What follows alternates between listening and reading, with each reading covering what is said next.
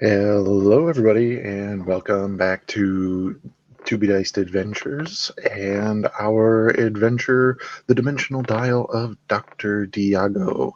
I am your host and Dimension Master once again this evening. Happy to be back. Matt, also known as War Torn Knight out there on the interwebs.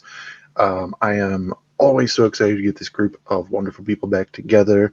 That being said, the channel To Be Dice Adventures, we will be back to our normal streaming schedule starting next week, being the week of January 5th. Back to your normal, wonderful episodes of Edge of the Empire, Tales of Varden, Valley of the Endless War as well. And then look out for the next episode of Dimensional Dial of Dr. Diago, probably sometime in the month of January as well. Um, Really quick announcements. I'm going to toss one over to KJ. You had one that you wanted to bring up. I play D&D with more than just these beautiful group of people. Also on Twitch and YouTube, which we finally have all of our previous episodes uploaded. So if you want to catch up before jumping into where we currently are in the campaign, if you look up of Lichen and Moss, the campaign of Brass and Briar, I play with some amazing people. Our DM, Sir Zatara, players Ellen Motion, Ruby Griffiths, and Scree the Rat. I love getting to play with her again. It's been a blast. And myself, obviously. But our next game will also be January 5th. We're super excited. It's a morning game, though. So, not late at night. We stream my time, which is Mountain Standard Time, at 10 in the morning. So, morning Sundays, you guys. Beautiful, wonderful, wonderful, wonderful. I believe it was Taylor also mentioning for Clockwork Nexus, or We will not be doing anything until I believe next week after New Year's. So probably I will give you guys an updated schedule for on probably on the Tales of Garden. hell yeah.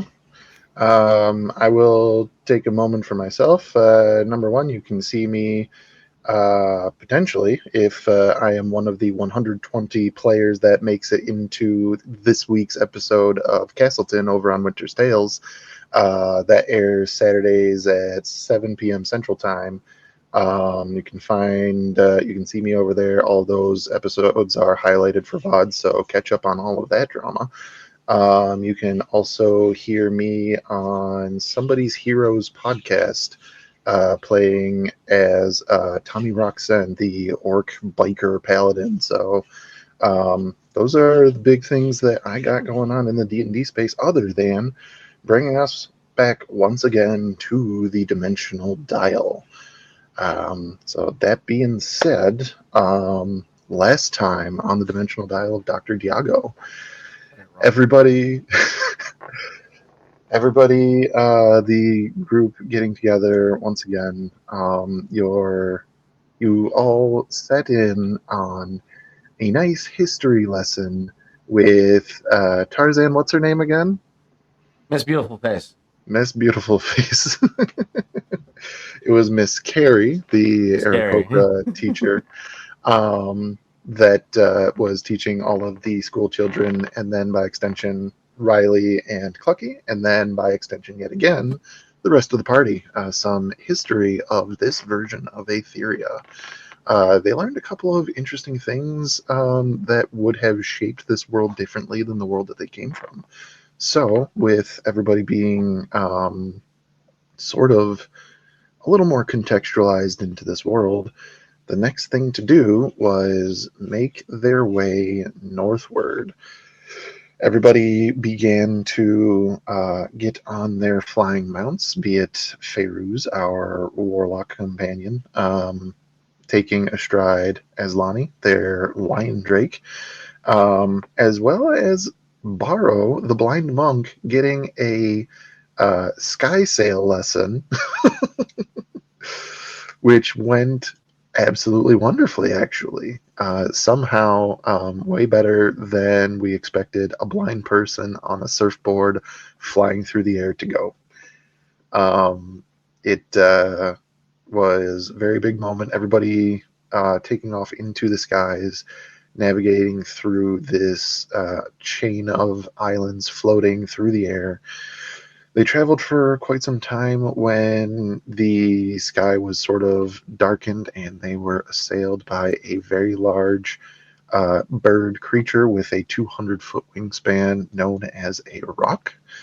Um, After several passes of this creature trying to prey upon our wonderful party, it was ended up to be Feyruz using their limited wish to turn the rock into a rock. Flesh to stone, turning the bird to a yet another piece of this chain of islands in the air. Um, Recouping from that, our uh, apprentice monk companion, about to come back to from getting swooped up by this creature. Xanthi going through the ringer, getting over to that creature, and also taking her share of heavier blows, and eventually the party coming to a point where they can breathe easily again. What other dangers lurk in the skies above Aetheria?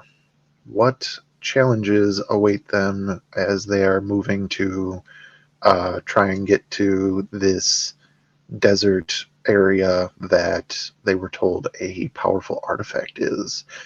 And what kind of challenges are going to be laid beyond that as they try to make their way to yet again the next stop along the dimensional dial?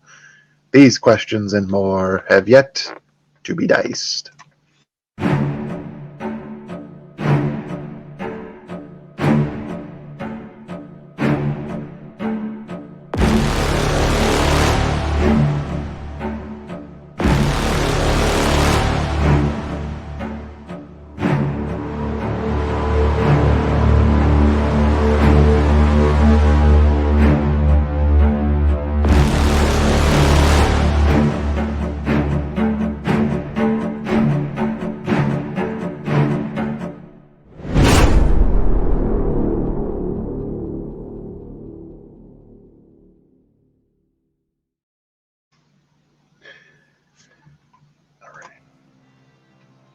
We return yet again to this aftermath. Everybody recouping, most of us on the cart being pulled along by Aslani. Feyruz, you had just eliminated this threat, and now we are trying to get Xanthi back on her proper feet, as well as Janai back conscious, I believe. Correct me if I'm wrong. I don't remember, so let's say yes. I think we That was got after Red Lift. Janai stabilized. Stabilized, yes. They weren't like dying, but I do, or anything like that. I do believe that they were just unconscious from the blow that they took. Yeah. I could be wrong. So, do we feel like we're just going to move to a safer area, or what, pray tell, might we try to do first? I don't know. Riley's still passed out.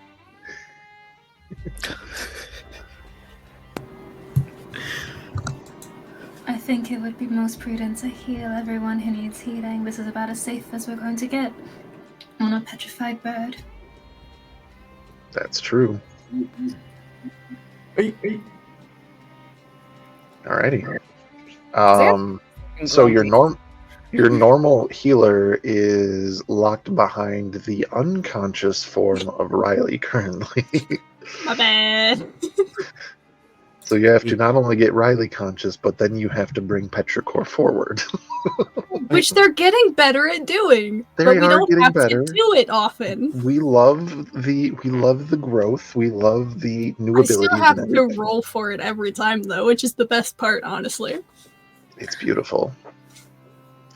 I have 3 healing potions of the common kind, one of which I will try and have Rowan trying to get potions in this party? Yes, we do. They're in the bag of holding that Riley has. I have a list of everything that is in that bag. We have things? So we have We've been three. dying to get some more potions. We have 3 regular potions of healing. We have a superior and a supreme.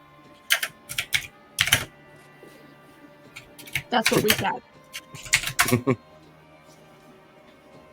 I would say Xanthi would want to make sure Riley and Janai are like healed first. Like she Riley took no damage. Riley just passed out from terror. Oh, in that case, that goes to Janai then. Yeah, no, Riley's fine. Barbaro will probably just sort of, if somebody tries to offer him, he would just gesture to pass it on to whoever needs it. He took some minor damage, but he's more than capable of either providing aid to himself or just wait till Petrichor comes forward. What happened to Clucky? That's my question. Did Um, he take any hits? We or- married you to the rock. Yeah, you're married now. So take all of your weapons, cut I'll them be in taking half. that middle finger, or not the middle And- finger, but the ring finger.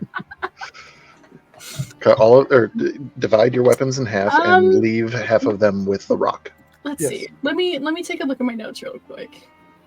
I will say when Favuz goes towards Janai to pour that little healing potion down their throat, she happens to be positioned in such a way that she's between Janai and the party when she does so.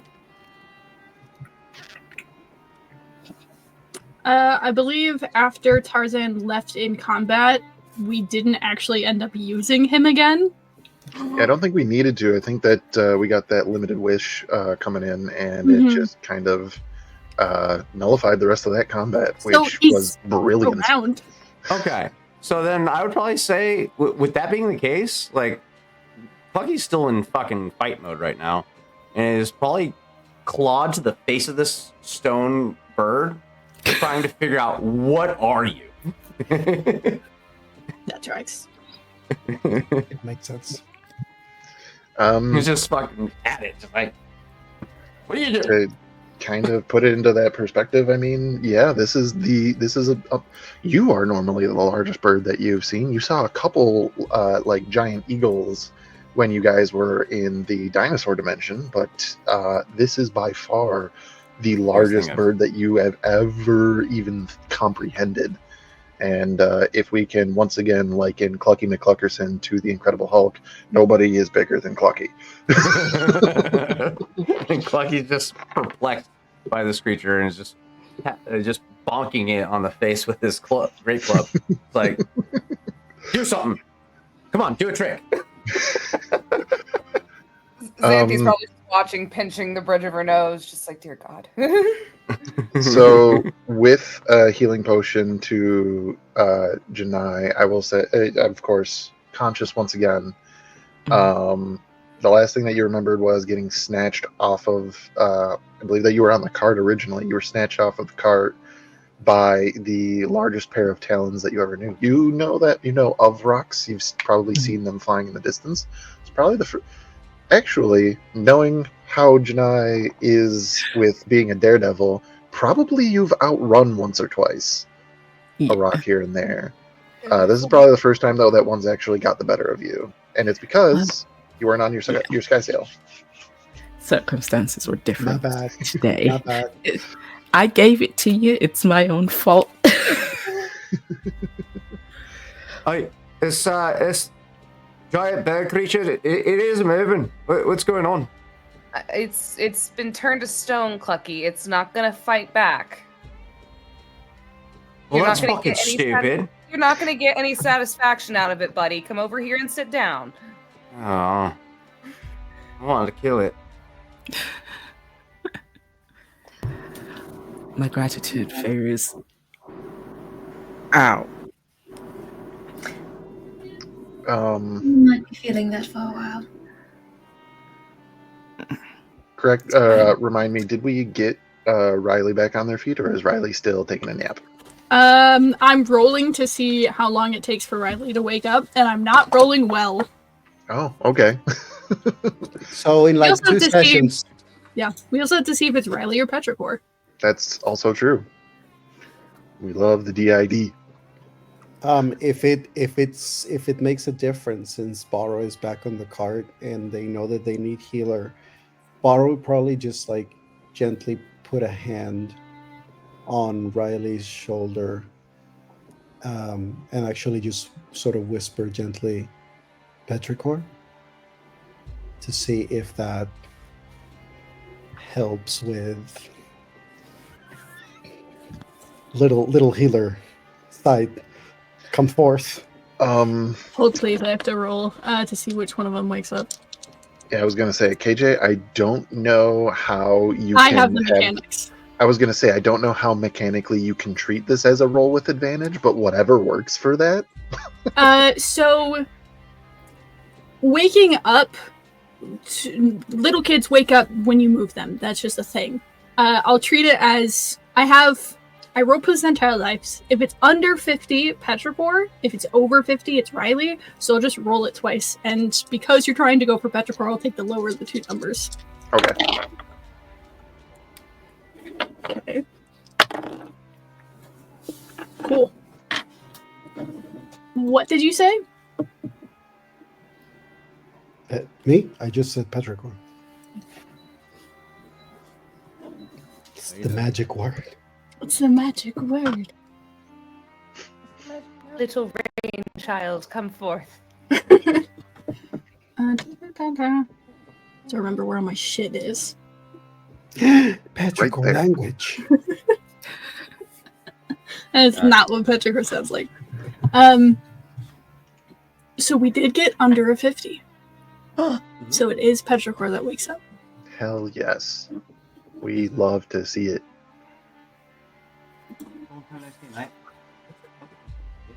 I think it would be like you give a gentle shake and say Petrichor's name, and there's just like that groan, because when Riley passed out, it was just a straight fallback. So whatever they hit, they're feeling it now. So there's just a bit of a groan as their eyes scrunch in pain.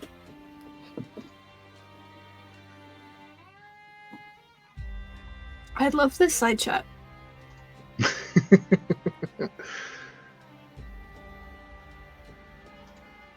I would say, sensing that it's Petrichor who's woken up, I think Borrow just has a moment of,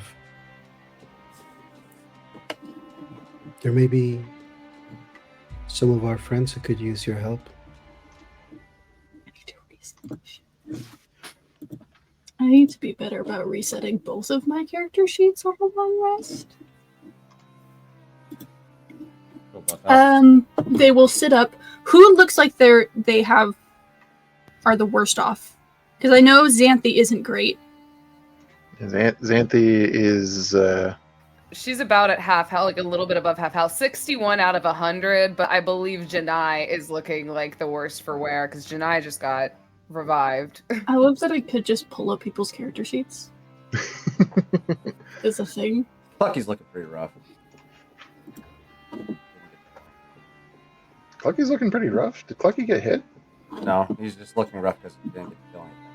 You know, he's at full HP. He's fine. He's angry that he didn't get to kill He's Jafar. fine. What are the things? What spells do I have? Clucky's just like, I want healing too. What are we doing? We're getting healing. Oh, can I have some? I don't know what that is, but can I have some? Please.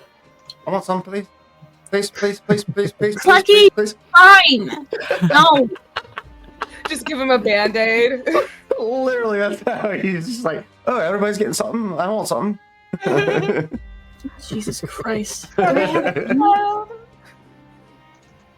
I guess I need to re-up my spells. I forgot how stressful it is playing a cleric, not gonna lie.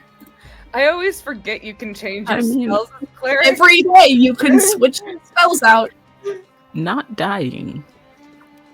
Just Just hurt. I know. I'm just trying to see if I have any healing spells right now. Yes, I do. Okay, we're fine. What are you at? well, Matt, if I went full unconscious, then I dropped to 0. No, I don't think that you had. You didn't take that much damage. I think that was more so the impact of it that Mhm. Okay. kind of knocked you out. I think it was a Okay. somatic unconscious more than Since mechanic. we had to Then technically, I'm really fine, and you don't need to worry about me. Well, Xanthi's not looking too hot. Yeah. You know what? I'm We gonna both got there. save the spell slots. And Petrichor is going to rummage through their bag. And underneath that, will throw you one of the potions of healing. So that's 2d4 plus 2. Which, actually, hold on. What are my cleric things? I think that's just for spells. Never mind. Alright, it's 2d4 plus 2. Yep. That is a 4 and a 3, 4, 4, 5, 6, 7, 8. So 9 points of healing for Xanthi. Xanthi just kind of downs the potion. She kind of winces a little bit and just kind of like moves her hair out of her face, and she goes, "Thanks, kiddo. I very much appreciate that. Let's just hope we don't run into any more giant birds." Clucky, don't fucking bring that shit into existence. Right. Don't put that evil on me, Ricky Bobby. But big monster. Lucky.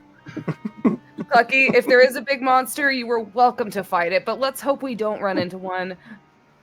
Don't go looking for one. I suppose Okay. it's a good question to ask those who are from this dimension, like Ferus and Janai, if it is expected for us to encounter creatures like that regularly on our journey. If so, Yes. I think. And This is why the desert is as treacherous as it is. You should have seen the dinosaur. Everything not on the islands wants to kill you, or eat you, or turn their insides inside out. I will admit this is the closest I've been to one of those. Normally, I'm faster. Normally, you have size though. Normally. And so, is there any suggestions that you can offer us to make sure that we can navigate this as safely as possible? Be Safety fast. in numbers. Don't go wandering off by yourself. Xanthi looks at Clucky. I do some of my best killing when I'm by myself.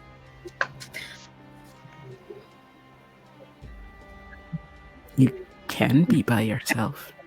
Just no other things. I killed 2 giant not snakes. me. You should have seen them. They are the size of I don't know how big things are, but it was huge.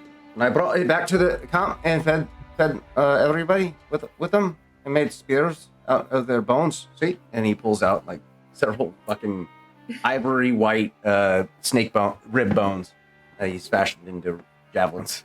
Smash. See? I made spears. Resourceful. That might help. You want one? No.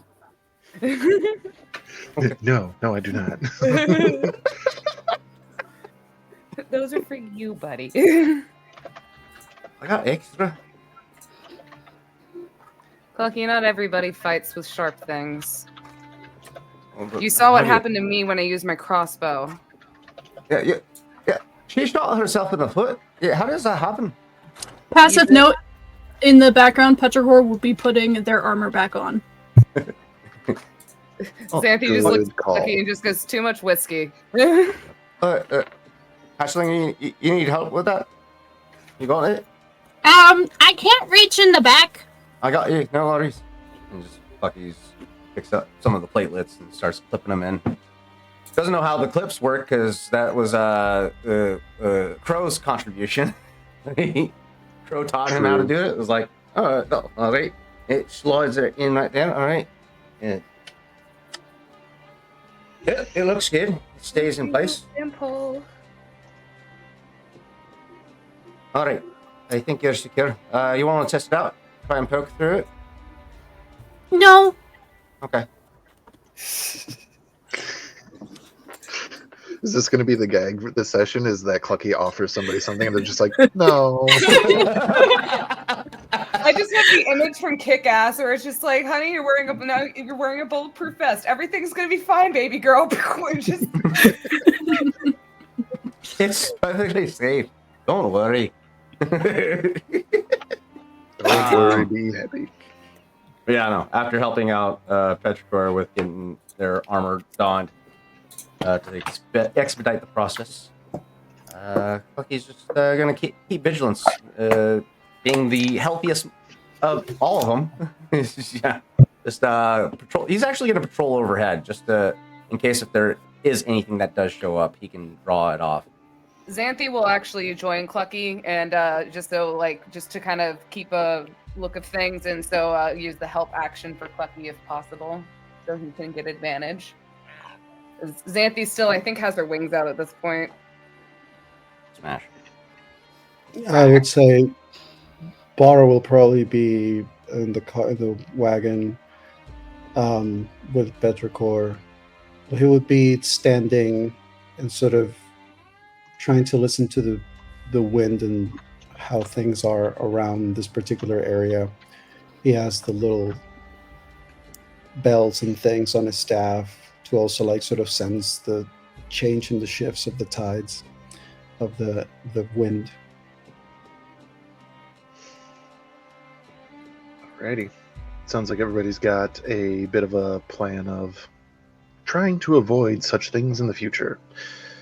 Are we going to continue forth? Try to get to the next leg of your journey?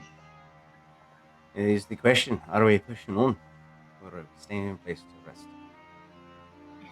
Gonna take a nap on a bird. Floating bird at this point. Sure enough, daunting to stay away from, I would assume. Yeah, Petrichor's gonna pick up where Riley left off with the carpet. Wonderful. Alrighty.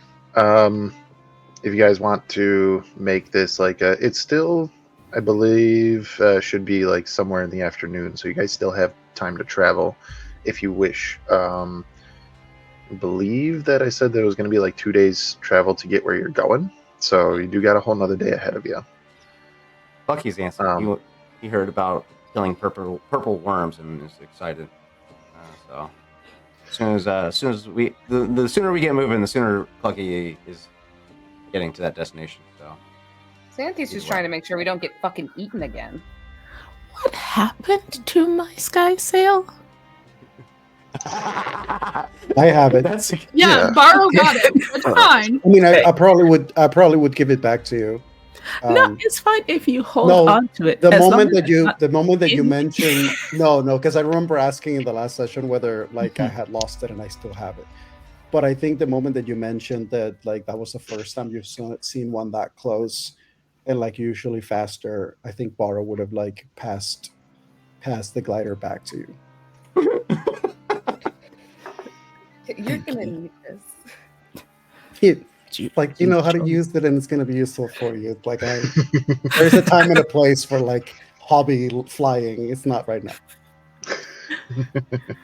Did you enjoy the flight at least before? I did. It was different. Thank you. We flew for a little bit without that little piece of wood or whatever. I threw him at the bird, that big bird that we're standing on now, or we're standing on, and he went too far. You gotta fly better. I don't know how you missed that. I threw you right to him. Yeah, that happened. I forgot. I suppose I will have to move my wings faster next time, Pluck. From buying one, you ain't got no wings. Indeed. But you ain't got no wings, Lieutenant Baro. Xanthi still has that broom of flying if Baro wants. Xanthi still has that broom of flying if Baro wants to use it. Correction, it is in the bag of holding. I was just talking to Matt about it because I was like, is there a specialized item for this or is it just the normal one? Because we had a whole conversation before we left Oasia Nope. Because Oz, in his time here, made more homebrew items in one arc of the story than I did in the entire campaign. So, love that. Jesus. Love that. and just handed them out to you guys, and I rolled with it because that was his backstory. We love it. But yeah, it is currently in the bag of the holding. Bag of the holding? That's how Yeah. my night's going. The holding Back bag, to holding. the bag that you go when you need to be held. Oh, if only. The hag of folding. Xanthi could use Listen, one of those. I am not trying. No, because that's a spell for disaster with a bagman. I'm not trying to deal with that. No. I swear you No. were so paranoid about the bagman just because of fucking Varden. After providing assistance, healing assistance to the people with the most severe damage, if there are things left to top people off, unless of course we would have time for like a short rest or something. I mean, Barrow has like 21 HP down, which is not much, but if we are taking a short rest, I can probably recover it. If not, I would want to save the key points for Well, if we encounter stuff. here's Otherwise, the I can thing. use some healing. You can just take a rest on Clucky. Huh? Take a rest on Clucky. Well, you're riding in the cart, aren't you? Yeah, I know. That's what I'm saying. That would technically. I mean, you're not doing anything. No, I'm not. That's what I'm saying. That's what I'm asking. Whether you guys are staying stationary or like starting to move a little bit, you got several hours to spare still. Like I said, you're a little better than halfway through your first day of traveling for a 2-day travel time. So plenty of time if you want to take a short rest or a long rest, or if some of you want to while you guys are traveling. It's completely up to you guys. Fairies would advise not to waste for daylight, otherwise some more difficult creatures can come out at night. Yeah, the sooner we get to those giant purple things, swim through the sand, the better. I'm ready to kill something. In that case, Barrow being someone whose health is pretty high and has a high perception would offer to keep watch in case some of the people that are more wounded would want to take a rest first. They can rest in the cart. There's plenty of space. Xanthi, I think after making the first round, if that's possible, probably would settle into the cart and try and take a nap. Just kind of folds her wings around herself. Fairies is up. Oh, she's okay. I might just wait for his headache to subside and then hop on the sail. Perfect. Just the scouting. Alrighty. Sounds like we got a plan. Everybody knows who is taking a nap, who is going to be traveling. You guys take off into the north winds yet again. Making your way carefully, moving through these giant floating pieces of earth that make up this chain of islands. Taking a little more care to watch the skies above as well as around you. To make sure that threats from all sides are being taken care of. You guys continue on until the sun begins to set. You do actually get to a point where you have to leave the chain of islands and sail directly over the desert below. The landscape becomes very repetitious very quickly, just dunes as far as the eye can see, just varying in height here and there. None that are any remarkable in any way. No landmarks of any kind either. It's kind of, you guys got to this front point of the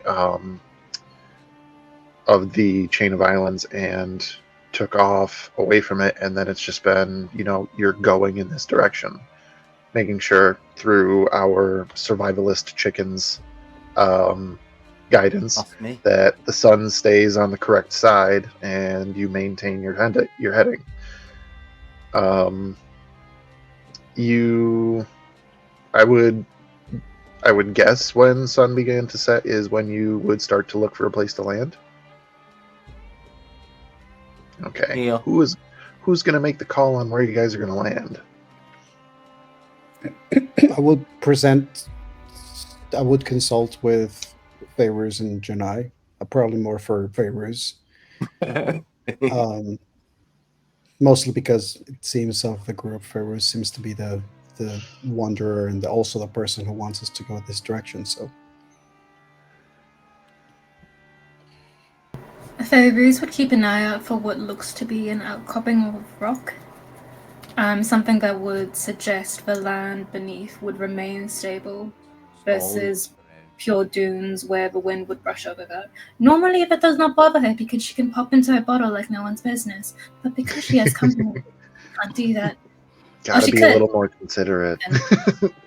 Well, should be, I should say. So the two of you working together, kind of Clucky being a scout, and then Fayruz giving sort of guidance. We will have Clucky roll a survival check with advantage. My favorite roll. I will say, after Xanthi's done with her nap and stuff, she would help keep patrol with Clucky and also kind of be flying around. Absolutely. Wait, I can't get them into my... Give me the secret hideout. That's a 22, my dude. 22. I don't know about you, but I'm feeling 22. Clucky, as you're hearing Fayruz say, like, look for outcropping of rock, something stable underneath. Again, giant worms might try to eat us, so or whatever else might be here. Great. So you're looking for rock. Got it. Okay. Yeah. We're looking for rock, and it's most of all Aslani's benefit, I realize. Yeah, I will say, Clucky, you do get confused for a second because she says keep an eye out for rock, and then you're like, well, the rock was back there. You told me that was the rock. And then we made the rock into a rock. So as you're kind of looking, it gets to a point where you, like, again, it kind of looks like sand dune, sand dune, sand dune, and then you actually kind of spot an area of a dune that is a little discolored, and you're like, kind of, hang on a second. You swoop down, I should say, kind of move a bit of the sand and discover that this dune, this very large dune, probably like 50 feet across, is just a big section of rock that has a nice coating of sand on it. That's only a few inches. Great. With that discovery, Clucky will do a quick sweep around that section, make sure it's substantial enough to encompass all of the party, and then revert back up to the group and like, oi, I found land. It's solid stone, so we should all be safe. Not sure how big these purple tube things are, but I think we should be safe. Here, the windy one gave me direction. I followed that direction to a point and found something that should suit us. And do any of you have treats? Would like to. Alrighty. Treats, please. Treats.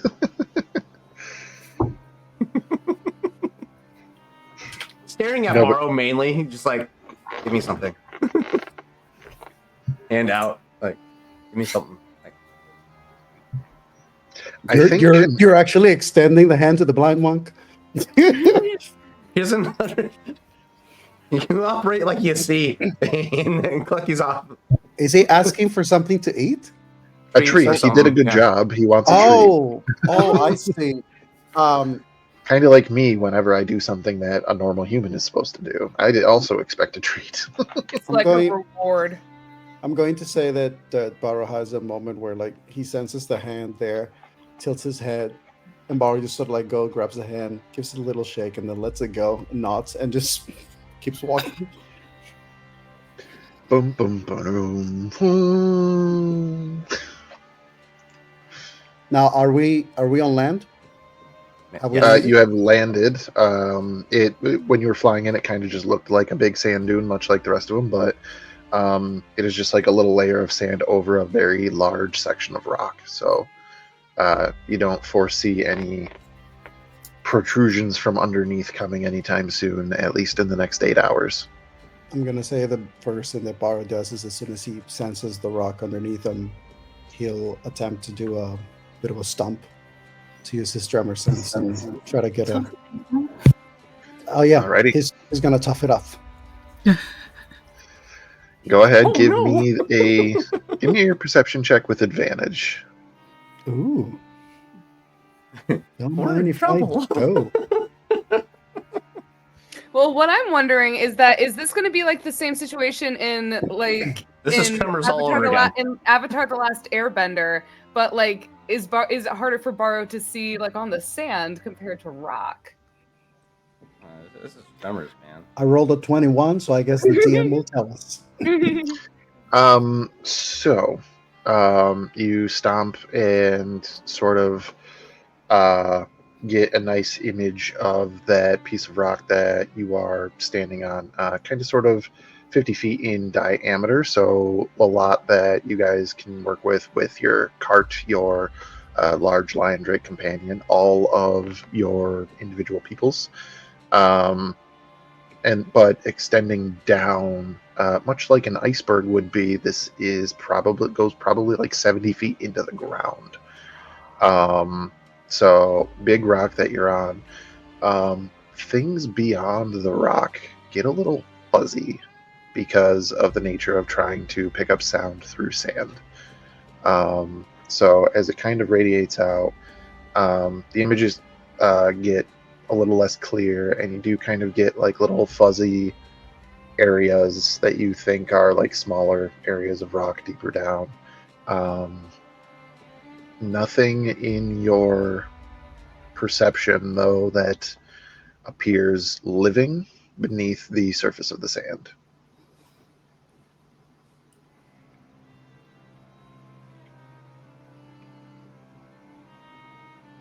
Question. I don't know if this would change the answer, but would Baro be able to he would basically, since knowing that sand is harder to connect to, but standing on a section that is actually rock, one of the things that he would focus on is actually the shifting of sand around the rock, that it's lower. So like on the surface area, if there's winds happening and everything, the sand is probably shifting more constantly. It's ever changing. But if it's all the way at the bottom or like way down where the rock is, the shifting of sand in that area I would think, make him a little more like, okay, there's movement in the sand in an area where there may not be otherwise. Yeah, there's so it doesn't change the answer. There's still nothing really like that would cause the sand to shift other than the wind moving on the surface. But that is something that I will keep in mind for the future, though. Try to use that as potential flavor if that's something that could happen.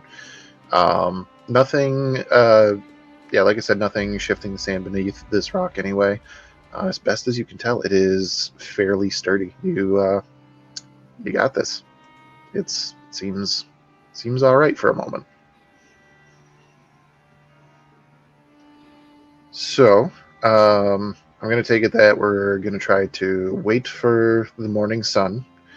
I'm going to take probably a quick long rest. Who are we having watches, or how do we want to play? Bucky's got it. Again. What's your health like? Whose? Clucky's at full. Oh, it's a Clucky's, yeah, untouched, feeling rambunctious, and has a lot of energy to kill because he didn't get to kill anything. This is true, but I do want to remind you that if you do not sleep, we normally take 2 shifts a night. That's how we've been doing it. Clucky's gonna helm at least the first half. I'm gonna say, Janai, you're probably gonna get pestered by Clucky for a little bit. That's fine. I'm going to say Baro's then going to take whatever the late night shift is because he doesn't need to see. So he would be the most useful when it comes to keeping watch in times where vision is limited. Janai also doesn't need to sleep. Oh, even better. Okay. No need to brag. Jeez. Capricorn and Riley don't need to see within a 10-foot radius. Nancy's gonna go to bed. No, fucking Petricor's out. This is a tiny child. Petricor doesn't take any watches anymore. So, during everybody's downtime, Pucky is going to approach Junai. Kind of like sits awkwardly staring at you. And you just see like this very concentrated stare. And after a minute, you realize you come to the realization that he's trying to think into your mind.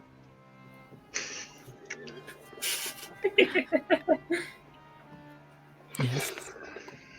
Like it's just like very concentrated, and you like if there wasn't feathers, you'd swear there's like a bulging vein in his forehead right now. He's just staring at you, and it's just nothing but blank space. Janai opens the channel. Yes, Clucky? Oh, I fucking did it! I did it! No. Were you saying something? I don't know. Was I? Did you hear me say anything? I love that if he really wanted to, he can, because we have the Spy's Murmur. But Janai doesn't have one. You were. So that being said, I'm going to roll for chaos here. See if anybody else is just being woken in the night by Clucky's voice in their brain. Love it. Disgruntled grunting the whole fucking night.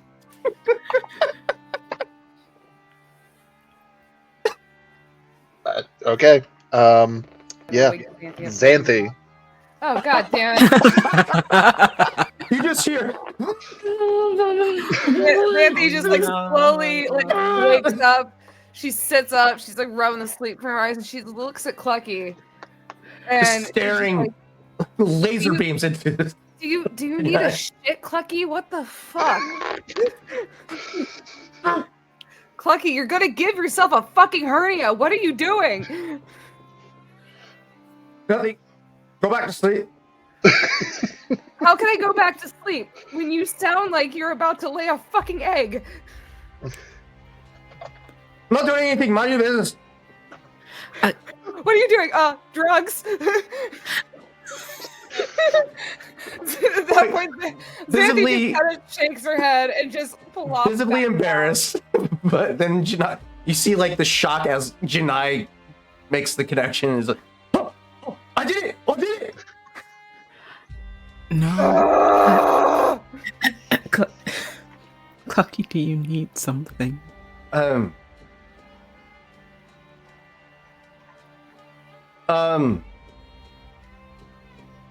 No. Okay, do you want something? Yeah. Okay. What is that? Why don't you talk?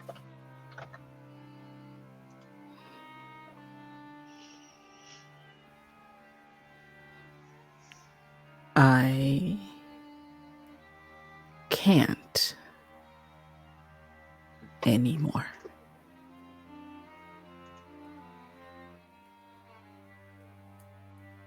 Did something happen to you? You could say that. Was it a person? A person? Did a person do it to you? No. Is it I something like sort of did it to myself. Huh.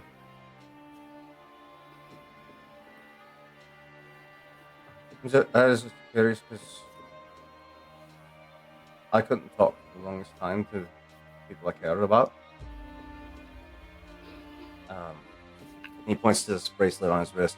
But Papa gave me this in the place where there was a bunch of giant lizards, and now I could talk to everybody as I please. I'm glad. How did you teach yourself to do that? This? What? This I could always do. You could always do what? This. What's this? Speak to you like this. But he slowly comes to realization.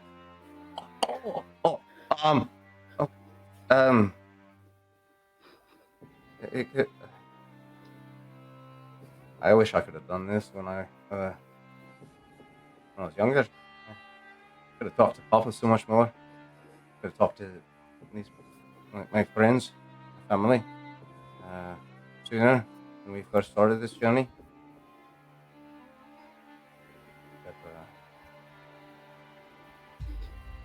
But, I only ask because I don't know how long this. He points to the bracelet again. How long this will continue to work?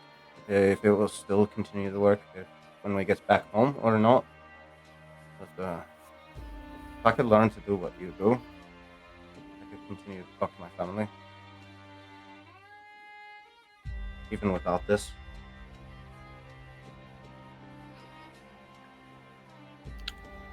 It's not everyone appreciates it as you've seen. Well, no, I get that. When we first met, I told you to not do it, and we just got through one dimension where we had a bunch of mini pants talking into our brains, and that was scary. Had to save the hatchling, our big little sister. Points over to Patrick or Riley. We had to fight to save them and protect them. Petrichor and Riley. Actually, fine. How do they choose?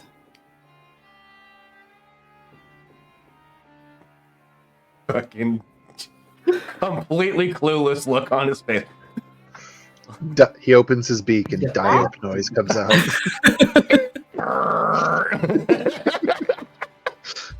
Clucky has stopped working. Clucky.exe. Choose what? Who gets to be? Hatchling's always been hatchling. They're always hard to predict, but they at times I believe that they're more capable than even I sometimes. And I can do a lot, but some of the things that Hatchling can do is something that I could never dream of. How they do the things that they do, I don't understand. I just know that I'm glad that they're here. And they've taught me a lot since being with this group, this family. So you don't mind that you might not talk to who you want to talk to?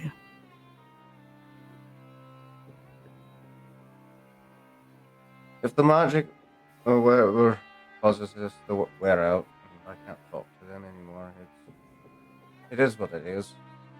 I've learned to communicate through my body with Papa. It wasn't the easiest, it wasn't easy with these guys either when we first started out. There's a To logo. be fair, I think that Clucky still has the yes/no bracelet. No, it got broken. Remember? Yeah, it's Oh. been damaged too many times. Because we got hit with heat and it melted and started malfunctioning, so we took it off of him. It might Yeah. have been Xanthi's heat. But you do remember in the early stages when it wasn't Lovitar who was talking to you, Petrichor had a spell that allowed you to talk to us for a certain duration of Right. time. But Xanthi also used to have a language spell as well to talk to Yeah. Clucky. She no longer Well- has that after she died. But with this conversation that's taking place, Clucky's essentially trying to learn to not be a burden and create a way to communicate openly without having to pick up everybody else's resources. Well, hard. He's basically trying to dissemble how Janai is able to communicate mentally. Slowly or actually at this point, he's came to the realization that he just might not be capable of doing such. But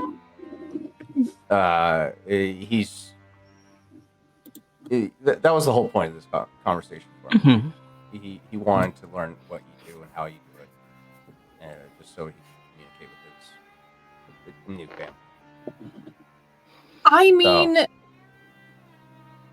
under your current understanding, the spy's murmur works regardless of if you can talk. So, if Clucky still doesn't know how to use it properly, but like that is something he does know he has that he's able to communicate with us with. Well, here's my concerns. These magic items work in the current dimensions that we are. When we get back to the prime dimension, will these magic items continue to function as they do? So, granted, that's a little more farther into the future than what Clucky's capable of conceiving, but he's kind of trying to like preemptively conceive that. Like, all right, what do I need to do to try and maintain this? Because I don't know how these magic things work. Does this mean Riley needs to teach the party sign language? Maybe. Xanthi would definitely love to learn sign language. Because we had talked about Riley wouldn't know any fantasy languages, but like there's a handful of languages that I could pick from. So I just picked random ones, but like one of the ones I have Thieves' Cant, which is just whatever. But the other language that Riley has, we decided was sign language. Technically speaking, Plucky does speak sign language. It's probably going to be his own version of sign language. Yeah. And that he developed with what's his name? Calibran? CSL, chicken sign language. Yeah. But his main communication is sign language for sure. But yeah, no. After this exchange, Plucky, you'll get a sense of, I would probably say, disappointment. Janai will say, I'm sorry, this is not a thing I know how to teach you. I've never tried to teach it to anyone. Well, it's fine. I just want to make sure that I still talk to my family after this. But it's fine. But you should watch out for flying creatures more. I normally do. It's easier when there aren't as many other things to watch.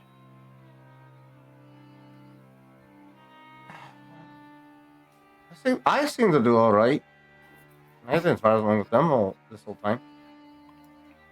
Maybe you should start traveling with friends more.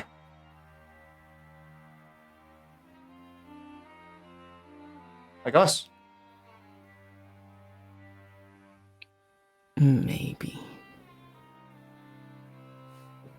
We'll see how this goes.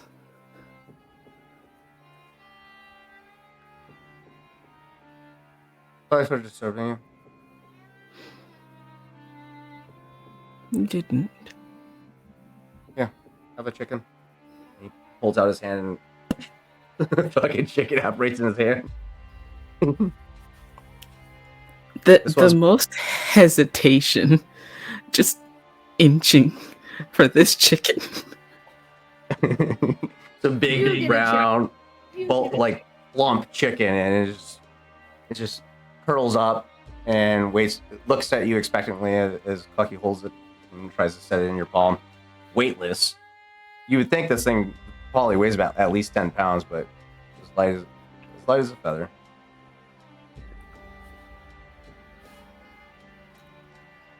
Thank you. His name's Pete. Pete? Hi. Pete. Just Clucky just stands up and goes back to rolling.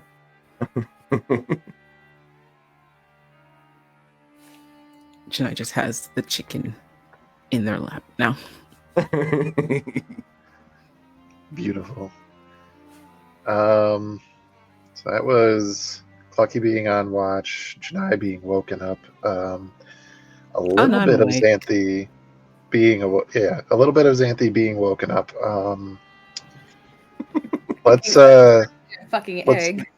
let's take a moment for just in general this rest. What is on Xanthi's mind going down for the night, and potentially what might carry Xanthi through the night in Dreamland. Ooh. Considering the previous dream that she had, she probably would be again just kind of thinking of that time as she's sitting on the other side of the wall, listening to just the only comforting voice that she's known for a very long time, and then just kind of remembering some final moments and flashes and just seeing burnt flesh before she just kind of fades into nothing. So she would be thinking of Rem at this point. All right, I gotcha. Your night, or actually, I should say, this first half of the rest goes uninterrupted. Lucky you wake Barrow up for the second half. Nothing of note. It popped up during your shift, but You got a night sky though, right? Yes, there is night sky. There is day ball, night ball. That was one thing that you noticed your first night in this dimension was yes, the sun exists. There would be a moment of deep-seated appreciation for sun and night cycles. It's like, oh, thank God.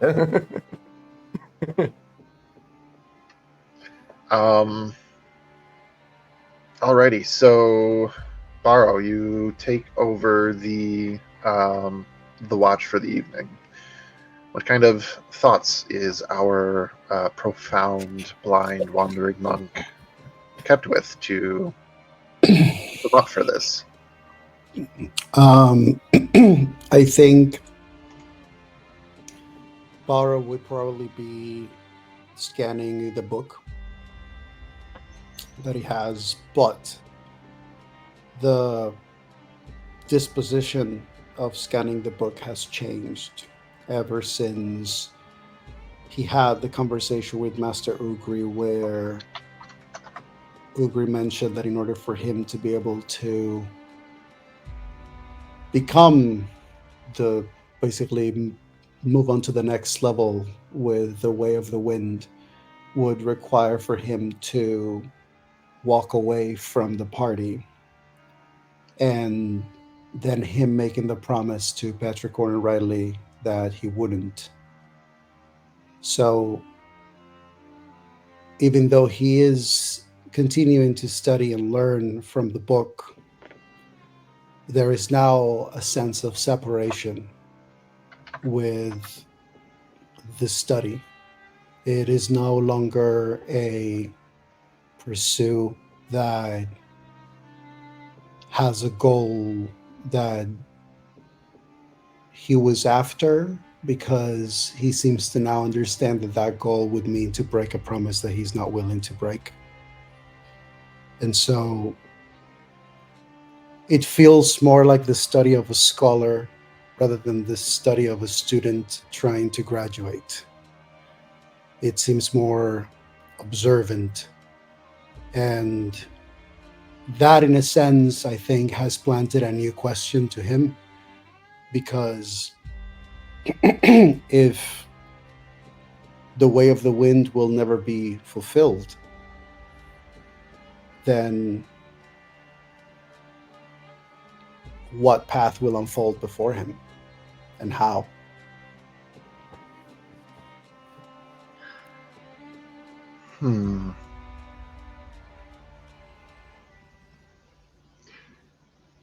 As you're sort of in this moment of contemplation and you are meditating on it, basically, um,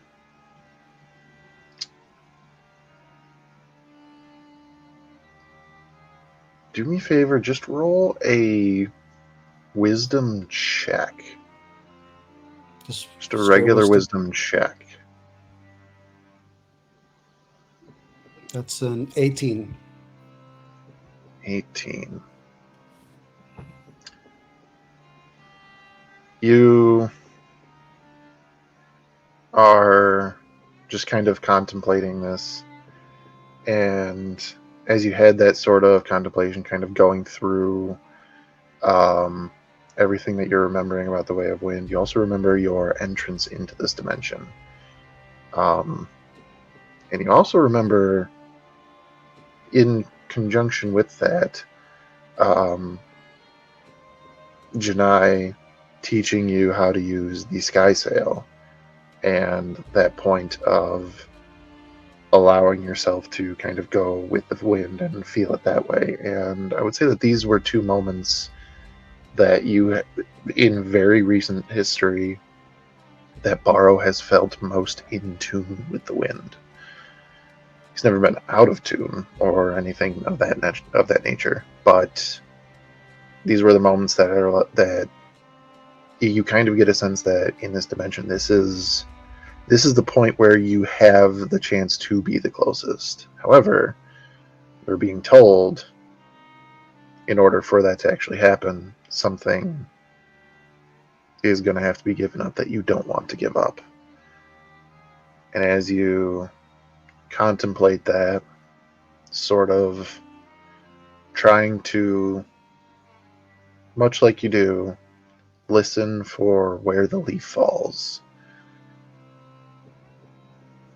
An interesting metaphor there, because for somebody who can't see, you don't see where the leaf falls as it is leaving the tree and making its descent to the ground. You hear where the leaf comes to rest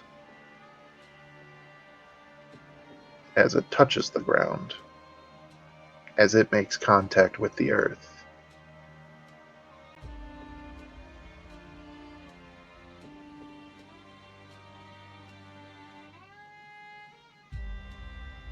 There's a different direction that you feel you're being pulled. Not really pulled per se, but as a lot of your studies and meditations have been presented outward and, by nature of wind, upward, was it always the wind that allowed you to do everything that you did? Not only. Not only. Some thoughts. For your rest, go ahead and give me a perception check with advantage.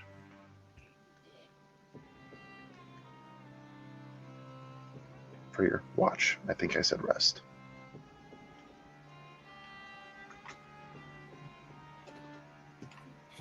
It's gonna be a natural 20 for a total of 29.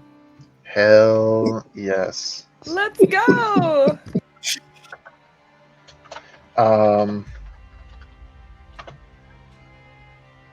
As you're listening,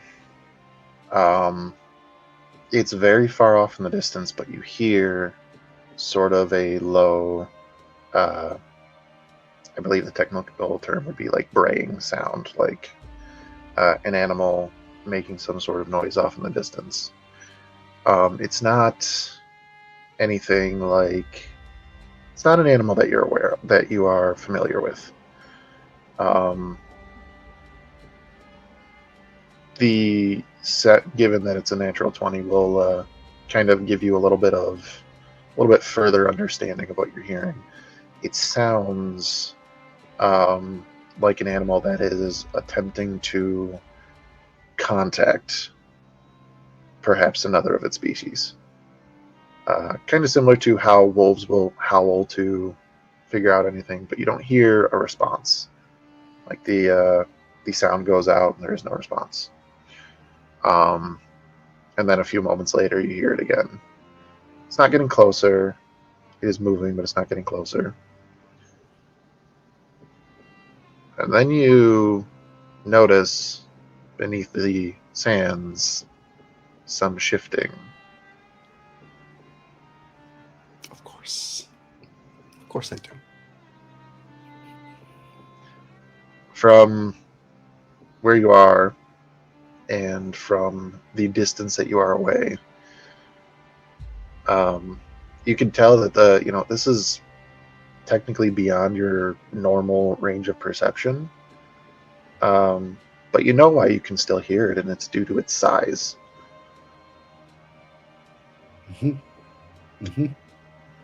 If it wasn't for the shifting sand, there would be no sound, as one of those loud echoing brayings is cut short.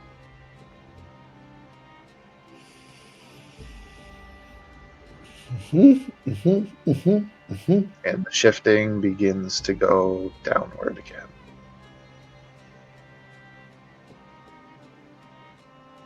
Okay. I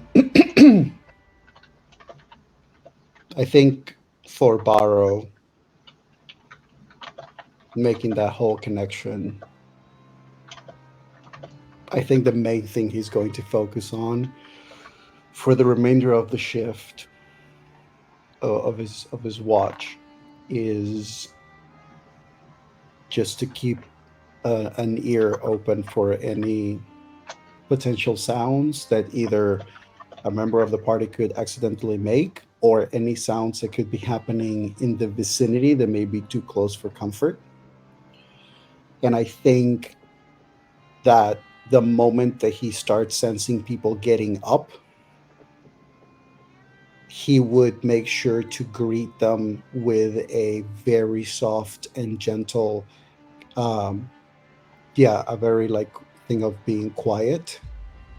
I think Janai says that he doesn't need sleep, so if Janai is currently awake, I think Barrow will has a moment of using his staff to just like gently tap, then gesture with his other hand, and it just sort of like you see him sort of point out, even though it's the middle of the night, and it probably would look like he's pointing at nothing. But depending on whether or not you follow where he's pointing, you maybe see like a little shift of sand. It's like, it looks like, well, yeah, that's just sand shifting. But to him, it's like, it's more than that. Like there's way more happening underneath. And so you see him have that moment of quiet pointing, and then he also points down. So it's just that matter of like gesturing to stay quiet. I think when you point down is when he gets it. He just holds his chicken.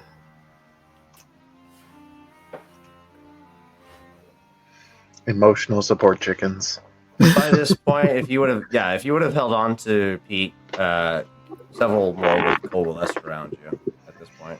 You probably had like 6 or 7 more chickens. No. Really quick, what I will add is that during the rest of your watch borrow, this shifting doesn't get any closer.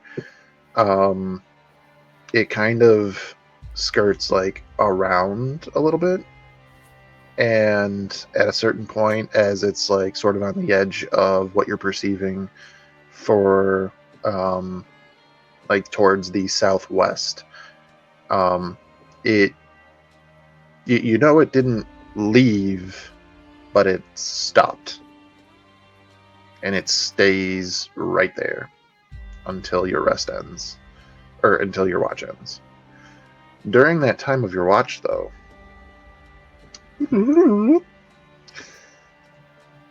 we shall take a quick moment of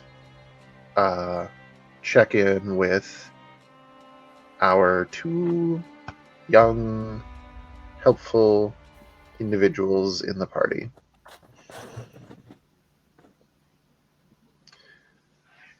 What happens this evening as Petrichor and Riley sleep? So, just for cinematic purposes, as the camera kind of pulls into what is the dream space, headspace of Petrichor and Riley, which is this very water-esque space that has molded together pieces of Riley's home and the doctor's laboratory and different pieces of both of their lives before this journey where they combined. On this little table that both of them are sitting across each other from is laying the gem that Soul had given Petrichor, with the potential promise of being able to split the 2 of them. And this is kind of the first time they've had the mindset to be able to sit and talk to each other about this potential and what each of them wants out of this. And I'm not gonna RP dialogue because it's just gonna be me talking to myself, and that's awkward. But it's a lot of both of them talking about the different pros and cons to it. Riley makes it well known that she would like to have her body back. She would like to have full control over herself again. And Petrichor, being the logical person that they are, throws in some of the downsides to it, some of the upsides to it, and they eventually come to the conclusion that they want to see if this is something that's actually possible for them. So whatever that entails, whatever they need to do for that, and the conversations with the party that's going to have to come up with this, both of them have come to the conclusion that they want to try to separate.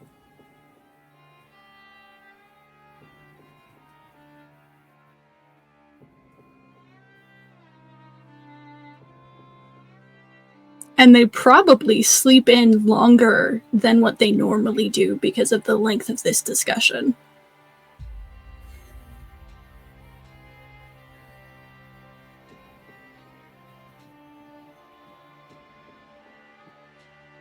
You're muted. Stupid me.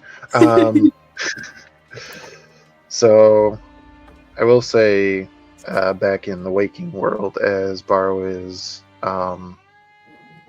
taking watch, he's unsure. He can't possibly know what they are dreaming about, but just knowing like your passive insight and everything, there's something about how Petrichor Riley is shifting in their sleep.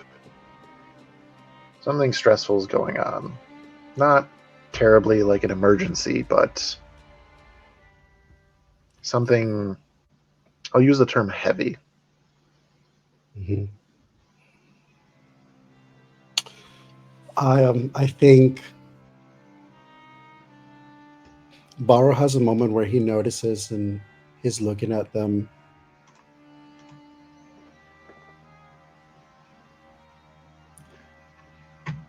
he kind of has a moment where he smiles because he's hearing the breathing, the heartbeat, the shifting, and all of these movements and things allow him to sort of visualize the silhouette of where Petrichor and Riley are. But I think for him is, for whatever reason in that moment, there is this flash of memories um, of Petrichor's voice, of Riley's voice throughout the journey. And the changes that come with the growth that happens and growing up and learning and changing and shifting. And so after that, I think he has a moment where his hand sort of moves in the air just where he's standing, but it's almost like he's sending a caress through the wind. And in his mind, he's thinking, especially with the own thoughts that he's been having about the wind and the change of his path, that it seems very fitting that it appears that much is shifting, like the sands surrounding them. And he's not going to try to wake them up. He's not going to try to intervene. They got it. He knows it. And so he remains where he is. Back in the dream world, I'd say like whatever the entirety of the conversation is between Riley and Petrichor, probably about the last eighth of the dream, wherever about the conversation would be at that point, they would both feel that sort of warm breeze. Even though there's no breeze in here, I don't think there ever has been. There is now. And it's not like, where did it come from? The feeling that comes over both of you is warm, sheltered, protected, encouraging. So, at the very least, as stressful and heavy as this decision might be, you feel like you will have the proper support, which I will probably go as far to say the first time that you feel like you've had that support for such a heavy situation. So every other heavy situation that's popped up, the party has been not available.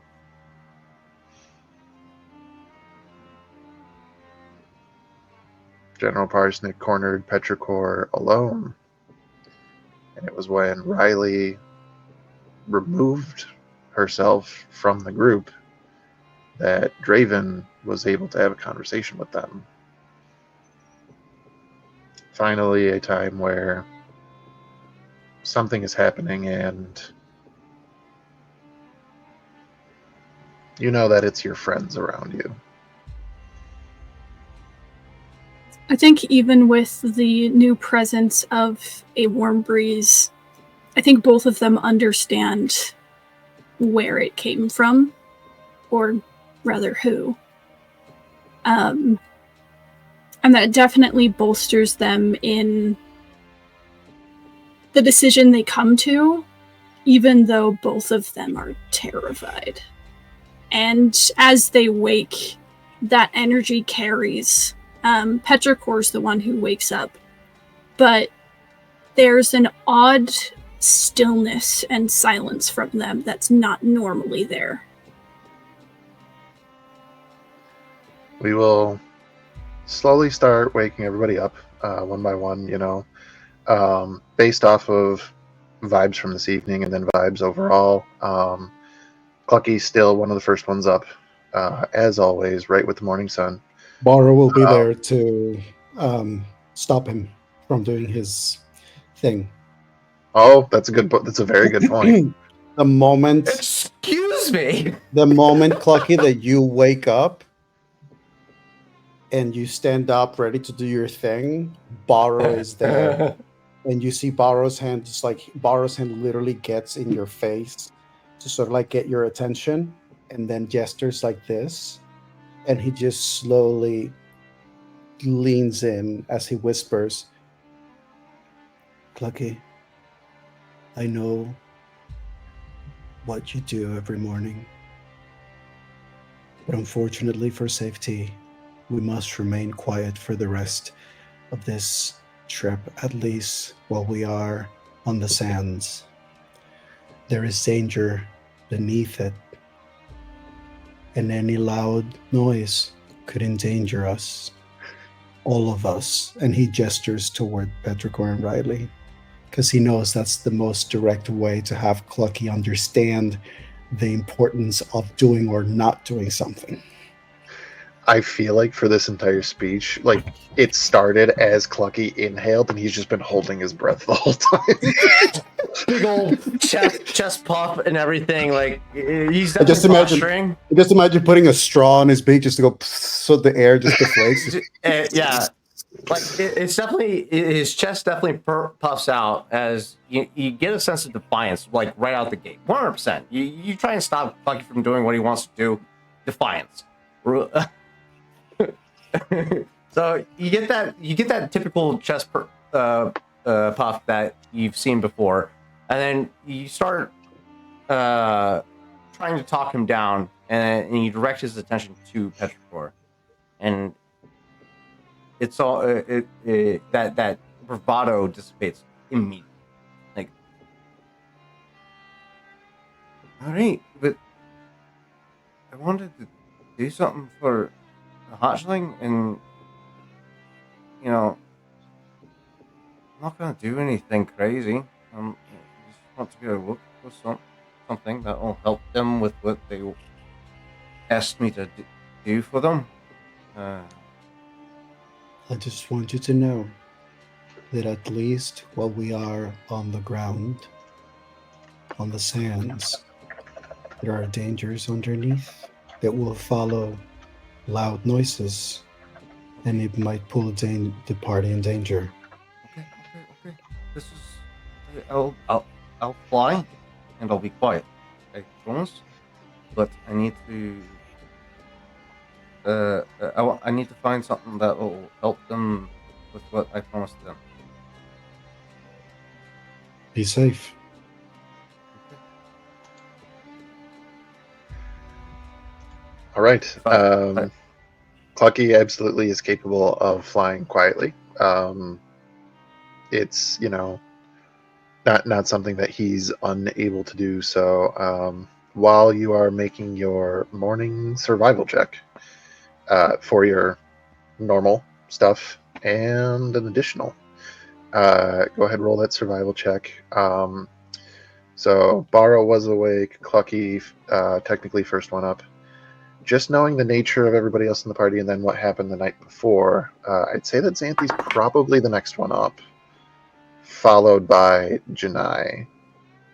And then Petrichor, being that they slept in with this dream. And as always, our wonderful GD in a bottle, last one up. Here's the question. Specifically, what I'm looking... I'm not... He's not doing his usual, especially with Barrow's directives. Don't generate a lot of noise. His usual routine is hunting, which does create a lot of fucking noise. It can, but Clucky can kill things quietly if he wants to. Usually. He doesn't ever, but he can. He's capable of doing so. But I think with Barrow's directives, it's more so concentrated around the specific thing that he promised for Petrichor, and or more specifically Riley. So he's specifically looking around for that rather than just hunting and providing for the party. And that is what you've messaged me about? Yes. That being said, what is this check? Nature or survival? Either way, I'm good, but I just wanted to be sure. Finding things would generally be like scavenging would generally be a survival check, which I think is going to be better than your nature anyway. Oh yeah. Yeah. But I think I playing devil's advocate, specifically seeking out a specific medicinal herb.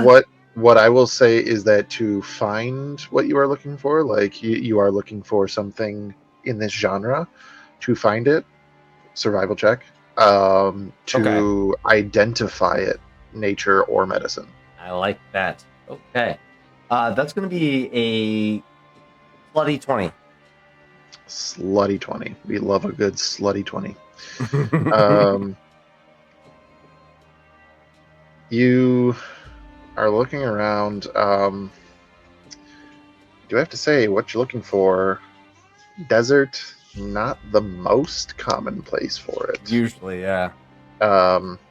Looking for more moist, dense, moist environments, usually.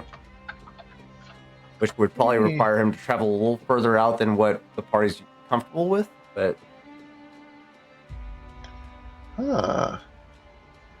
After a quick Google, yes, there's apparently a handful. Oh, yes. In the desert? Absolutely. Yeah. Sorry, this is not a learned subject for me, being deserts or this that I'm remaining very vague about just to let you guys, you two, in particular, freaking KJ and Tarzan, you two are digging this hole when everybody else is told.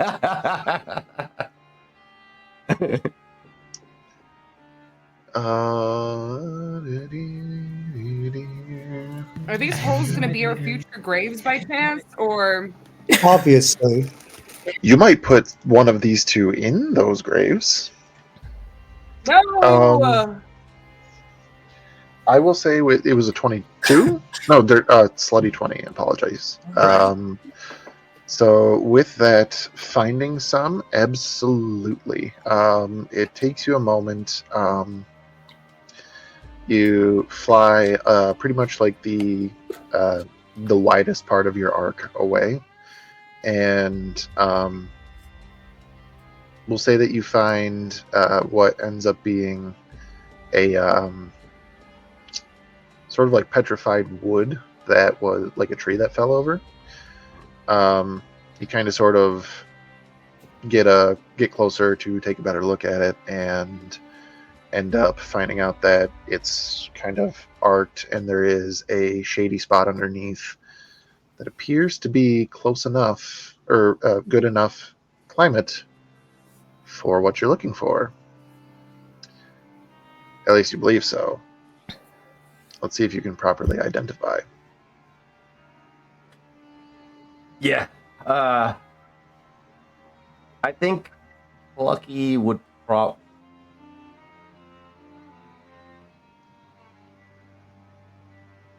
Lucky's going to probably try and test this out before bringing it back. Okay. I will say he's going to do at least travel half the distance back, and then set down and then make sure that this is exactly what he needs for the process at that point. Okay. So sit down, Give me... test it out. This is going to be so interesting because I'm trying very hard to help you guys out so that y'all can surprise the rest of the party. So I know what you are looking for, and I can describe like positive or negative or like based off of what you're looking for, and you can understand what I'm trying to say. Yeah. So you can tell me how Clucky reacts to it. So how are you testing it? It's going to be a very. You said this is a bark. You found it underneath some petrified wood still growing out of Okay. that area. Okay. Kind of looked like some very tightly packed, Got it. like Can sandstone. Can I just throw in, you also know that petrichor is really good at identifying these kinds of things in particular. So Right. if you didn't want to test it, you could bring it back for petrichor to check. Here's But the that's thing, up Clucky to doesn't you. have that. Yeah, Clucky that's doesn't up have to that you. reservation. I'm Your just fun throwing it way. out there. Clucky doesn't have that type of reservation. He normally is. So he's normally fishing for the similar experience that he went through when Calbrand walked him through his process. So he's going to do the exact same process of what Calbrand showed him. He's going to take a very small sliver of this product and consume it. Okay. And specifically pay attention to the type of reactions that he gets from it, albeit as subtle as possible. For those following along at home, put in chat what you think Clucky's looking for the baby.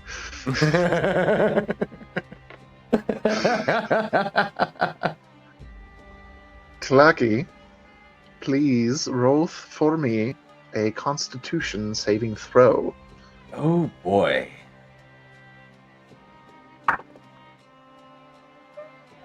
Not my best.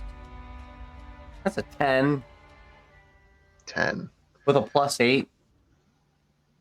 So, what I will say is, like, again, keeping this as vague as possible, because this is just going to be gold when you get back to the group. This is a failure for your Constitution save. It Um, doesn't have the same results that I'm looking for. this is what you are looking for. Okay.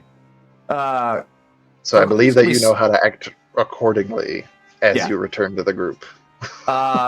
With that being the case, Plucky knows Calbrand's walking through this.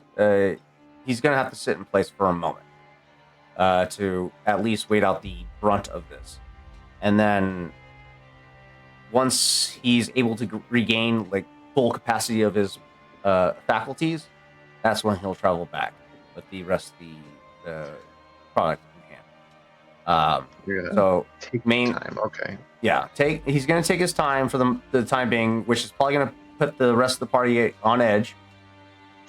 But Just for the sake of argument, roll me a D100. ooh boy, roll the Clucky die, Diago.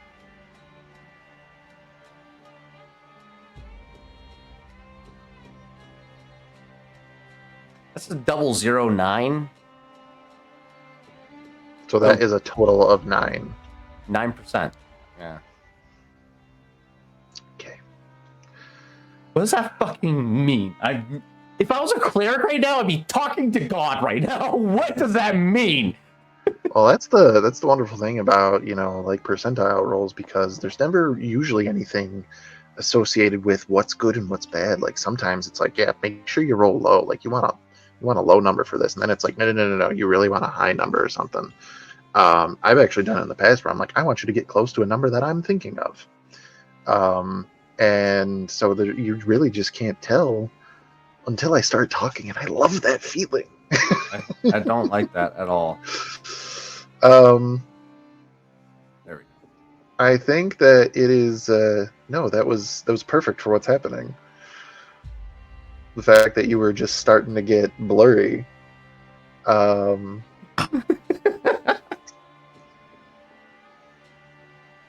As you are waiting for these effects to kind of go away, the sun rising over the dunes to the east, not quite high enough in the sky yet to be shining through the chain of islands that has moved while you slept, and now some of them are in the way of the rising sun.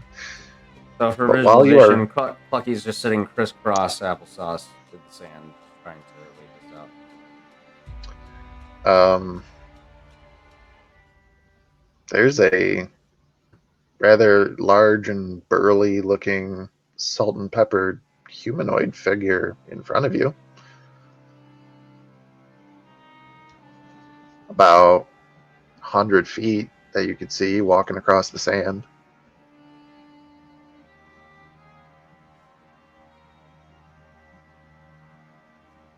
Okay. There's no discipline check in D&D, but we're gonna roll a discipline check. Roll a discipline check. And I think that we've gone far enough. Tarzan or KJ, would you like to reveal to the party what what Clucky just ate? Do we want to? I'm fine with it at this point. At this It point, has a purpose, you guys. It's not It has for a nothing. It sounds like drugs. Clucky I know Kind drugs. of. That sounds like drugs. Clucky found hallucinogenic Hallucinogenics. mushrooms. Mushrooms. Great. Great. There's Hold it. a reason for it, and it's actually a really good reason. We've talked about this like extensively. We just haven't been able to get around to it in game.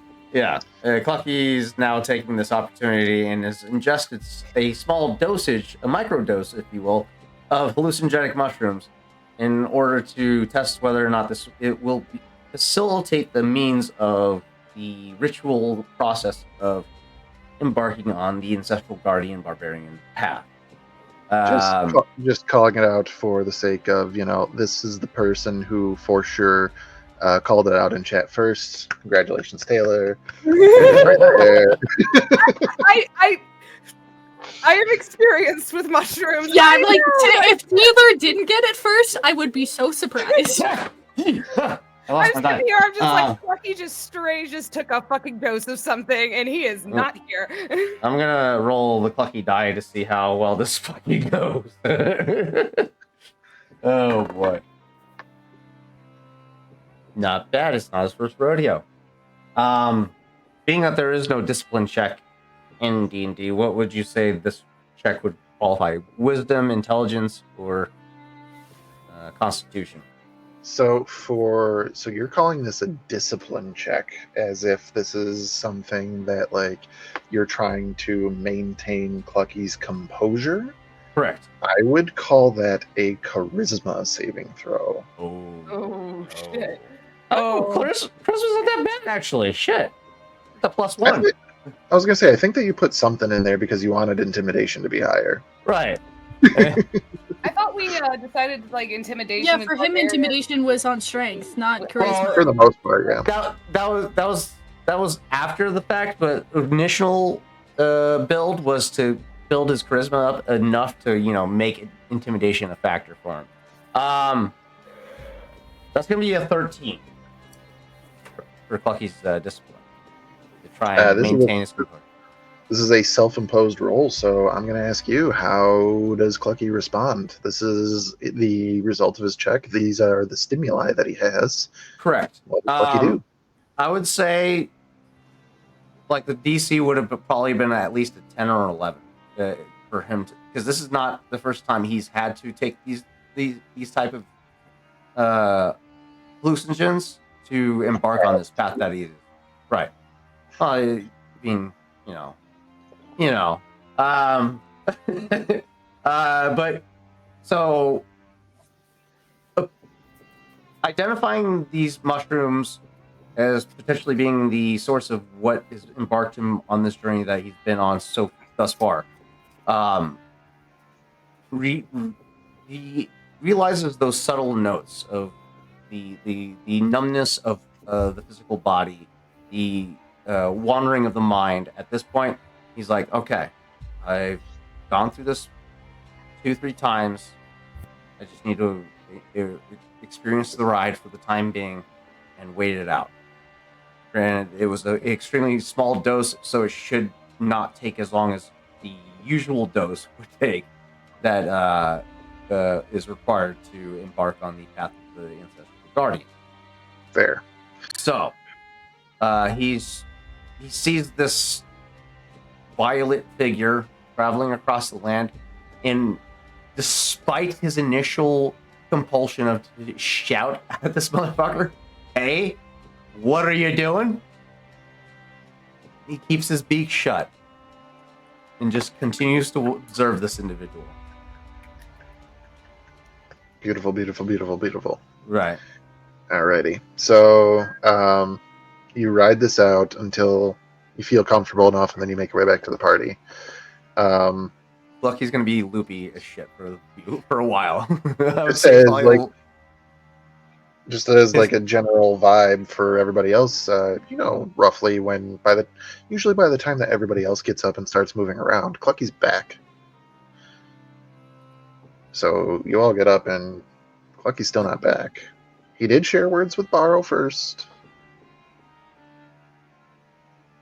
Xanthi's just gonna kind of wake up. She's gonna again rub the sleep from her eyes. She kind of again just seems very out of it, but she kind of looks around, notices that there's no Clucky, and then she just looks at Borrow. She doesn't say anything. She just looks at Borrow, but that's not gonna do anything. So she's gonna kind of tap the ground to let Borrow know that she is awake.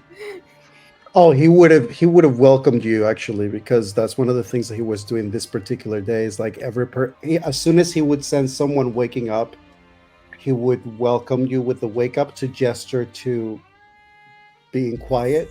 right in your face. So by greeting, like how exactly? I mean, he would. It's not like he's gonna be like in your face. No. Yeah, because he Xanthi might need to make a roll to swing if you're gonna do that. No, he wouldn't. It wouldn't be like a surprise thing. Do we all remember the Burger King commercials where the king was just there when people woke up? Yes. Oh my god. I think it would be more the idea of like he would sense the shift in breathing in the body and everything, and sense you getting up, and it would be that sort of like thing of like as you're getting into that moment of like slowly coming to being awake, he would be sort of like near you to kind of like gesture to you, and then make a gesture with his finger, and then he would just very quietly say, during this journey we're going to need to be very quiet while we are on the sands. There may be dangers underneath. Xanthi, and I will say Borrow probably definitely has time to notice that she's waking up, because as usual she probably is going to have like some slight panicked breaths before she wakes up, kind of a touch of just like weirdness in her face before she kind of hits that numb deadpan look that she usually always has. And then when she turns and sees Borrow and hears that, she just kind of looks at the sand. She looks back at Borrow and she goes, "Do you have any idea what it is? Or are you just talking dangers in general that could eat us at any moment?" I think I may have an idea based on what I sensed, and I think Pharaohs and Janai may be able to verify it. But perhaps we can handle that once we are no longer on the ground. All right. And with that, you kind of again hear just bones cracking as her wings come out, and they just kind of flutter open again. And she kind of goes, "Well, I'd say we can get going, but where the fuck is the chicken?"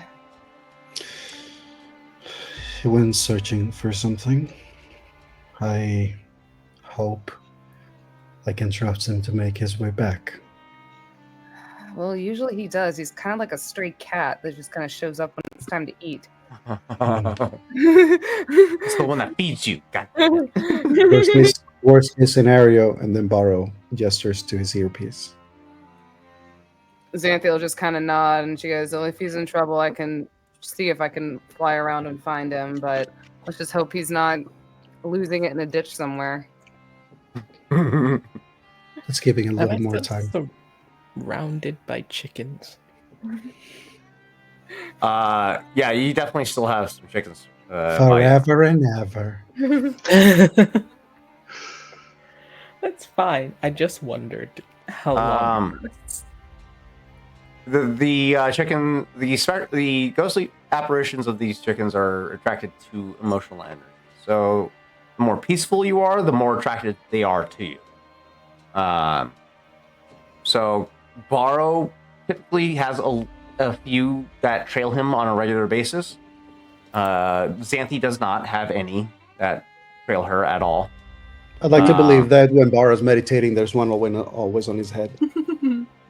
Petrichor and It Riley. changes depending on who's in control. Yeah. Riley would have fewer, Petrichor would have more. Right. It's a variation between those two. Beiruz, that's a good question. How peaceful is Beiruz around Clucky? In what way? From an emotional standpoint, these apparitions react to emotion. If you're at a constant state of zen, you're overflowing with chicken. I'm so confused. Like, actually. So what? So I would probably actually. I wouldn't say Barrow's overflowing with chickens. There's been moments where Barrow's not been zen. Well, sure. Xanthi's never zen. Right. That's why there's no chickens around Xanthi. I feel like from the time you've traveled together, Fabius has almost been like offensively unflappable.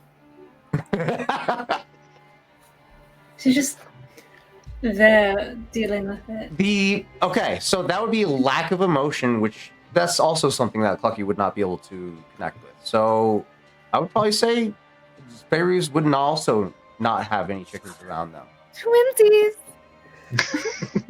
For different reasons. Emotional numbness. Yeah. The presence of the chickens represents Clucky's emotional attachment to everybody. The more he trusts you, the more chickens that apparate around you. So it's not. Trust me. He trusts you, but You fool. Okay. right. But Clucky at this point was you probably would see him on the horizon, flying erratically. It's just like DUI 100%. If Xanthi sees that, like if it's that noticeable, Xanthi is just gonna kind of. I don't know what's going on with Clucky. I'll be right back. And she's gonna take to the skies and fly over to Clucky. And with however long that takes, but she's gonna go out to like, hey, what is wrong with you? Okay,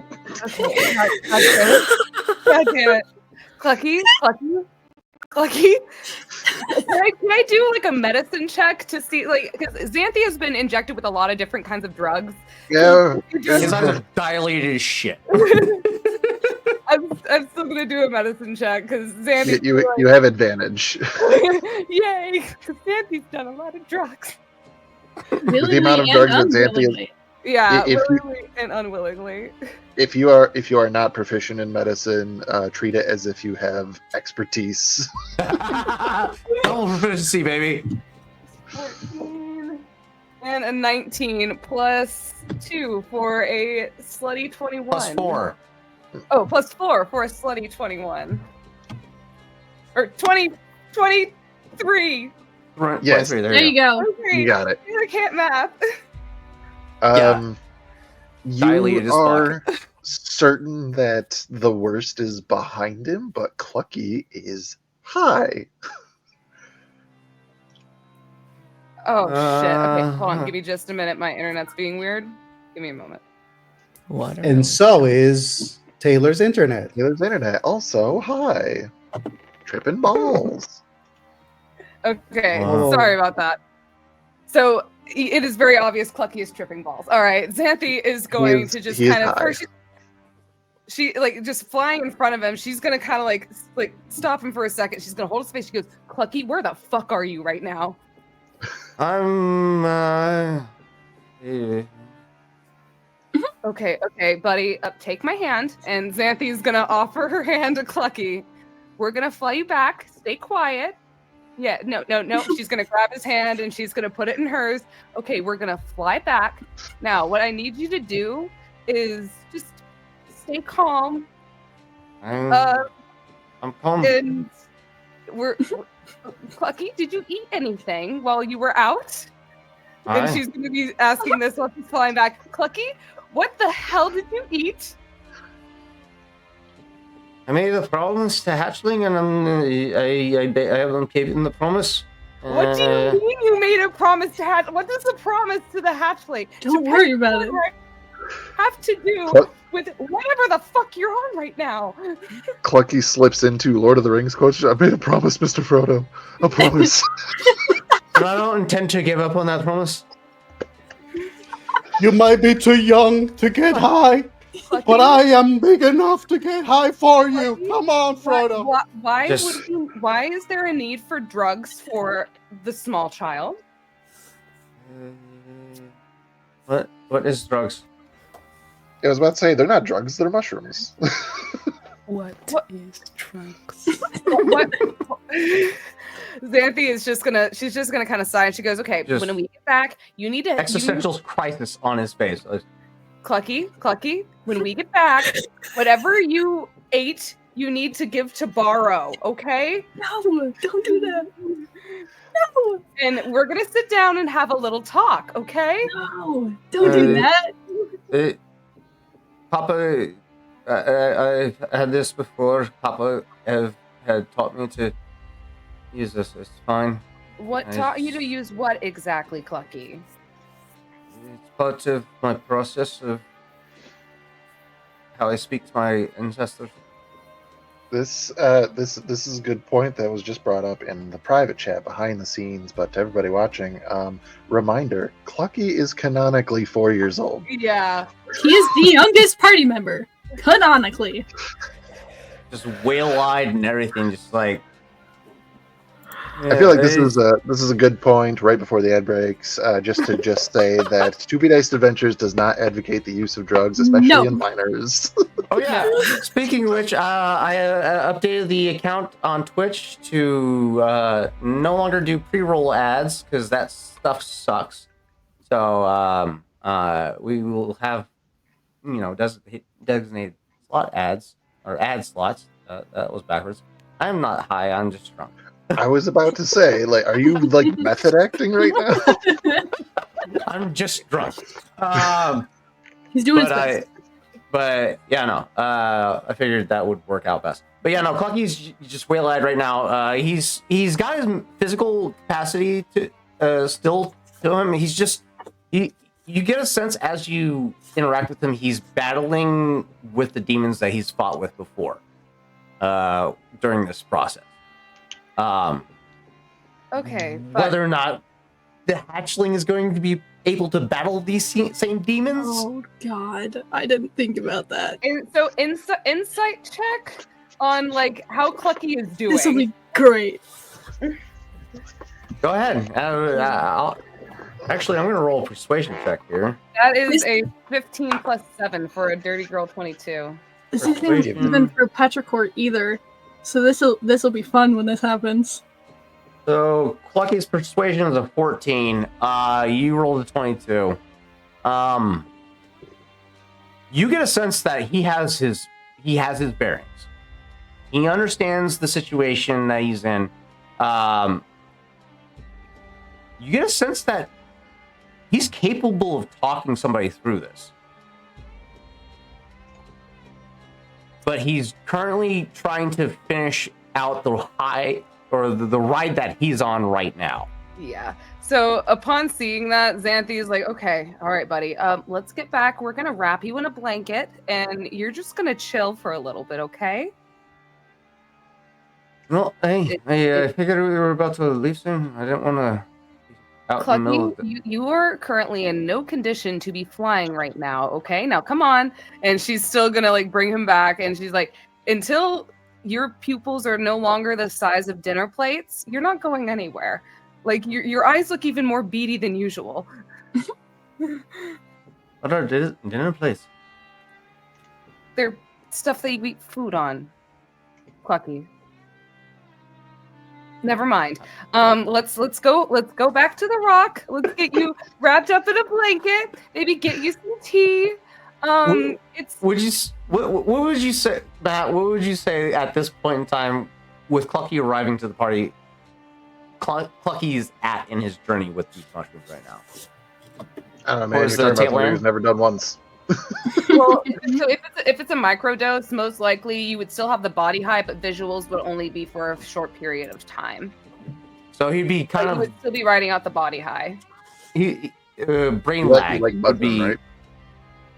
what? You'd be like buzzing very comfortably. Pretty That much, would it would buzzing, feel like yeah. it would feel like your body is rolling, kind of like your whole entire body is on full stimulation, but it's just kind of leveled up even You're being higher. hugged by an octopus. keep You- rolling. You're being hugged by the air, pretty much. That's it. Like your feathers, you will probably be feeling the air in your feathers way more than you've ever felt them. Clucky is probably able to feel like every Curled up. like bit of sand in his feathers. Like the thing is that it can be I hate sand. It can Of course, it gets everywhere. Okay. That could be a Yeah, rabbit yeah. hole that you could go down through, Oh no! but that also you can bring into the thing of like. Can we get a sun what sword in this tolerance. campaign? You could also roll to Protect see. the coop, not join them. You could also roll to see like what's Clucky's innate like system like. You know, For reacting to His the normal poison? tolerance level. yeah, like your tolerance. No, that was the initial Constitution save. That was Yeah. the Clucky's gone through this process at least 3 times. This was part of his process of becoming an ancestral guardian barbarian. Normally, the process requires the extravagant tattooing of the body. Clucky had to establish this in a different way because he has feathers. Tattooing is not easily done on a chicken. He had to figure out a different way to connect to the spiritual realm, which was what was taught to him by way of spiritual awakening through mushrooms or hallucinogenics. So which- But Xanthi Yeah. will be All confiscating this- those. good luck. all this to say that yes, Clucky, it seems like you are generally like all right. You're it wasn't really the Constitution check with which you got a 10 was how much you are affected, not necessarily if it was like a good or bad trip. So you're kind of riding it out, like you said, with that discipline roll. You're like you said, you kind of got your faculties. It's just like in this moment where like Xanthi came up and was like, Clucky, where are you? With like her hands on the side of your face. You're just like, wow, I didn't realize Xanthi's hands were that soft. all the textures. Just starts stroking the side of her clothes. It's like, ooh. Xanthi So- immediately would just be like, "What are you doing?" She's gonna just kind of like pick his hand off and just like put it away. She goes, "You know I don't like being touched. I'm holding your hand. That's about as much as you're gonna Have they made it back to the by this rest of the point, group? yeah. By this You point, Pet- Petrichor will pull out the stuffed animal displacer beast and give it to Clucky for him to pet.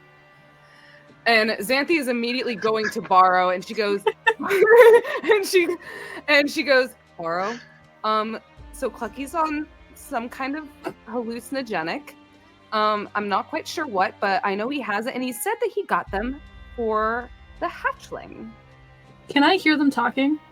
Xanthi's talking very quietly, so unless like you like roll high on perception, like Give it a go. Perception checks. what would, I Fire's need, got wisdom, homie. what would I need to roll to combat that? Stealth? Yeah, make it a stealth check. That was a while AJ, don't say it. ago, and it fell Don't off say of it. my computer, so I'm gonna have to roll it again. That's a. Oh, okay. I do we need to send it to you, Matt? I'm gonna 3, 2, 1. Oh, Okay. We're good. I would say Clucky's possibly also. I mean, we're gonna say this is at disadvantage because I rolled a 19 first off, but Clucky is high right now, so I'm gonna say this. I That's feel in like that one. That's in that Janai one. looking at Clucky Favors, hears going nothing. like, Just staring at this plushie, just like. Alrighty, KJ, Taylor, What does happen? Right, you ready? ready? 3, 2, 1, Go. 26. Yeah. Yeah. Shut the fuck up. Yeah. That was a natural 20. So yeah, Petrichor definitely hears that. But Xanthe is like, Clucky has gotten hallucinogenics for the hatchlings. Petrichor Oh. wanders over and just will look up at Xanthe Why is and the just drugs? and like Petrichor still has that very still, silent demeanor that they woke up with that seems out of place. But as you bring this up, there's a slight shift in it, where it's almost this thing that you've been able to slightly be able to tell in their eyes, where Riley's paying attention to this too. Mm-hmm. So essentially, Riley is co-captain at the moment, and Co-pilot. just very, very quietly, we'll say, Riley had asked Clucky for some guidance in a spiritual journey. And he said that this is one of the ways that he knows how to do it. He's very confident he could walk Riley through it. I don't know what all of it entails, but that's why he got them. Okay, so this is why the chicken is on drugs. Xanthe's gonna kind of look. I can smell your sweat. Jesus. That's so creepy. Xanthe's just gonna kind of sigh and just. Well, it seems Clucky has taken some of these journey helping hallucinogens, and let me just say, from someone who has been on a lot of different substances, willingly and unwillingly,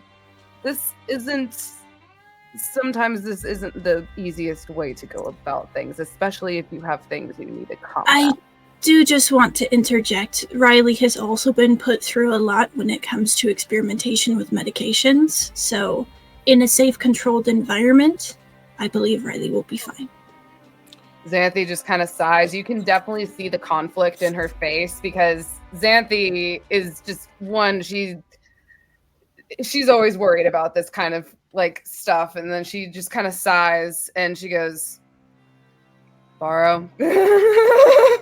You see, Borrow's head is tilted toward Petrichor. I think Petrichor, knowing Borrow as they do, would know that even though he has said nothing, he's very well aware of the shift in them. He holds his head in their direction for a moment, and then Borrow just walks toward Clucky and stands in front of him. And it just... How do you do that? I need to How do ask you something very serious, Clucky. Right. Are you certain that you are capable of assisting Riley on a journey such as this? Papa always told me that this journey requires time and patience. Now is not the time. But I need to be sure that this would accomplish the destination. So Very- yes, I can help Ashling. Now is Very not well. the time. You see Borrow's hand goes, puts on to cluck his chest, taps it, pats, shifts, and then hits it, and then uses physician's touch and removes the condition from Clucky. Your high ends. I love that I can also do that, but I forgot. Oh, you touched me, made me feel better. Thank Oh my you. God! No, not again! And next time you get poisoned, I'll let you Of course, I'll give you hand of harm and increase the speed at which it happens. Power word sober. No, for real though. I couldn't help myself. I had to. But no, for real. With that sudden shift in clarity, Clucky looks at Borrow with this sudden shift in expression of gratitude, but then excitement takes over as he looks over at Petrichor / Riley, rushes over. What? Oh yeah, I got something. That'll help us with what I promised you. I know. Okay. In time. I'm absolutely horrified. If I may, I mean, I know that the general thing here is for Barrow and Xanthi specifically is kind of get the drugs away from the children right now. But with somebody who has definitely been on these trips before, willingly or unwillingly, and knows the effects that they can have on the body, plus somebody who has been on these actual spiritual journeys with these types of experiences to handle things going on with the mind, plus somebody who I believe is still proficient with brewer's supplies to make sure that this is taken at the best possible and most pure way and safest. Oh yeah, because Borrow. Excuse me? No. Yeah, Borrow has brewer supplies. yeah, because Borrow was brewing alcohol for Xanthi.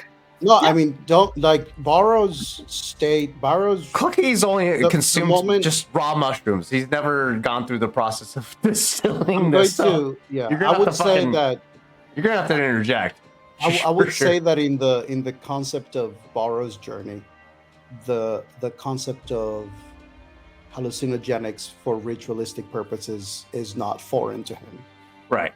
and so it is not something that he like frowns upon or sees. It's more the concept of Riley, like Clucky being the person guiding Riley, and then the method and the procedure. So when after Clucky like goes to Petrichor and he's saying that what he found, you hear Borrow calling you again, Clucky, as he says, "Clucky, Yes.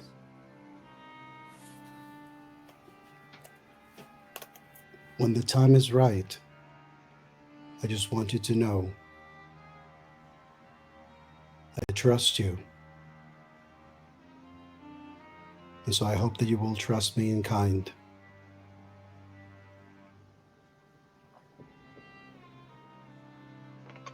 You know I trust you. I know. I trust all of you. All right. So seems like we have a plan for another day. On what Clucky to tucks do away with that mushroom in his bag of holding, safekeeping. very safe, we hope. Just before we do shift the scene yet again, just for the record, to state once again, thank you to Kieran for saying it once again. Remember, kids, drugs are bad. Okay. So, we're going to move through the morning rituals with everybody, be it, getting something to eat, getting ready for the day, Learning getting to your read gear ready and with- everything. Petrichor / Riley and Clucky. Absolutely. Xanthi, He's going to be proficient in reading by the end of this fucking campaign. I'm I telling you right forgot now. that is something that we decided was like an every morning thing. Yes. Yep. Clucky's going to learn how to read. Everybody is getting ready to take off for the next leg of the journey. Everybody was told by Barrow that got to stay quiet. This thing beneath the sands that's still probably here. We need to make sure we're kind of taking our time with things, and let's just get into the air. I got like one last thing. One last thing. Because You know, No, moving on. being two of the youngest people of this party, the usual typical thing when you find something really fucking cool is showing it off to your friends. What does this mushroom look like? And Clucky is definitely showing this off to Petrichor/Riley.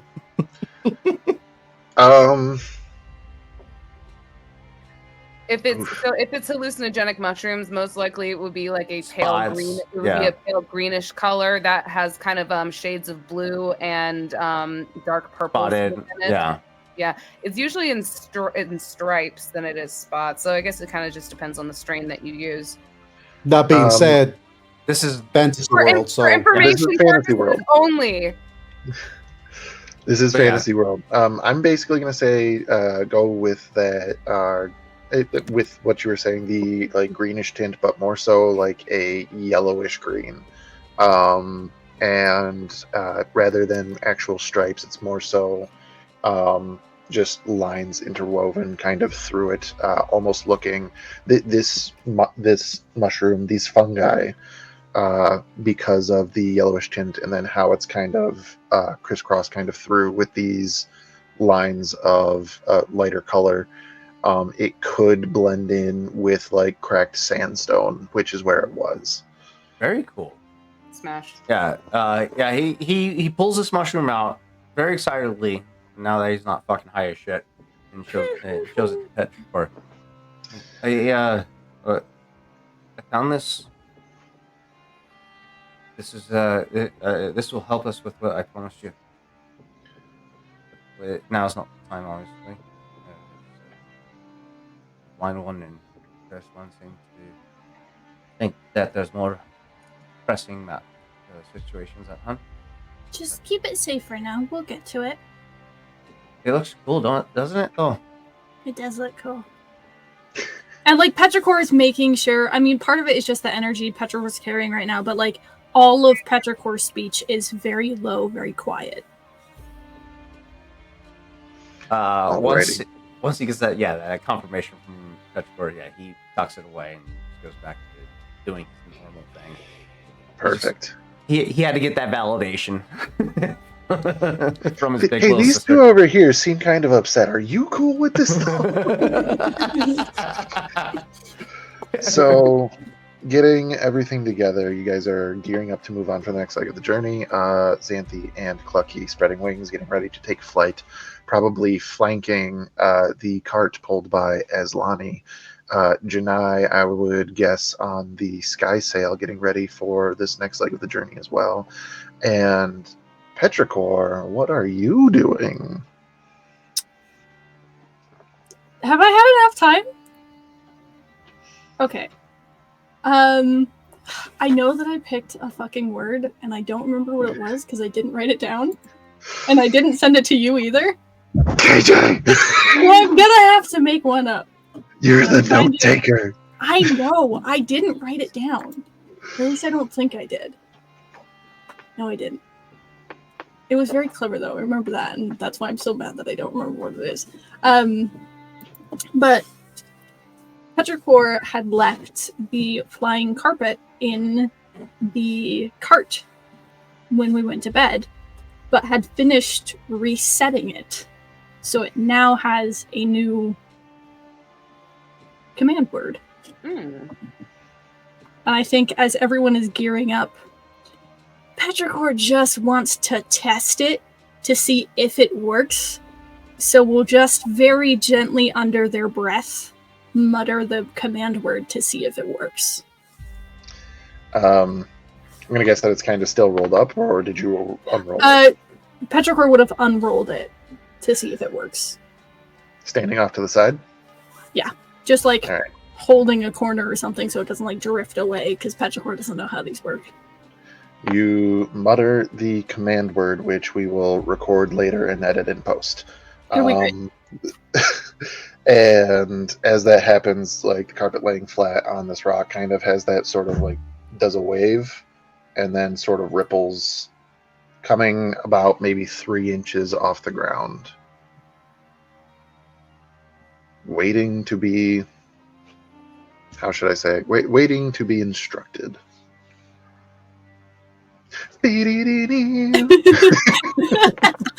I think Petrogor, seeing that it works, will turn to Borrow. Almost as if, like, not asking permission, but almost being like, I want to try to use this thing, but I don't want to do it by myself. Oh.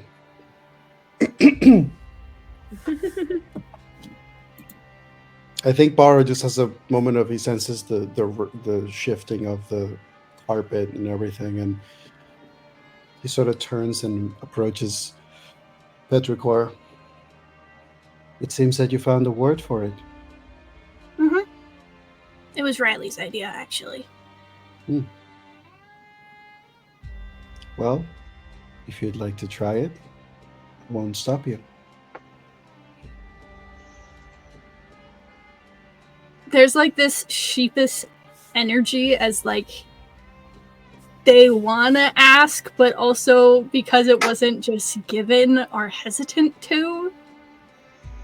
And will like sit on the edge of it and are still like looking at you. Like they're not full sending getting on the carpet quite yet. It's like the kid who was told, like, is told all the time, you got to clean your room before you go outside and play. And they just came downstairs and they were like, hey, Dad, I cleaned my room. And they're just waiting by the door. I feel like Barrow just has that thing of, he just gets really close to the carpet and it just stops. It's just that thing of,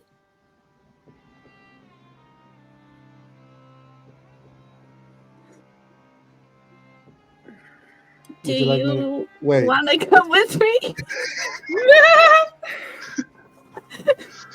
We'll say that's what happens. They both try to say the same thing at the same time. Yep. And it's just that moment of Barrow smiling, and it just nods. Petricor's red-faced. It's great. It just gets on and sits Can I down. add, in the back of your mind, Riley is trying to urge Petricor to tell Barrow, do you trust me? And hold a hand out. Absolutely. That's exactly what's happening. And Petricor is confused as heck, but Riley's like, you're missing an opportunity here. Oh my god. Absolutely. Oh man! Oh, this is great. We got a flying carpet. We got a genie in a lamp. We are. This is, legally distinct. You ain't never had a monk like me. I can show you the world. Wait, would that All make 12 little of them. guy? Would that make little guy our version of a boo? Abso-freaking-lutely. Yes. But yeah, I would say Barrow sort of like reaches with a hand to like sense the carpet, and then gets on, sits down with his crisscross, and puts his staff in front of him, just holding it with his hands. And then before they go anywhere, he just says, "One moment, Feiruz. I'm certain that you know what was the thing that I sensed beneath the sands."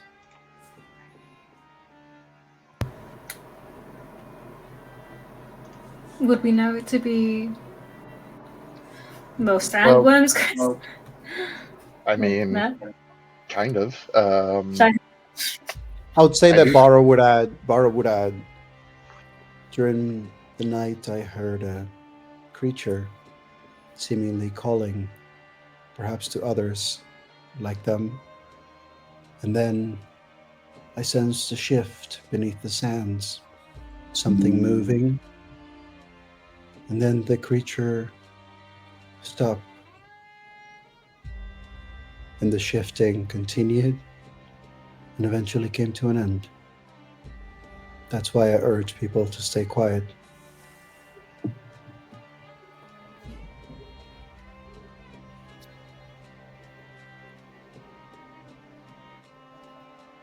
So was it the sandworm types? No. Was it that? This for sure, which I do believe that you were given a little bit of a heed my warning kind of moment from Miss Carey, that yes, within the dunes there are normally Kruthic, but those are generally like medium or large size creatures. So something of that size would definitely be probably one of the purple worms that you had heard of. Fairuz would relay this to Bara as one of the creatures we've been warned of. And then she goes on to say, those who follow the winds know the sky to be full of much and many. It's easy to forget that the earth is not so solid beneath our feet. There are other things that lay there. Some dormant, some not. They have a life all their own, and just as many like them as there are birds in the sky.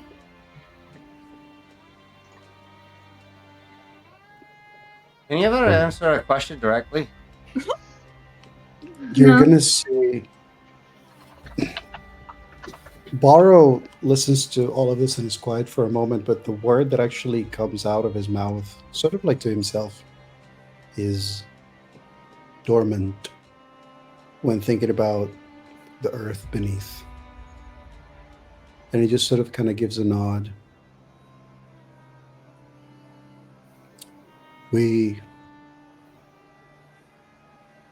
I'm grateful in advance for your guidance through these harsh lands.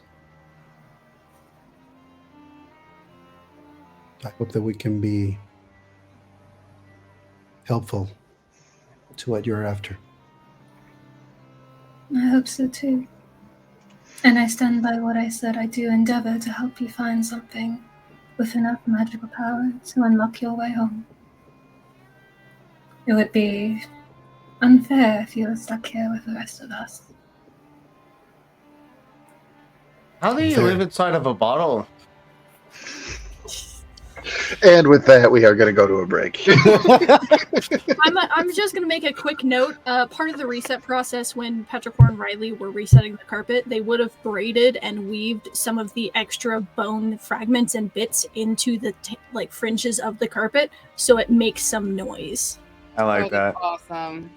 Like she's just staring quizzical daggers at Phaser, like, how do you do the shit that you do? I love it though. Alrighty, so yeah, we are gonna take a quick break. Everybody go use the facilities, go do what needs doing, get yourself some Wawa, get yourself some snacks, and we will meet back here in hey, no judgment here, you can do whatever you want. Wait, no, we said don't do drugs. We said don't do drugs. Unless you're over the age of 18 or 21, be whatever. Just be responsible. And live in a legal state. Be responsible. 21. 21 is the legal age now. Yes. Don't at me, lawyers. Anyway. So yes, we will see you in roughly 9 minutes. Thank you, everyone. We'll be back.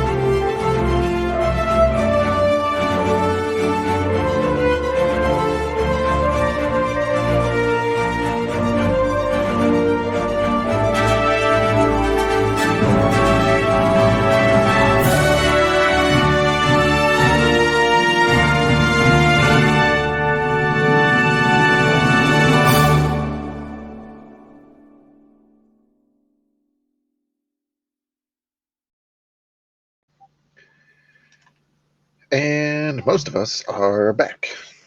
That being said, welcome back. Thank you very much for sticking around with us. Again, the Dimensional Dial of Dr. Diago, currently once a month campaign that we got going on here. Welcome back yet God, again. I miss this fucking campaign. Me too. Me too. And I promise, and I'm saying it on the internet too, so that it's going to be, you guys can actually reference this, clip it, and then throw it at me every time that something happens. I'm going to be better about making sure that this gets scheduled ASAP for the next time. Alrighty? All Because right. I love you guys. Alrighty? We love you I too, love Matt. these characters, and But I love also, the story. it makes it so much easier on me because then if I know what the day is ahead of time, I can actually get it off of work because that's how it has to work for me. Hell yes. You and me both, KJ. and Shameless and plug Victor for too. the entire stream.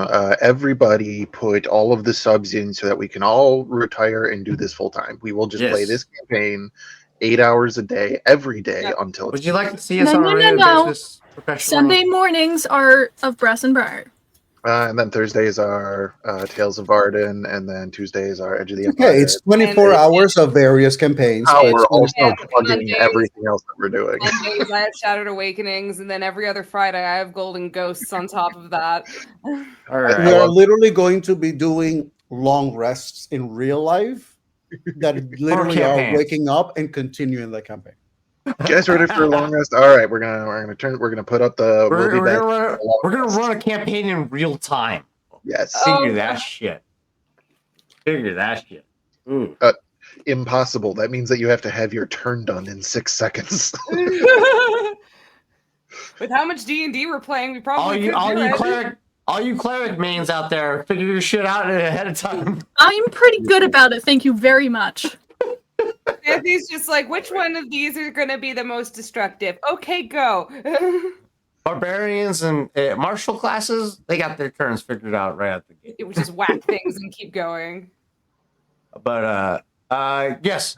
To Be Dice Adventures campaigns will continue all of next week, starting with Edge of the Empire on Tuesday. So thanks for your guys' patience with us. But New Year's falls on Tuesday this week. Didn't want to hold up anybody that had plans. It's the holidays, man. And Don't Varden, apologize. I believe, is coming back on the 9th officially. Varden comes back next week, yeah, on the 9th. Yes, on the 9th. Correctamundo. So Already. yeah, With all that we're all being set. Cody back at the party.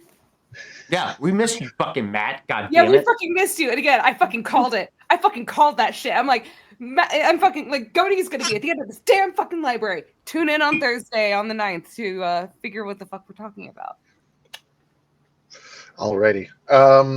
Excuse me. Yes. So, with all that being said, on with the chlorophyll. Let's get the music back bumping. Maybe not that loud. I thought you were gonna say chloroform, so that's good. No, that comes later. Anyway, What? Funky was already on chloroform.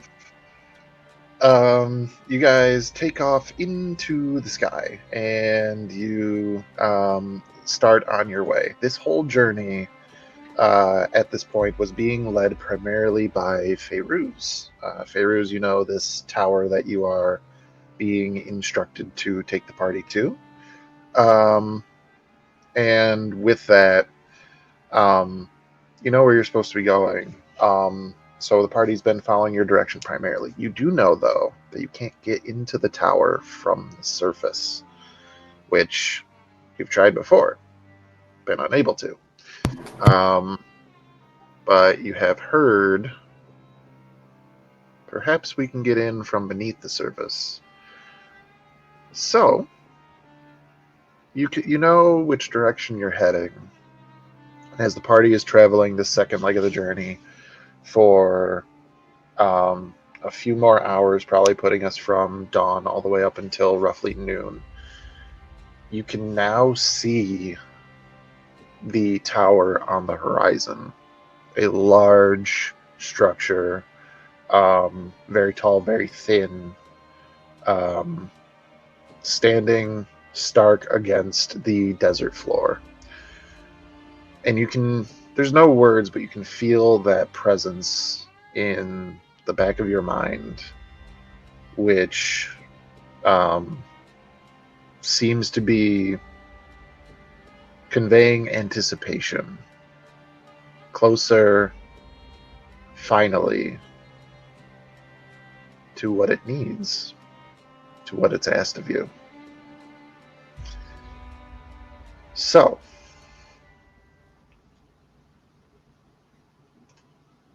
as you are getting closer,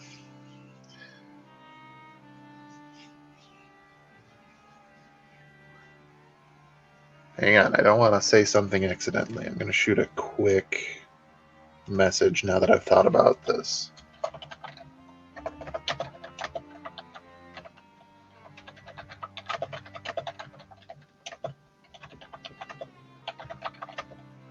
Oh, look, more secrets. I mean, always. Y'all Stands on take the wind. secret drugs for like half an hour. Don't even. We talked a lot about drugs. Yes, we did. So That cut out from context, not a great Yeah. clip. we talked a lot about drugs. We're going to double down. Don't do drugs. Anyway, so with that all being said, now that we're kind of getting closer, Feyruz, you know that you've gotten us to the area, and you know that somebody else will have to get you to the entrance to where you are trying to go.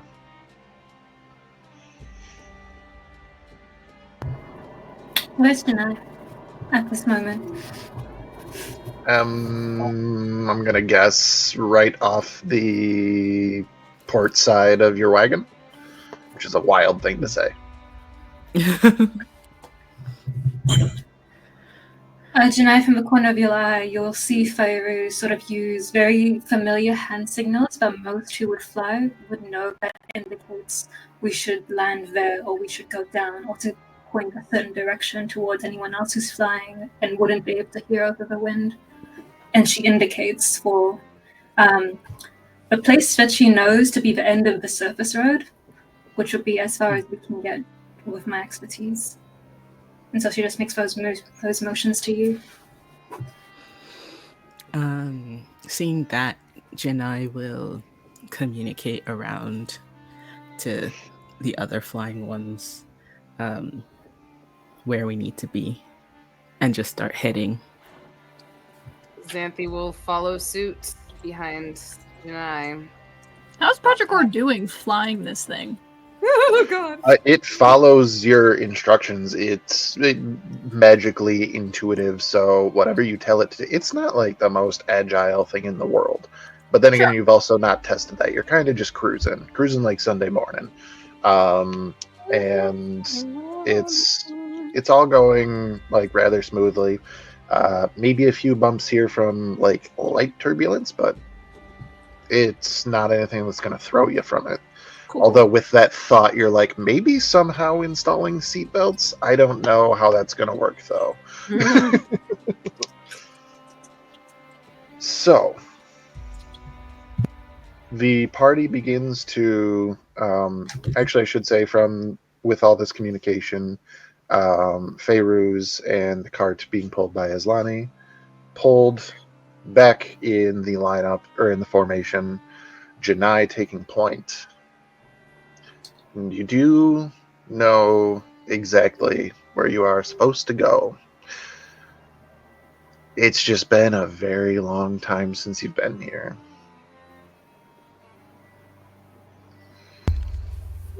Oh, thank you for the raid, Smoking Barrel Tavern. Welcome, Raiders. Thank you so much. Thank you. So, Tavern. that being said, Janai, you bring the party in kind of low. You know what you're looking for. This is an area of the desert where there's more rock formations prevalent. There is definitely the sense of maybe over, like, there's little outcroppings where some creatures may hide under to get some shade. There's some higher points where maybe some flying creatures will take a rest from the long flights that they're in. You are looking for a particular formation, a very sort of tall, it looks almost like a plateau. Mm-hmm. And for everybody on the ground, or any creatures on the ground, you would be able to, that's all that it would end up being. But for those who can look at this vantage point from the sky, there's a very large hole that one could descend. It's not ominous at all. What, the rock hole? It's fine. Yeah. Swan dives. It's just a hole in the earth. Not at all a gaping maw. There's a hole in the middle of the desert. There's a hole in the middle of the desert. There's no teeth that you can see. Anyway, Ah, Let's see. not a Texas bull. I mean, I'm sorry, what?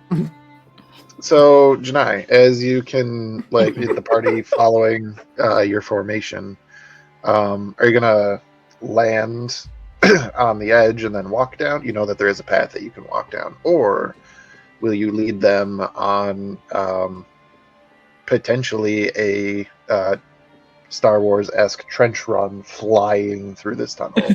You know that you can do that for a point, but eventually you will need to dismount and move on foot. Nah, full send. Full send. We're good. We're good. Full send. I think Janai considers it for half a second. Like, maybe I should, but he's in the process of doing a death spiral. And so just continues. Whoopsie daisy. Clocky playing a game of chicken with Janai. Xanthi's just slowly descending with her wings. She isn't gonna be dumb about this shit. And she's also gonna make sure Petrichor and Borrow are like okay as well. Clocky's seeing Janai doing a death spiral. Clocky is 100% engaging in this and doing a game of chicken. 100%. There's no fucking chance. Of course. This is how we typically terminal velocity. Terminal velocity flying. 100%. Okay. Effort.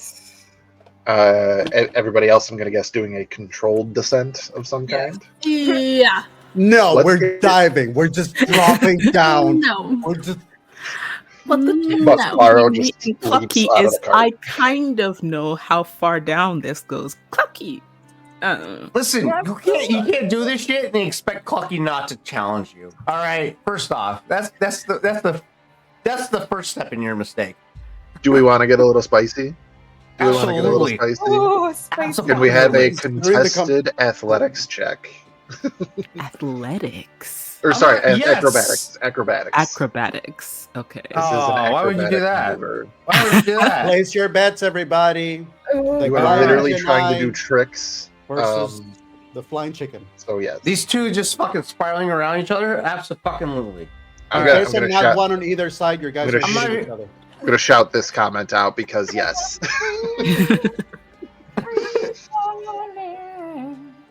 All I right. swear this party stresses me out so much. I gotta do a How's vibe it- check real quick of my dice real quick. 1 sec. Give me a sec. He's never this into. He's like, oh no, I can't fuck this up. Tarzan, I keep telling you, you need to start just like cleansing your dice every time. I swear. They're all on 20s right now. I just gotta figure out. We're gonna go with you. Silver one. Okay. We're gonna go with the silver medal. You said athletics or acrobatics? No, it's acrobatics. Yeah. Actually, what I will say this: what is the competition in Clucky's mind?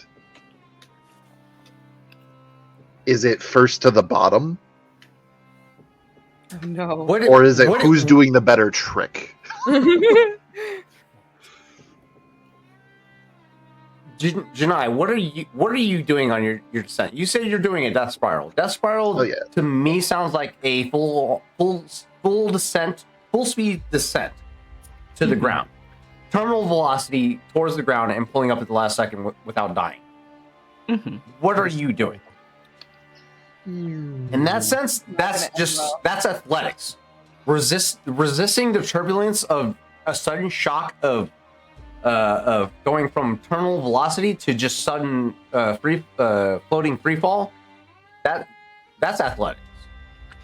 All right, you've convinced me thus that I will allow either of you to choose acrobatics or athletics. But Clucky's playing off of Janai's energy. So if it's something else other than that, If this was strictly operating. tricks, it'd be acrobatics. Right. So that's my argument. What is Janai going off of? That's going to influence Clucky's behavior. Janai has assessed since we got over this funnel the change in air pressure. Yeah. And so is doing a death spiral and just utilizing that change to fall while having fun. Okay. While having fun.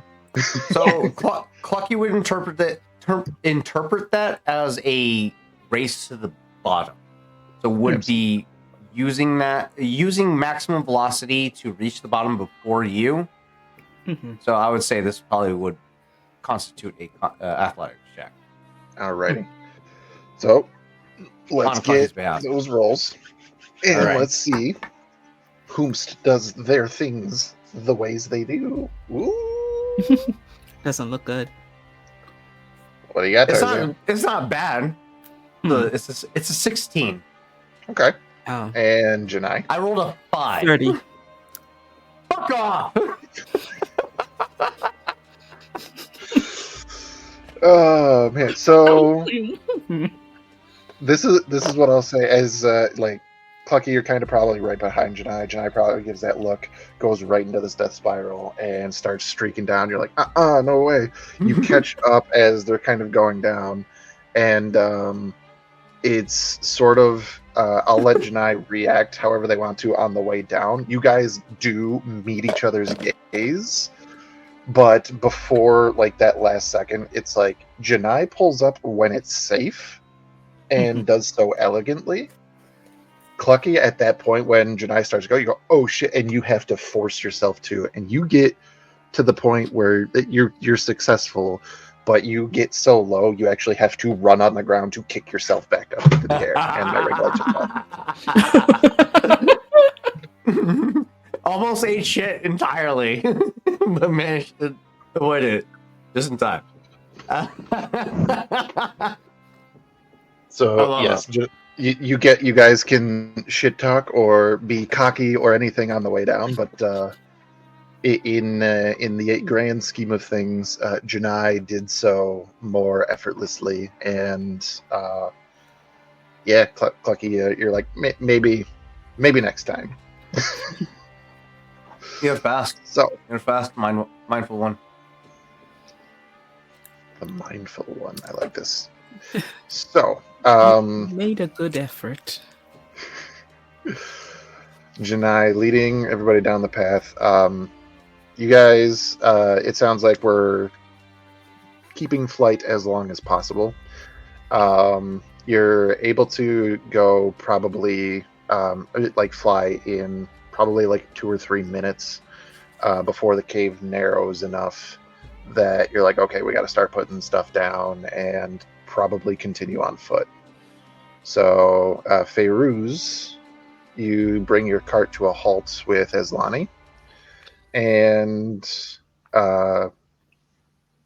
get off, grab things that are necessary. What standing orders do you give your companion?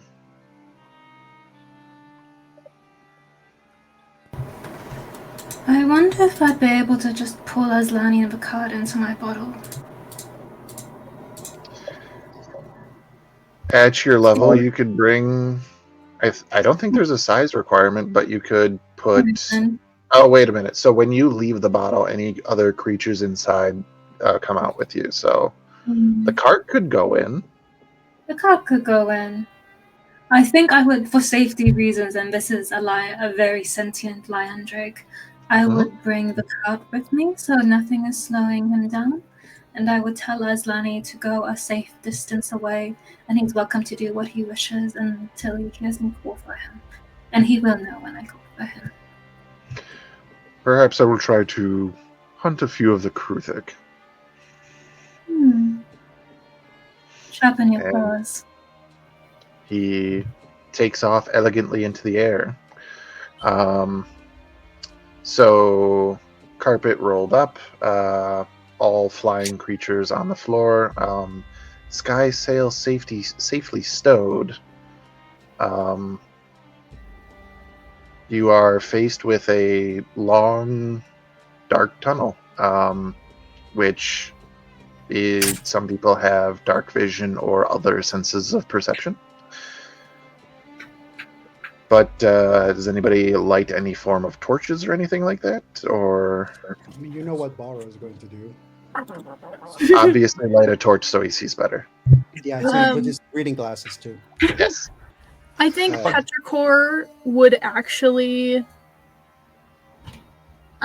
cast light on the holy symbol. Beautiful. Alrighty. As So, soon as, Bucky would light a torch. since Noted. Janai and Cookie got in here first, I think immediately I have dark vision. Has anyone been here recently? Give I would me a like to help survival with that. check with it. Yes, with advantage, Janai. Survival with advantage. And bounced off of each other. That's 26. 26, Ooh. beautiful.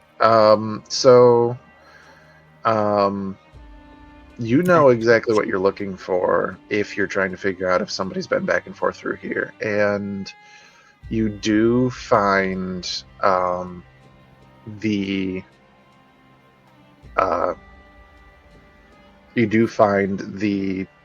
type of pattern for footprints that you would be looking for in these caves. Definitely distinct from most other humanoids, but something that you would be accustomed to looking for. Not to mention, you know that somebody should be here. For the record, what's the range on your telepathy?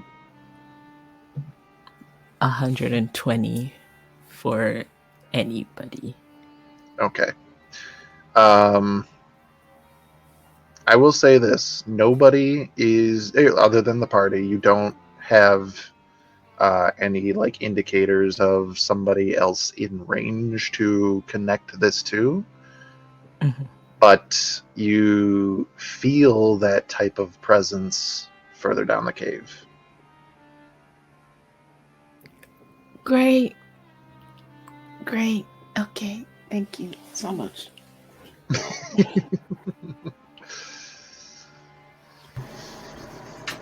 Well, what do you think? Well, it's a big open space. We've got tracks leading around us. People have been here before.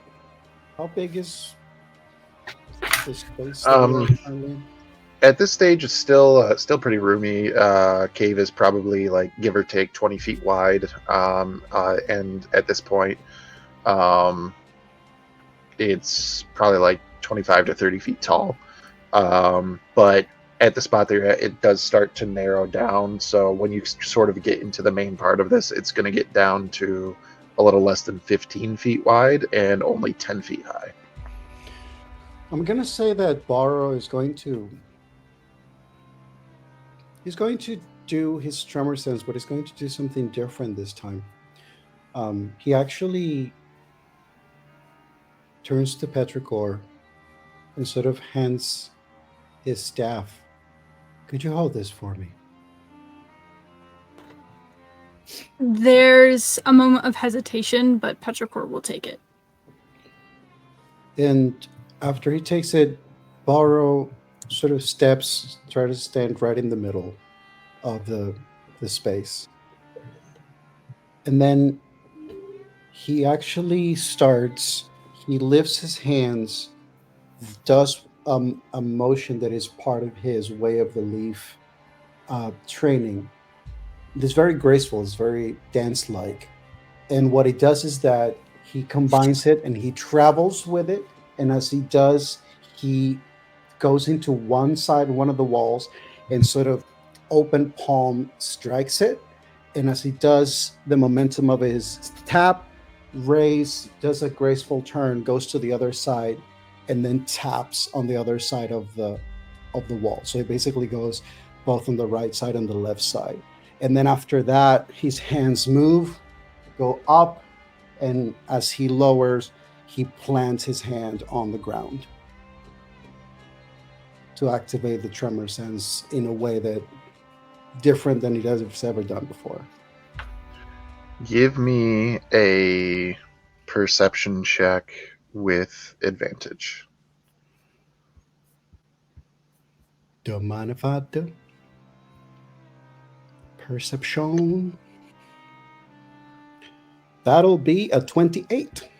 I'm gonna say for the 28. audience, Lucky's Delicious. going to copy this maneuver from Borrow clumsily to try and Okay. create this for himself. Clucky, can you make 3 attack rolls with unarmed strikes? Oh my god. Plucky break with walls, the and we all get buried alive. with the tremor sense that you do, the 28 kind of hitting a little bit on different spots. I will say that you know that this was a little bit better for the tremor sense just in nature of what you were doing. But you didn't think it was going to be this good. Almost like something else is making this more effective. You listen as the vibrations pour out into the earth around you, and it extends out. And I will say you're still out of range of specific creatures, especially in the actual earth rather than in the tunnel that you're in. But you are somehow getting, dare I say, a more clear picture. And again, you feel like there is something about this area that is making this easier for you to do. Interesting. It is interesting. Would there, other than not being yet at the range of certain things, would there have been anything along the journey within the range of what I just got that would be something of like, I'll put a pin on that, or like let people know, by the way, like, you know, certain amount of distance from here there might be like a left turn, or like a gap down or something. Nothing that like comes out like this is you get the sense that this path was carved for the purpose of being traversed. By whom, you're not sure, but by whom or what, I should say. But nonetheless, so like there's nothing that indicates like random areas where there's a drop or uncomfortable turns or anything that would like, it seems like a very easy and predictable path. Like this is the, you could infer this is like the main entrance of whatever is down here. To that, Lucky, you make very perfectly fist-sized holes in 3 sections of the wall. God damn it. Oh, God. And you garner the information that it felt awesome. Baro would probably just go back to Petrichor, reaching for the staff. Or And adulthood, yeah. actually, he's going to reach for the staff. He's going to grab it, but then he's going to walk behind Petrichor, a little to the side, crouch, place a hand on their shoulder, and then he's just going to ask. Oh, he's actually going to look toward Janai as well. Gesture for Janai to approach and get close, and also Double lower. teaching moment. And then he's just going to, once they are there, he's just going to say, "Go ahead. Try to see what you can hear." In that moment, Petrichor will close their eyes, and something they haven't done in a minute, because it just hasn't been something we've had time to work on, will do the same thing that we did in the Apocalypse dimension of just putting all of my energy and focus into the things I'm hearing around me. Go ahead, roll a perception check with advantage. Rolling the twin dice. Great choice. It's a natural 20. But a 25. 25. Well, you've done this before and gotten sort of like mixed results. Like it's made sense, but it hasn't been anything too crazy clear for you. It is almost jarring how clear of an image that you get in this moment. You don't see as far or wide as Baro does, but you do see the tunnel around. You can tell where, like, if there was creatures in these areas, you'd be aware of them and their movements, but it has just become, it is somehow so much easier than the last time that you've tried to do it. And you don't feel like you've done that much different. I think Baro would be able to sense this air of surprise and almost like giddiness,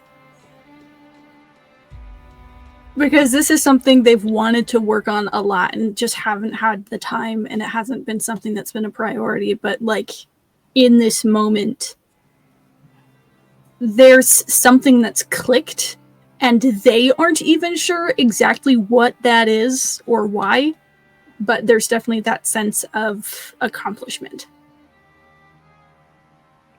I think for Baro, that sort of adds to the thing of like there is something that it's helping in this particular scenario. He sort of gives a gentle squeeze to Petrichor's shoulder as a well done, and then he moves to Janai. And then for Janai, it's different. For Janai, he just approaches and he just extends his hand in the direction of the tunnel that they're facing.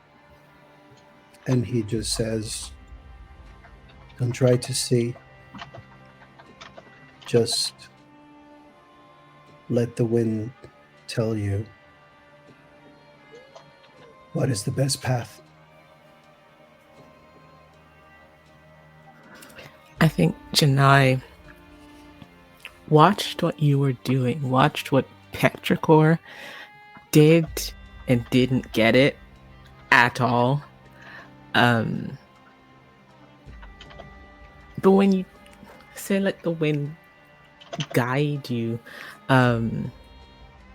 they try to push out with things that they already know how to feel,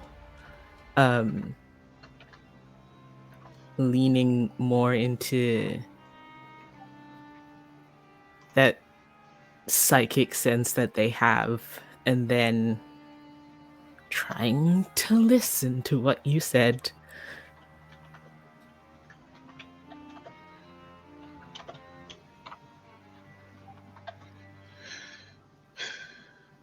Okay, really quick. Apologies. Mhm. I was sending secrets. It does it secret here. So many secrets. It's not 2B Dice without secrets. Yeah, no. Like 90% of this game happens behind the scenes. You guys don't know what I have to go through. If you're wondering what To Be Dice is being secreted about, that is yet to be revealed. Yeah, Or that's 2B Dice. Patreon content. Anyway, You're on something so there. okay, so just really quick clip notes for me. What is happening? I heard that there was a teaching moment here. Yes, so Baro is trying to instruct Janai to let the wind guide them towards seeing further than what they can see visually. And Janai is trying to understand because he's reaching psychically first, but is trying to actually lean into what Baro is telling him to do. It's also because he knows that Janai's lessons are different than Petrichor's in the sense that for Janai, it's the lesson in the way of the wind and the way of the leaf, which is different than what Petrichor has been trying to develop. Right. So, we are not trying to get Janai to use tremor sense. We are trying to get Janai to reach out through their connection to the wind. He's basically trying to do a little bit of what Baro does when he has his staff and then sometimes lets it go. Yes. The equivalent of that. Choose the best path. So, Clairvoyance. how would Janai interpret this?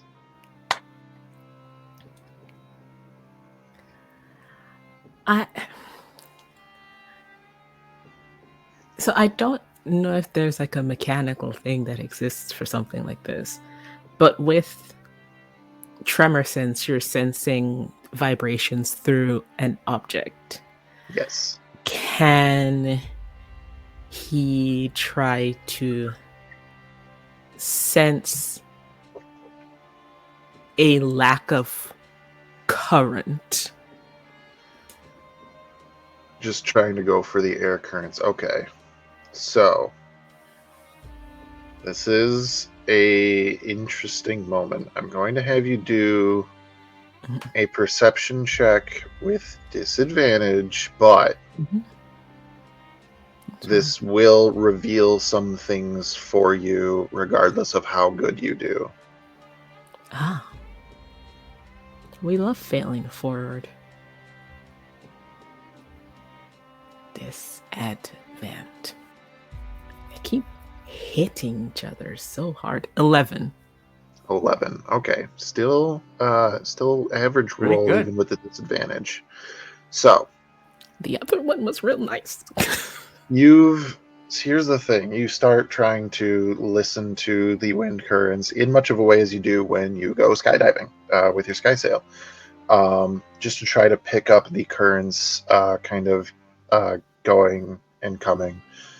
You haven't really tried to do it with more gentle air currents. It's usually like the big updrafts or big currents that are moving, islands through the sky. Those are the kinds of currents that you're usually interpreting. It's very easy for you. Not to say that this is impossible. It's just not something that you do often. So just trying to do that. Two things. While you are looking for this feeling here, it feels like the air is heavier than it should be. It feels heavier than it did the last time you were here. So what I'm using this for is letting Janai know that there was, not sure what, but a source for that disadvantage. It's not your lack of training. Something is hindering you. Furthermore, you listen for the air currents you feel, and in tunnels like this, there will usually be so long as there is some sort of tunnel on the other side, which this is the case. there will be some level of airflow. And when you're beginning this, you feel that flow, kind of the current moving into the cave, air being drawn from outside past you further into the cave. And as you're listening, trying to get through whatever this block is, and then really trying to pick up on what the wind may be telling you, the wind shifts back. Not in any way that's like something just changed it, just like the natural change in the wind, now pushing air the other way through the tunnel. And you stop for a moment because you are feeling something. And what you're feeling is not the wind, but something in the wind. And I will need you to make a wisdom saving throw. Oh, okay. My bad. Wisdom is not my strong suit. Oh, that's a 3. Why not? My baby. Why not, Janai? No, this is not the Why time not, to be Janai? mine in a dark cave. Quickly, eat a You mushroom. are No, that will make things even worse. Rule number 1 about taking mushrooms: you don't take it when things are going to shit. Oh, geez, I'm learning so much this evening. Anyway, You're to educate. Don't do drugs. so Janai, Mm. as is that, you know that you're still far away from where you're intending to be, but as you're trying to figure out that moment, like, what is that? You have this feeling, and it's almost like, I will preface again, I told you before, there's nothing else really like sending out a signal in the radius of your telepathy, but it feels like something just sent a message. Mm. And that message sounds like a chorus.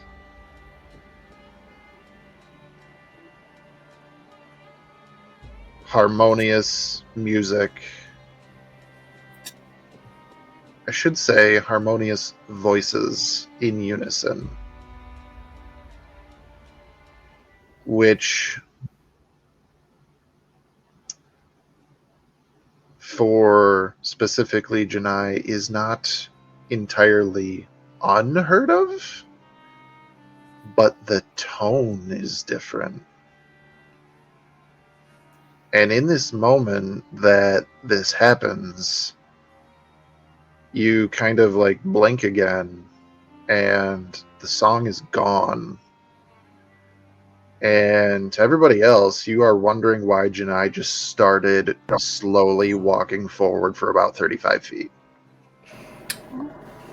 Borrow would be there with Janai. Very blank expression, walks forward for without saying a word for 35 feet. Following. I'm debating whether or not Borrow would let him. Xanthi is probably going to follow Janai as well, just being like, what the fuck is going on with him? But also, she kind of just thinks Janai, like, knows where she's going, or knows where he's going. So, like, Xanthi's just going to be like, okay, this way? All right. Raise If your hand anyone- if your passive insight skill is higher than a 13. Let me check. If anyone was loitering, Fairuz would tell them to follow Janai because he is not a guide Oh. we want to live in this place. Mine is way above. I hear. Okay, so if it was higher than a 13, you walked through a lot of this tunnel with Janai. That's not Janai's normal cadence. That's not how Janai carries themselves as they walk. But for this stretch, all of a sudden, just like slower, more deliberate steps and focused, like there's something they are walking towards. Xanthi would be concerned, and yeah, she would keep following. I think Bara would just ask very, very softly, very quietly, "What do you sense?" If you asked before they reached, like while they were still walking like that, you don't get a response. It's not until that moment where 35 feet's hit and Chennai kind of like has that snapping moment back to reality where Janai would then respond to anybody around them.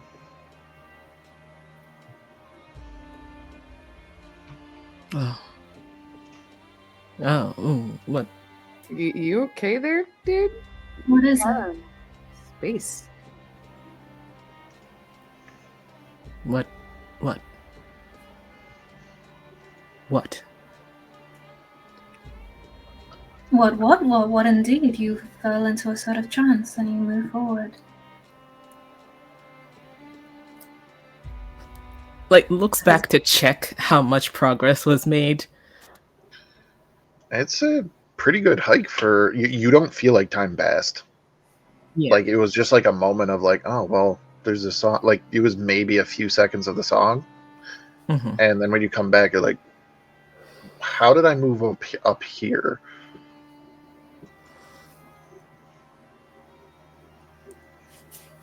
Strange. I was trying to do as Barrow said, and then something was blocking me, and then I heard a song. Did you not hear that? Mm-mm. Was it a familiar song?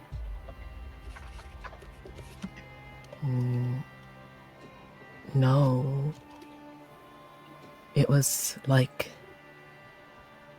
a chorus of voices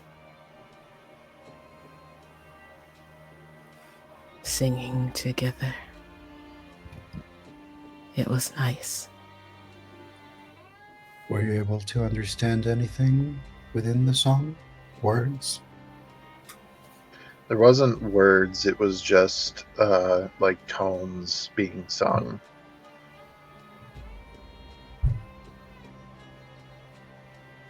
It was just barely a melody. You said something. Concerning. There you go. Xanthi's just kind of mumbling to herself, being like, "This is a little concerning."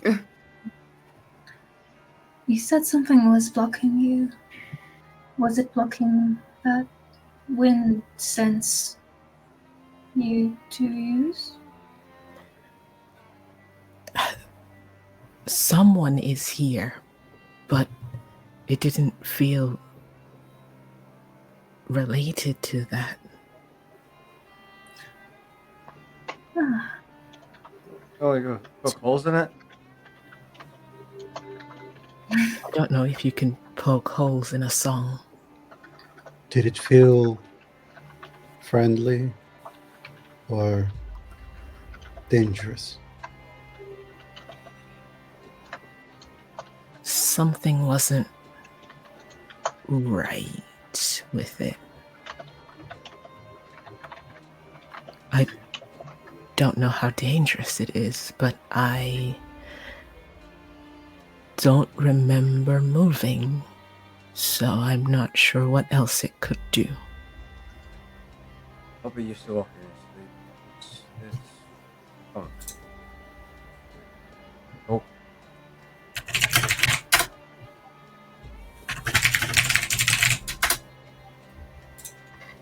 Papa used to walk in his sleep. It's a common problem amongst you folk. No.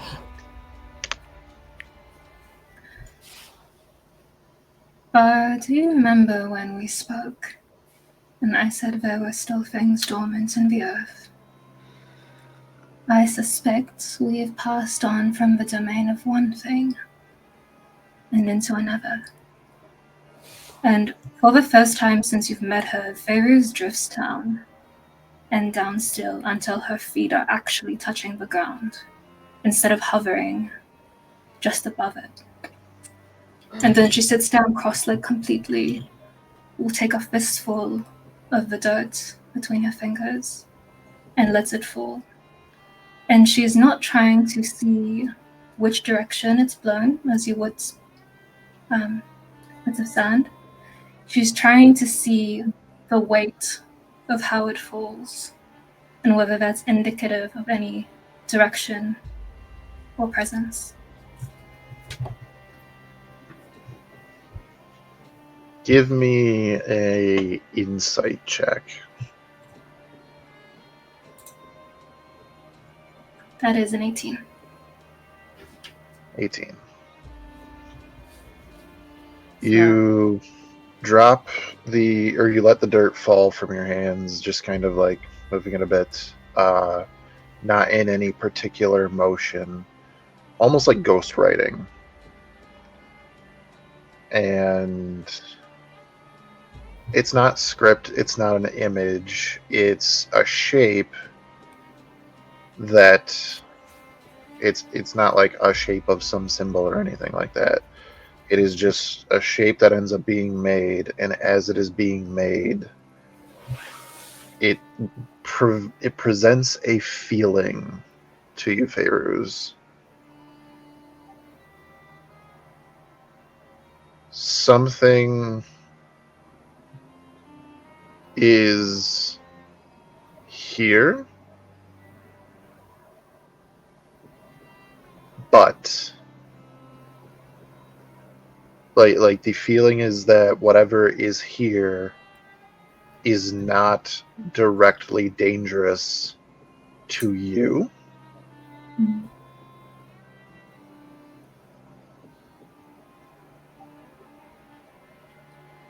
And then you get the feeling, or like the feeling that comes through is just this sense of perseverance that you almost hear a familiar voice say, "Stay the course." Hmm.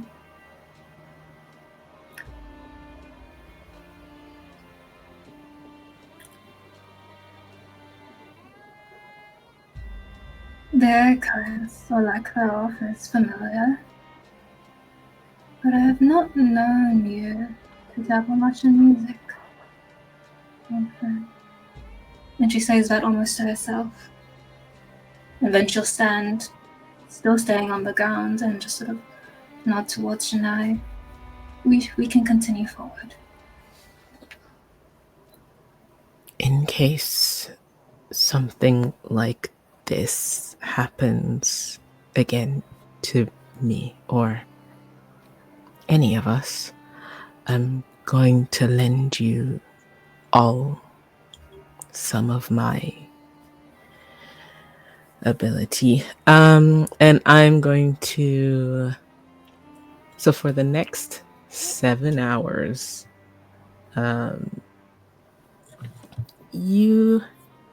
5 of us, just the 5 of us, can establish telepathic communication. It doesn't have to originate from me, and you can communicate to each other. Oh snap! You're gonna Group get call. God complex to Clucky. I like that. within 1 mile, so it extends as well. Clucky's gonna think himself a god. I'm excited. What do you mean going to? He's already thought himself a god. I think Cult of Clucky. as all of this is happening, Petrichor has been very quiet but very observant and walks over to where Barrow is and just gives a slight tug on the harness on his back, almost asking for help to get up. He just crouches and sort of like puts his hand, offers his hand to help and assist. And the reasoning for that is as we start wandering, as soon as we hit a place where it looks like there's some historical or just any contextual significance, Petrichor is going to start casting legend lore, which takes 10 minutes. Like it. Taking note of everybody getting ready to start traveling, Lucky's at this time is going to speak up. All right, I'm assuming we're near where we need to be at this point in time. The way Papa and I used to prepare is to go over our capabilities in this situation. I'm great at both long range and in close encounters, but I have limits. So, what do we expect to encounter in this adventure ahead of us? What do I need to prepare? I have javelins, throwing axes. What do I need to have at on hand at all times going forward?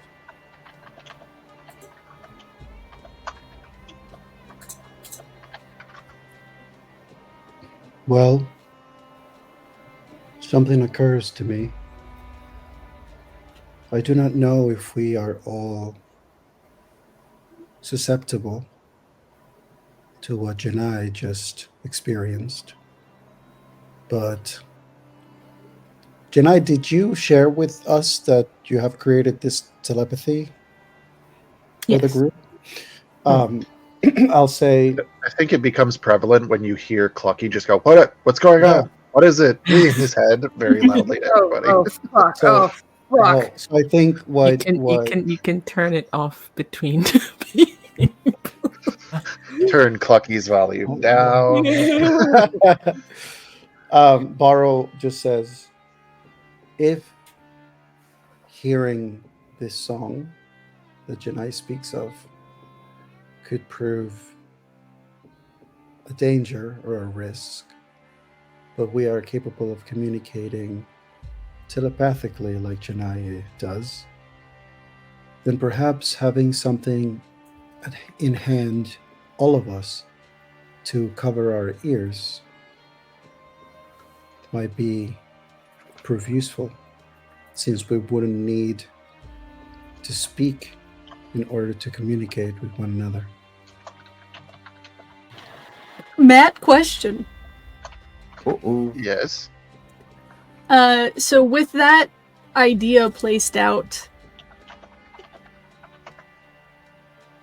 using my healer's kit and Tinker's tools, can I fashion earplugs for everyone? Out of Would a that healer's work? kit? You I can, don't like, know. I've roll got up a gauze.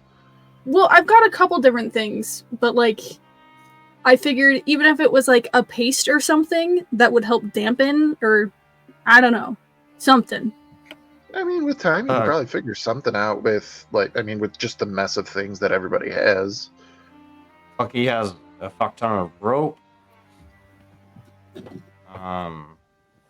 which can, if doused in water, can create a certain seal that could act as a earplug of sorts, but it could also increase your risk of ear infection.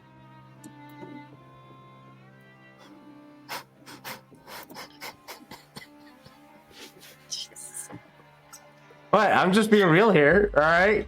I think Petrichor is just gonna like find little bits and components and stuff that everybody has to try to fashion earplugs for everyone. Surprisingly enough, Clucky also has clothes that he's never worn either. He can also shred the shit out of his clothes. Pretty sure we have like pieces of leather and cloth Yeah. and things. I'm sure we've got the stuff. We got enough materials to create some earplugs. I'm just like, the reason I got in the harness is so that Petrichor has the ability to concentrate on either working on something or doing spellcasting stuff so that they can be a little more helpful. Yeah, it's a good move. I would say if you bring up that intent to Clucky could also help with finding materials, natural materials that could act as a influence. Yep. Petrichor Insulation. would like throw out the idea like that they could tinker something together to help Just with have that. rocks in. What could go wrong? No. Rocks do not act as good insulation. Is there any dirt that we can make into clay or something like that? I'm going to suggest for the party's Do not progress. shove clay. For the party's progress, I think I'm going to When you're suggest desperate. since Petrichor has tools and is able to be on my back, so he doesn't have to like worry about where we're walking, that maybe it's just one of those things where Bara sort of like suggests stay alert. If you hear something that sounds like a song or something like that, communicate with the party, and Petrichor will try to help us with something as we go along. Clucky just throws the only set of clothes that he has left at Petrichor and tomorrow. Regardless of the how, you do have permission during this time that Petrichor may make some type of earbuds. Mhm. Meanwhile, Clucky will lead the charge with the torch in hand so he can see what the fuck he's going. And, Petrichor still casting Legend Lore? So, since we haven't started moving yet, Petrichor will mainly focus on the earbuds, but if we hit places where there's anything that hints towards a history of this place, or something that could give context to where we are, or something that I could use to grasp onto for that spell, then they will start casting it. But until that time, they'll be working on the earplugs. When So if that you're- initial thought of intent crosses your mind, you just hear Theru start laughing.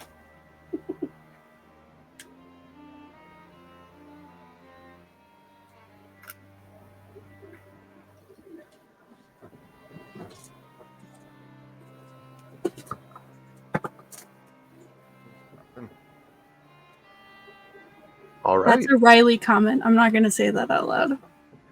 I mean, you can. This is a group call, and you share a brain.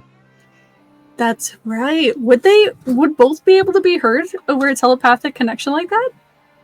I don't see why not. Riley speaks to Petrichor telepathically all the time when Petrichor's driving. one point That's of true, contact. that's true. I think just very quietly and like almost mumbled, which is weird, but in such a sassy voice, you hear Riley, not Petrichor, but Riley say, "Well, if you got information, maybe you should share it." To which you will hear projected into your mind a voice that is not Theru's with a similar snide comment that is. The child is nosy. What? Is it just in my head? That would be up to the one projecting. That was just in your head. I think there's a moment where, as Petrichor was working on starting to fashion something, they stop and just slowly turn to look at you with this look of uncertainty. And Petrichor seems to be a rather trusting individual, but there is a sliver of mistrust. Sir DM, You would catch the energy, 100%. I am on your back. how much do I sense the direction that this energy Petrichor is directing, and in which direction would I? The monkey on your back is looking at that person, which I know your eyes don't work monkey in on the your traditional sense, but you see more than most people who have perfect vision. So Damn right I do. Meanwhile, Clucky is ahead of you, slamming his great club into the wall, trying to see. Timbersons, bang! Perhaps Oh, telepathy no. was a mistake. It's like you probably hear in y'all's head Xanthi just being like, "Dear God, I'm so glad we're getting fucking earbuds with this." I say borrow just mental note of the seemingly quiet exchange, but he doesn't say or react or anything. He's just like, oh, okay.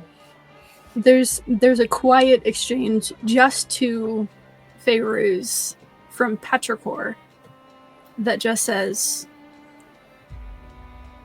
having someone in the background, I understand. But maybe they can be a little more helpful. We're trying to help you after all. Who do you think the mangoes came from?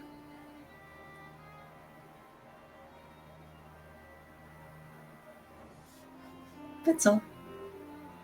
I'm just saying to keep it in mind. And we'll go back to working. You hear that? It's not often we get more than just us in our heads. They had a point, you know. It's so funny though. I must ask, are you continuing to cast Legend Lore? Once we hit a spot that it seems like it could be relevant, but until that time, crafting earbuds. Even better, I think Clucky would probably be at this time casting Clairvoyance. Interesting. What's the range on that?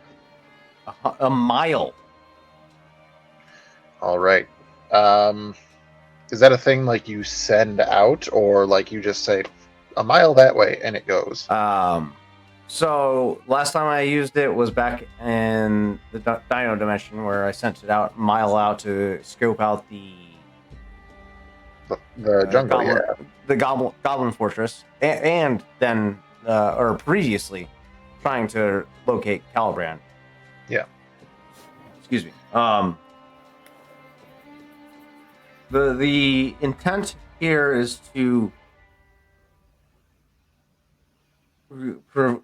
scope out a path that is safest for the party.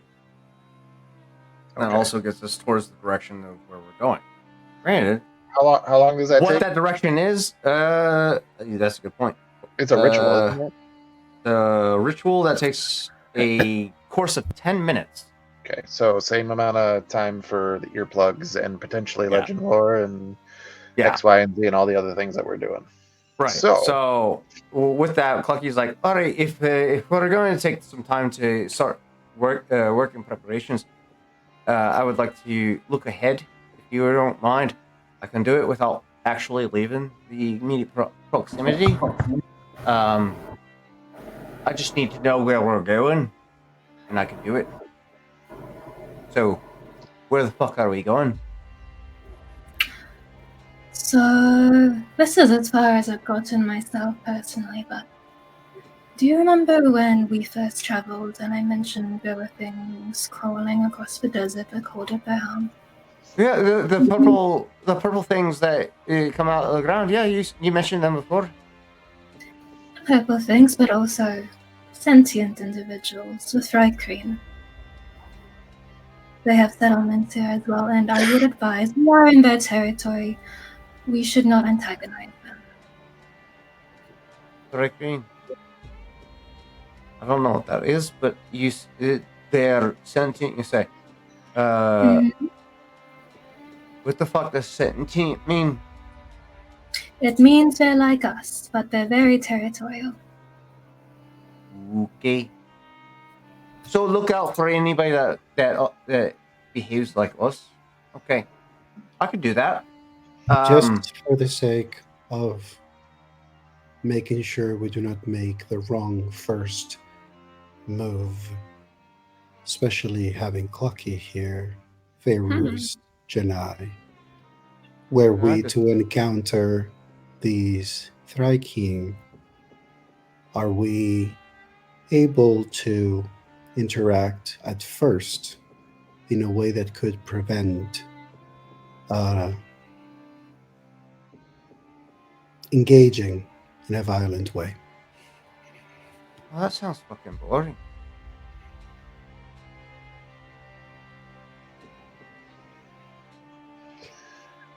We're not here seeking to fight, Clucky. but to fight if we have to.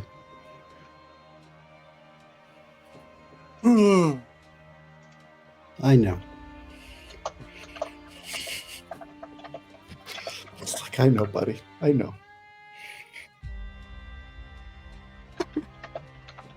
It's just like a very visceral reaction from Bucky. Like, have to not fight? Can we fight? That'd be cool.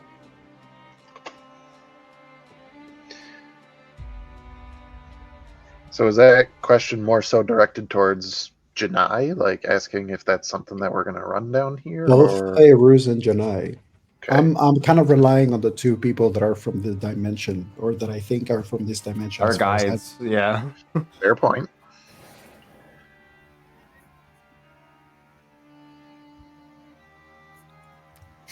The Thrycreen are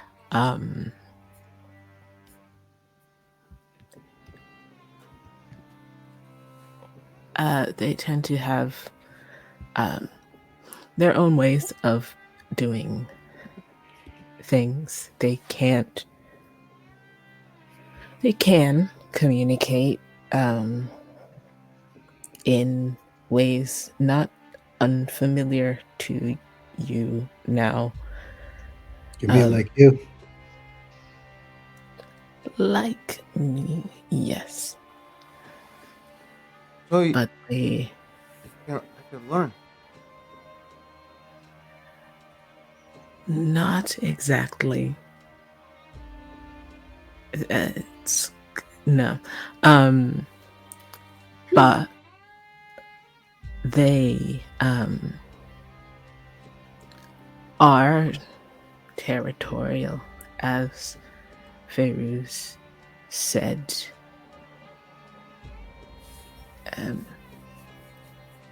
If this is their home, Are they It's able to see spirits? That's the biggest question.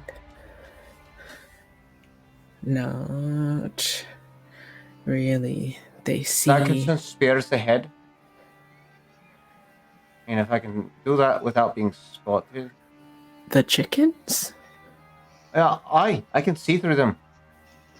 He flies a great distance. You sat with him last night. There's also Yes, Pete. Rumpelstein. Rumpelstein is a good he's slept with the blind one quite frequently. There's also Strawberry Tart, who sleeps with with the hatchling. For some reason, none of my family like to spend time with the curse one. I don't know why that is, but everyone else seems to be fine, except for the windy one. And he points to Fairuz. They don't seem to like that one either. Why is that? Yep.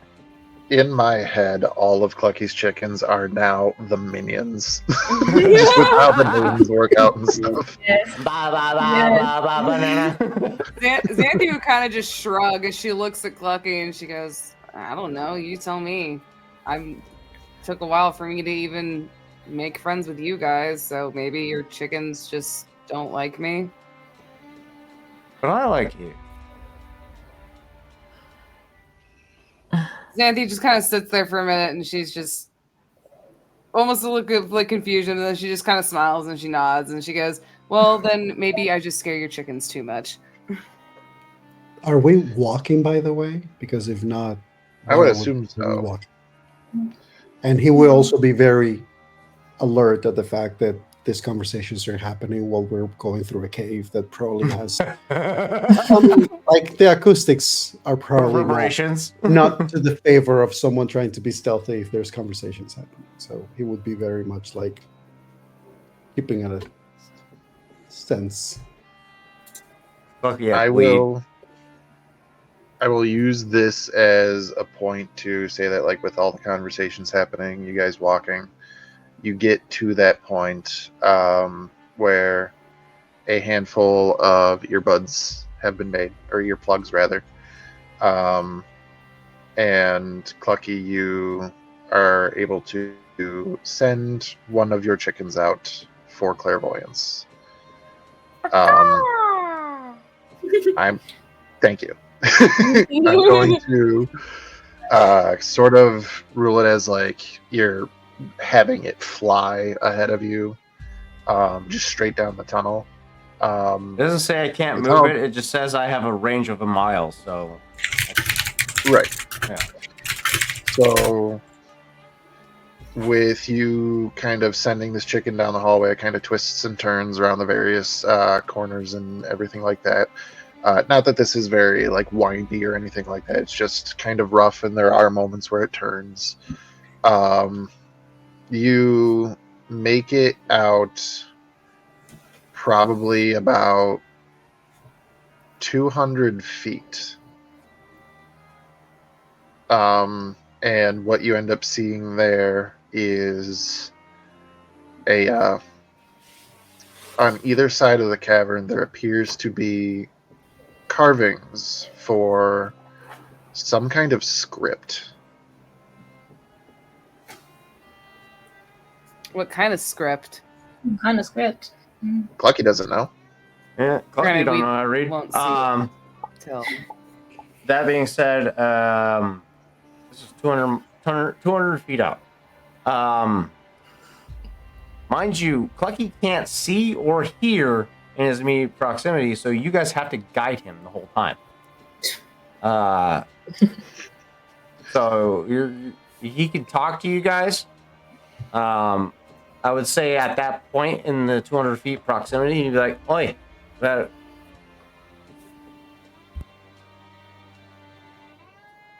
about 3 farms ahead, there's some stones carved. It's got pictures in it. I don't know what it means, but we keep moving forward and take the next right. It should take us right to the stones." Canon, Clucky is American. He will use any unit of measurement that is not the metric system. No, because my other friend who also is from England does the same thing. They'll be like, "Oh, it's 4 taxis long." I'm like, "Bro, what?" An American with a Scottish accent. I love it. They're imported. That's they were American in a past life. So you can keep walking, and as you still walk, Clucky, you can send your chicken further. This is he will continue to scout ahead with his chicken, but he's basically incapacitated for the moment for the next 10 minutes as he scouts ahead. So as he's doing it, he's giving you a play-by-play of what he's seeing ahead of what you guys are currently seeing. So somebody has to walk him by hand. So while that's happening, go ahead. We love flavor. For flavor, since Clucky is initially incapacitated, do you feel anything going on around you? You just can't hear or see. Is that Clucky right? can feel his immediate proximity. The only reason that you can tell he's incapacitated is that his eyes completely white over. There's no coloration to his eyes. It's just completely white, and it creates a small proximity of light to his central position. So he's radiating some light while he's in this state. Cool. So what Clucky would just realize we're walking is that there seems to be like light puffs of breeze and almost a hand on his shoulder guiding him one way and then puff of breeze then another way. And it's just Feyru's casting Mage Hand to make sure you're on the right path. Adorable. Love it. So, by the way, which chicken were we sending to scout? Continuing to send it ahead. Once I know that the immediate Is it strawberry tart? Is it Pete? Strawberry tart. Strawberry tart. Yeah. So rose-colored feathers with the beak furlage or whatever it's called, comb beak comb and the mohawk. But yeah, pink-colored feathers. Flying Pink ahead. Chicken Club. Anyway, so you send Strawberry Tart further into the tunnel, and as Taylor, get it together. As he kind of continues forward, probably another like 100 or so feet on the edge of his perception, you see the silhouettes of two shapes, medium size, standing upright. I just short of 5 farms. There's people. 5 2-legged individuals. There's people? I think I don't. You all look the same to me. To be fair, but Do they look threatening? Wait, Clucky, can you hear us while looking through the chicken? I don't think you can. no. Oh. No. Oh no, Belay that. So you can't answer questions. God Nope. damn. Clucky I will, just, by explaining this. Just I will provide an answer, even though the question didn't make it to Clucky, just because it's something Clucky definitely would take in as an observation. Whatever these forms are, they are holding halberds. 2 What? each. They What got- are those? they got weapons. They stand on 2 legs, and they appear cute, same stature as you.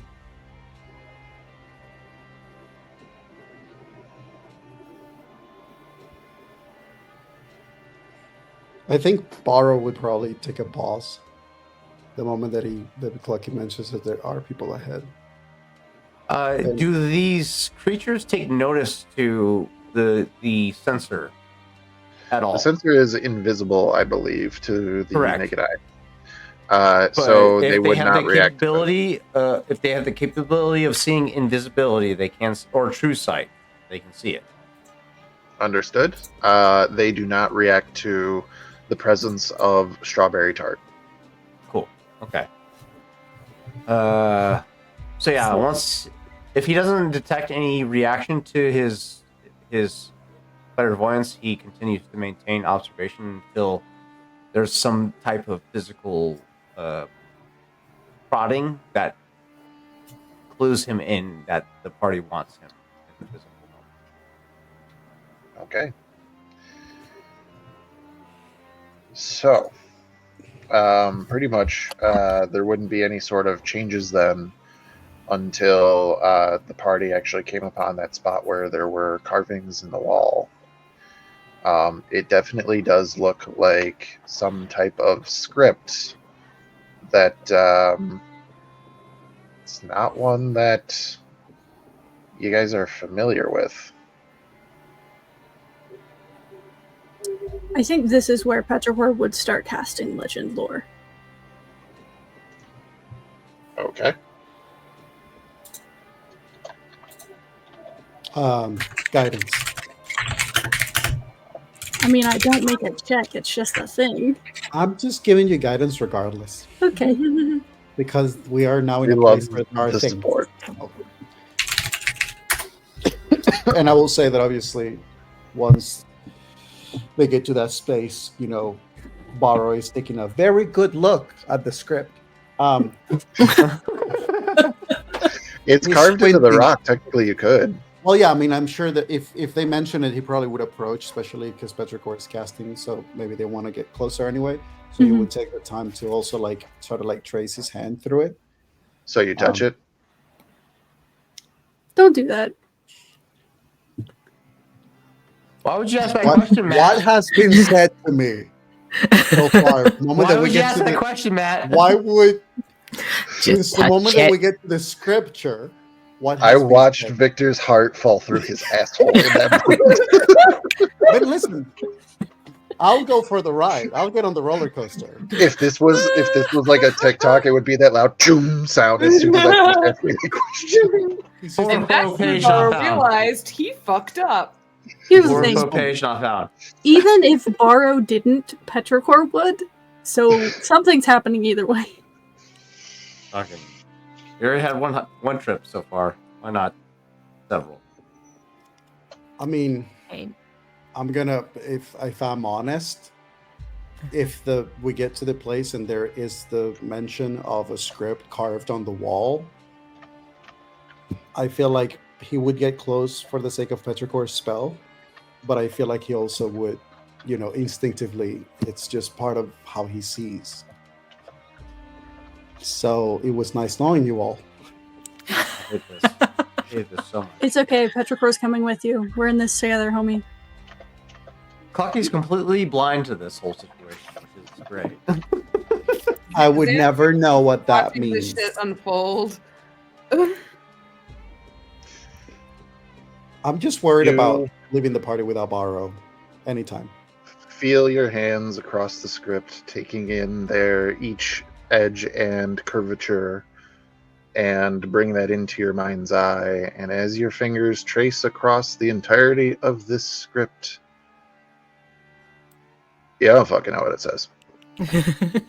You motherfucker. Why would you do that? Why?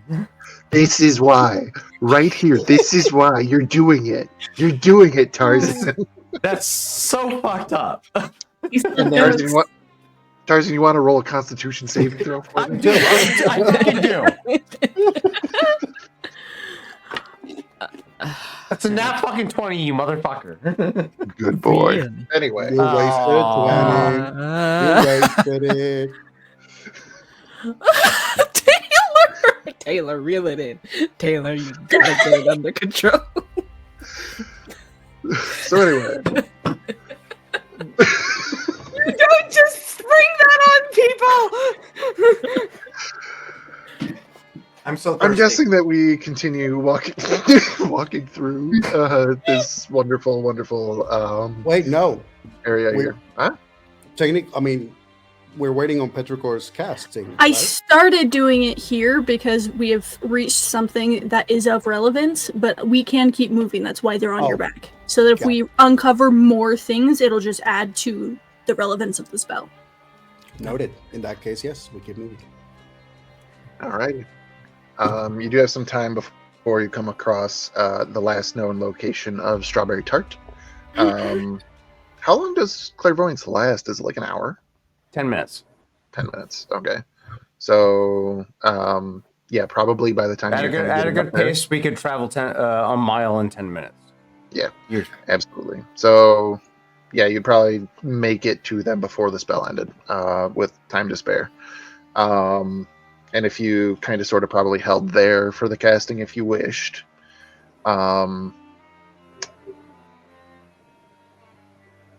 Petrichor. I will have to specify. I can choose. I have to specify between seeing and hearing. Okay. Granted, So- Bucky's probably going to rely more on seeing than hearing. Well, now you're caught up to it, so I don't know if you wanted to dispel it. So, At this point, yeah. Yeah. As Petrichor. well. Think. Well, this might affect what I'm about to say. Go ahead. Oh, okay. I was gonna say, as we're walking before we reach Strawberry Tart, Janai is going to hear in his head Fairy saying, "What's with that face? You made a face when we passed the stone. Our hive Why'd you is make a face?" strength. Our strength is our hive. What? What? What? What? What? What? Our strength is our hive? It's not supposed to say that. Double what? What? What the fuck? At that point, Petrichor, Jesus. would you? So I have a very interesting question about your legend lore because it doesn't tell you like all of the things I believe right away. If you can actually, do you got it up? Can you dictate the spell for me? I can read it for you because I got it pulled up. Yes, please. Name or describe a person, place, or object. The spell brings to your mind a brief summary of the significant lore about the thing you named. The lore might consist of current tales, forgotten stories, or even secret lore that has never been widely known. If the thing you named isn't of legendary importance, you gain no information. The more information you already have about the thing, the more precise and detailed information you receive. The information you learn is accurate, but might be coached in figurative language. For example, if you have a mysterious magic axe on hand, the spell might yield this information, yada yada. So it could be very It's sentient. riddlish, Withhold information. Yeah. but it has to be accurate information. So what are you naming? What exactly are you trying to From everything we've already been described of this temple by Feyruz previously when we were chatting about it, all of the information we already have, plus the things that Petrichor is seeing and feeling, kind of is tapping into some of the divine to get inspiration from the Raven Queen, if that's helpful at all. Is just using all of the collective knowledge that we have of the place, this temple, for the spell. So this place in particular. Yes. Okay.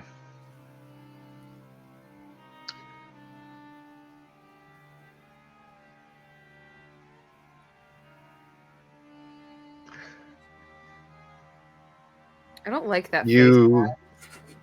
Well, no, because it just clicked to me how I'm going to present this information to Petrichor specifically. Mm-hmm. You watch as this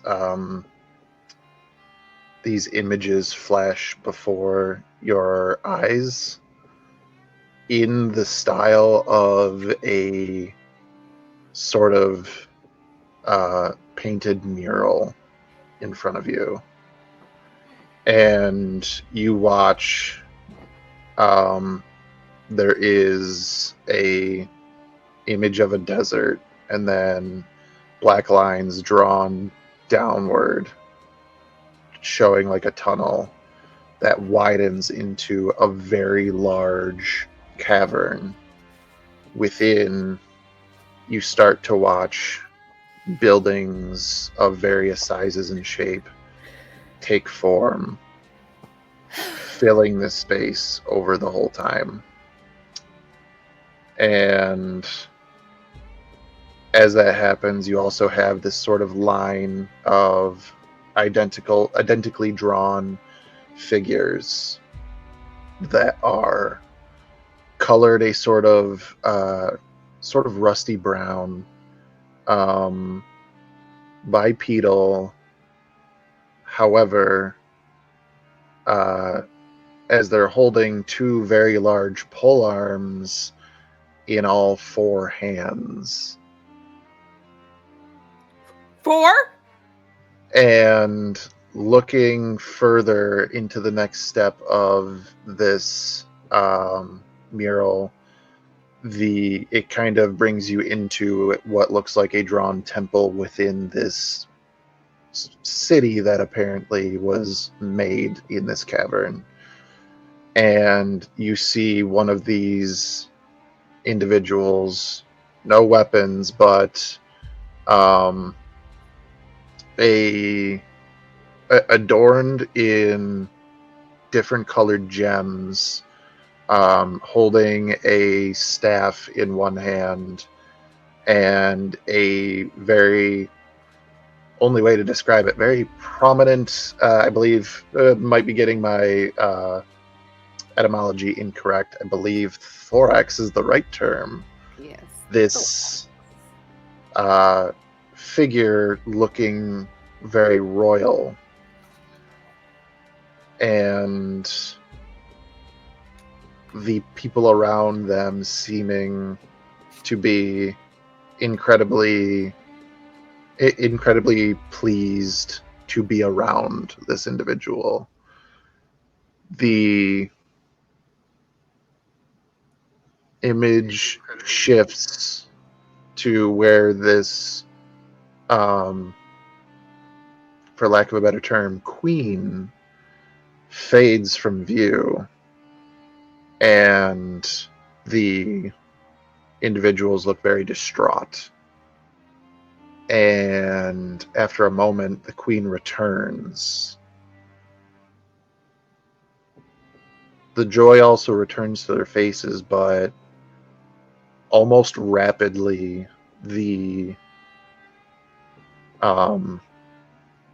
with the joy on their faces, almost rapidly the scene shifts, showing these massive amounts of these four-armed creatures carrying things back from tunnels into the main cavern where there's the city, and they're holding ores or gemstones or potentially what you can recognize as some type of animal carcasses or whatever the case may be. All kinds of things. Some of them look like objects that would be very like things that that Petrichor would even recognize from like their version of Aetheria. Just like normal everyday items that are all being brought to this city now. And you watch as sort of the city begins to amass with this conglomeration of wealth.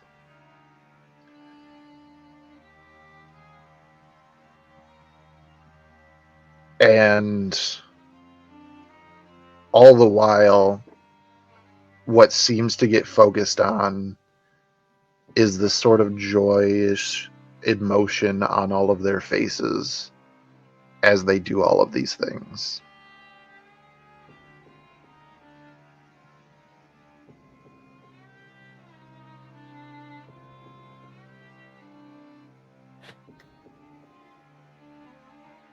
Is there a specific kind of energy that they seem to be giving off? Give me an insight check. Just so you know, you have guidance. Ha ha ha. You do have guidance. Roll a d4. I do have guidance. See? Thank you, Papa Barrow. Thank you, Papa. If Papa says hydrate, you hydrate.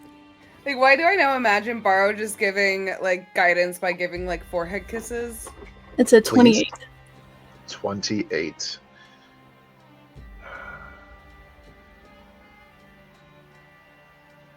That's very insightful. 28. Feels all the vibes. Using Papa Barrow and the Raven Queen for guidance here.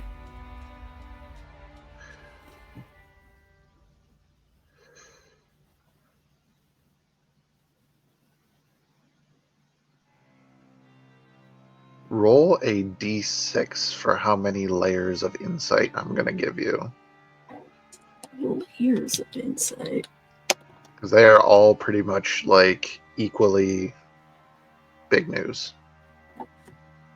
That's a 6.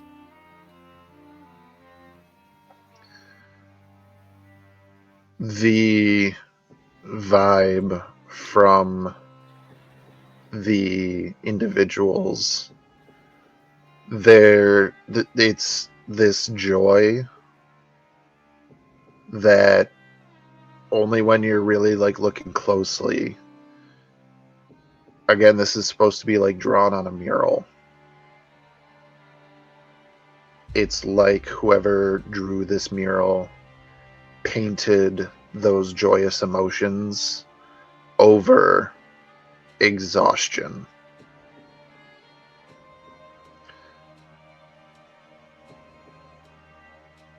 The feeling that you get from the queen,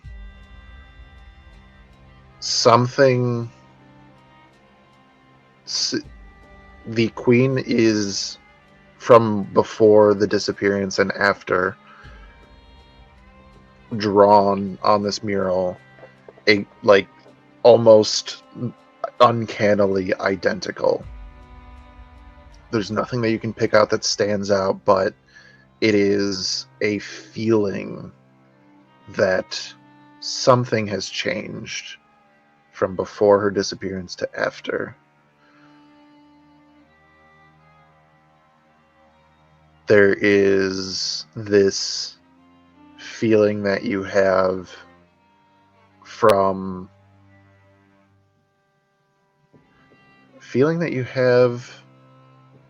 of a familiarity with these creatures that's coming from, like, it feels like it's close to you. And that feeling seems more so like akin to the genuine joy from the beginning of the mural. That is 3 pieces, I think, that I've done so far.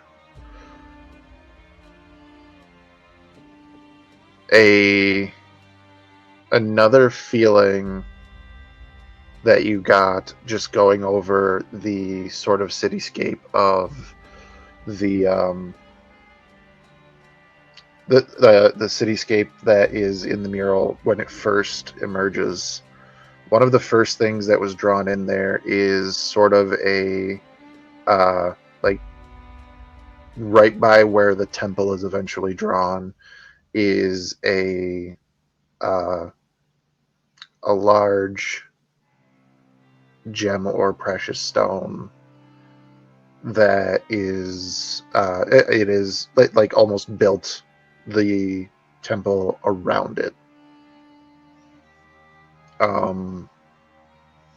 It's something that would have gone overlooked normally, but with how insightful you are, you just feel like there's something about whatever that in particular thing is. You then have the insightful feeling that this entire mural was drawn over a completely different story. And that story, the mural painted on the stone wall that you are looking at, is somewhere beneath those layers of earth, but you cannot see it with legend lore. And the last piece of insightful knowledge that you gain in this moment, the style of this mural is that of the mural that showed Clucky in Oasia. Okay. Somebody else please talk for a bit. I just fucking poor dumped for like an hour and a half. I think as Petrichor had started seeing this, Petrichor is aware that their eyes glow that pale blue color whenever they're in one of these, and not wanting to look outwardly disturbing or whatever if we happen to run into the beings that Clucky saw before they were done seeing what they were going to see, has their eyes closed and is just kind of head tucked into the back of Barrow as they're experiencing all of this. And Barrow can feel the journey that Petrichor goes on as what first seems like they're just experiencing into this level of scrutiny and peeling back layers and mystery and uncertainty. And when they come back to, first we'll shoot to Feyruz. That orb thing that you said you're looking for, I don't know if it's the same, but we'll find it closer to the middle of all of this. Everything seems to be piled there. And then more widely broadcast, but not vocally. Everything here seems wrong, like something's been overwritten. Whatever these guys' history used to be, it changed. Whoever their figurehead is, it's the same person, but things are different. Something's not right here. Things are being written over top of. Facades are being placed. Laura would like to roll an insight on Janai while this is being said. What did I do? Borrow once upon a time using Guidance. his senses sensed Janai's form back in the day. And I would also like mental note. I would also like to clarify that Plucky can hear the party. He has to select between seeing or hear when he's. So that because you were You like dispelled. caught up to Strawberry Tart, that you dispelled it. So No, I'm saying previously to this. The clairvoyance specifies you can only hear or see through the clairvoyance. So between all that, so Clucky could have heard all the questions between such and whatnot. Oh, it's not like when you're looking for a familiar or beast. It's not like that. Familiar beasts question. What familiar are we looking for? No. Don't worry about it. familiar. Is the guidance a D4? Yes. wow, has it been that long? Nice. Sorry. It has. That's this going to be fucking campaign. That's going to be a 23. 23. You're disgusting. So I will ask Ren, would you like to answer this based off of vibes, or would you like to attempt to counter roll with something else? So the thing is, not even with a nat 20 could I beat a 23. True. It's just, it is what it is. So I think Janai is shifting in a way that tells you that they are trying not to look uncomfortable, but it's not just a discomfort in the situation, but it's something internally that they're uncomfortable with. Janaya is having a moment and has not said anything to anyone except Feyruz in a long time.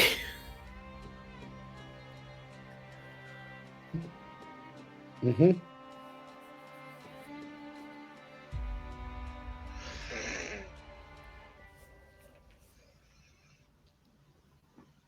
You know, Victor, you made Borrow as the knower of things, so this is what you get. get. I'm blind and I know things. I think Borrow is going to. We're currently able to speak telepathically. Can we selectively speak to a person? I think Borrow is going to telepathically connect with Janai and is going to say, if there is something that we should know, Janai, it would be wise for us to know it now. I would not like to continue this path, not fully aware of the dangers that it could put my friends in.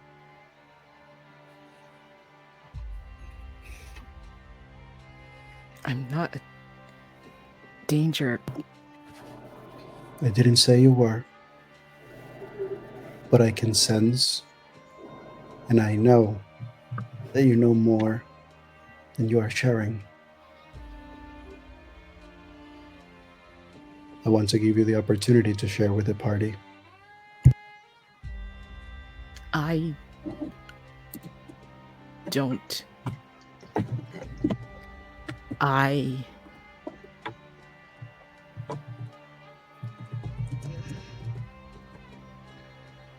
I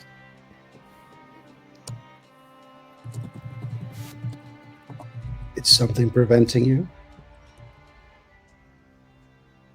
Someone? I'm preventing them.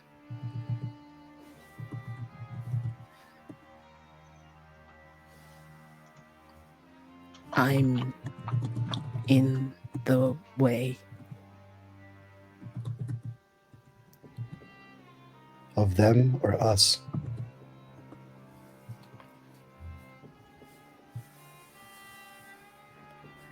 Can they go to the bathroom without washing their hands?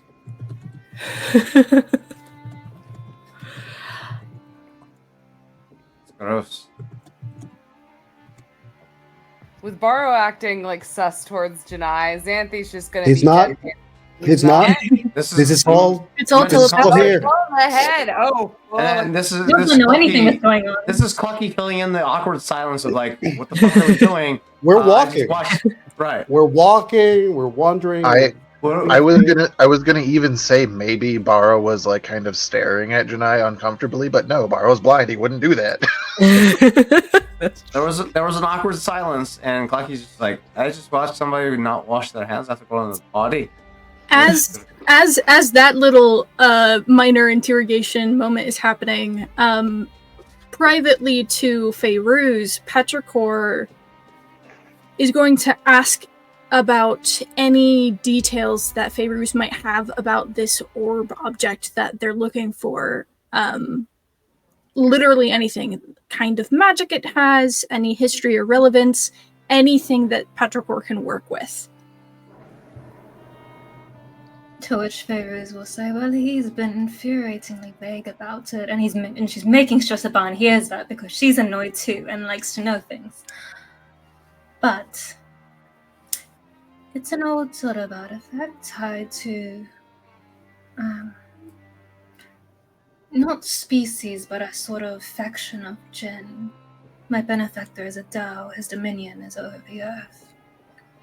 So it's linked very closely to his own capabilities, but the full extent of its importance, he's been very tight-lipped about, but because I said I would, I shall continue my vainest efforts to find it. Well, in case he would like to make it easier for me, I do have some capabilities that make, within a certain distance, it really quite very easy for me to find things. So if he happened to be forthcoming with any additional information, if we get close, I can find it like nothing.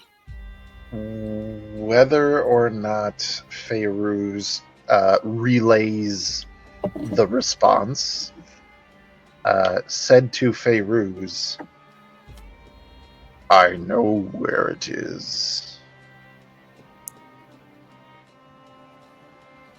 You're on the right path. Bitch.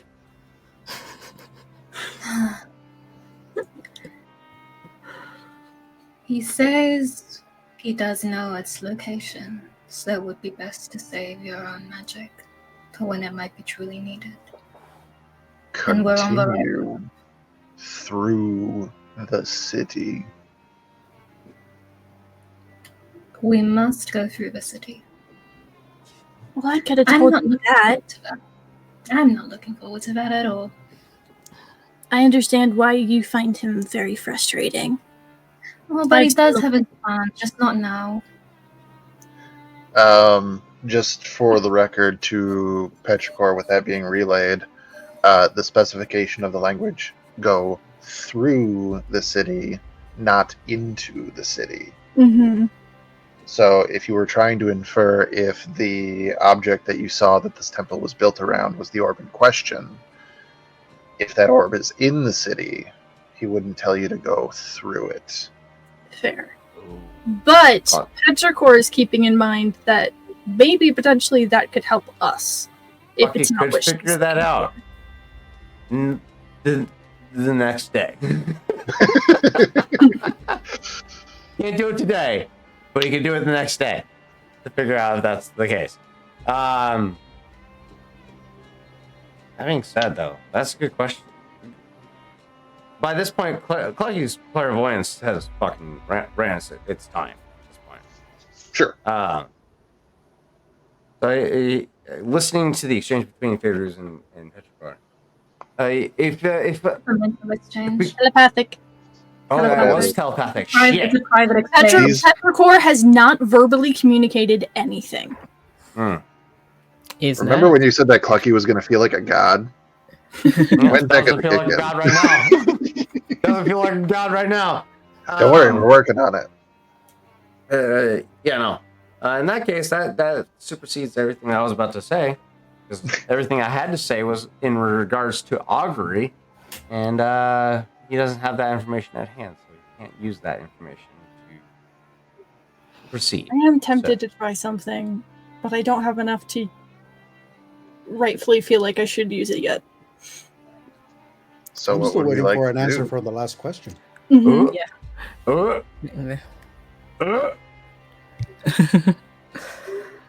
Which last question?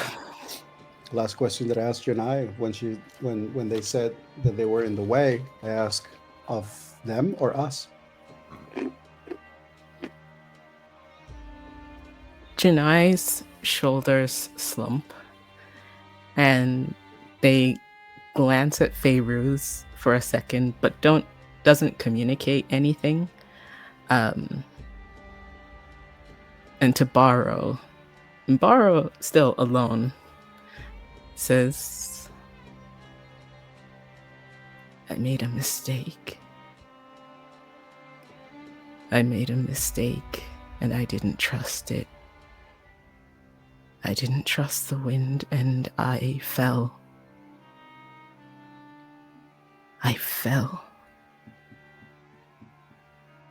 And I didn't want to die.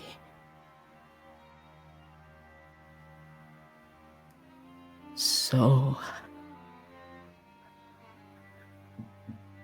the first creature that came across me, I don't know how, but I took. And now we're in their home, and they aren't quiet anymore. So I'm not a danger, Borrow, but I don't know if he is. We don't talk like Riley and Petrichor.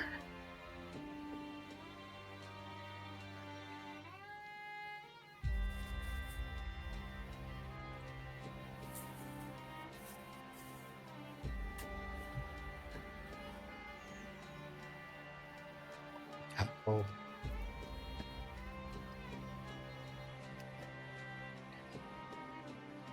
How can we help you, Janai?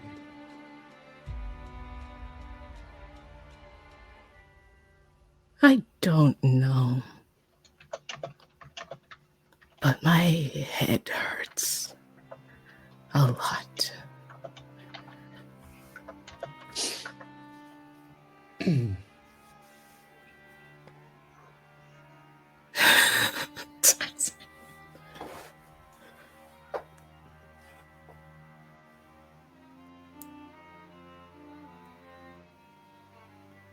I still don't want to die.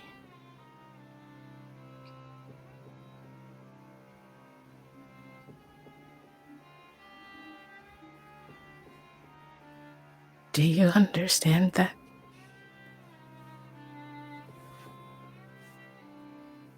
After a moment of silence,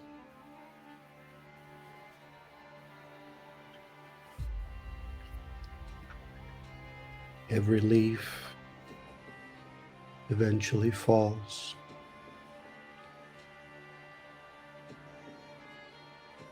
Until not even a breeze can lift them back from the ground.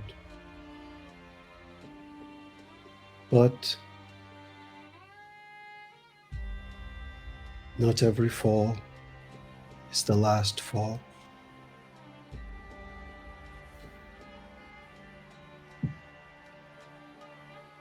Do you think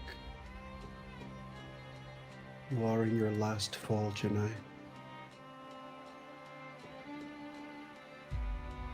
No.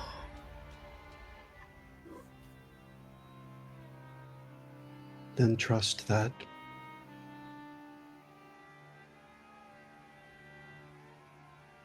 The wind will pick you up again.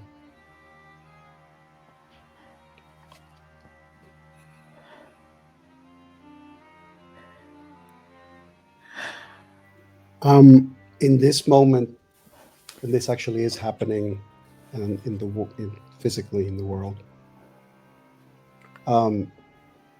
Baru actually moves toward Janai. He places a hand on Janai's head. You all see it kind of sink slightly past where Janai's skin would be. He sort of like tries to. He probably wouldn't even like touch you per se, because he wouldn't be able to see really like where your face head is. So it would be more of like attempting to just like gently kind of go where he kind of senses it is, and then it's kind of like, I should have made contact by now. And when it senses that it doesn't, he has a moment of like kind of like pulls back a little.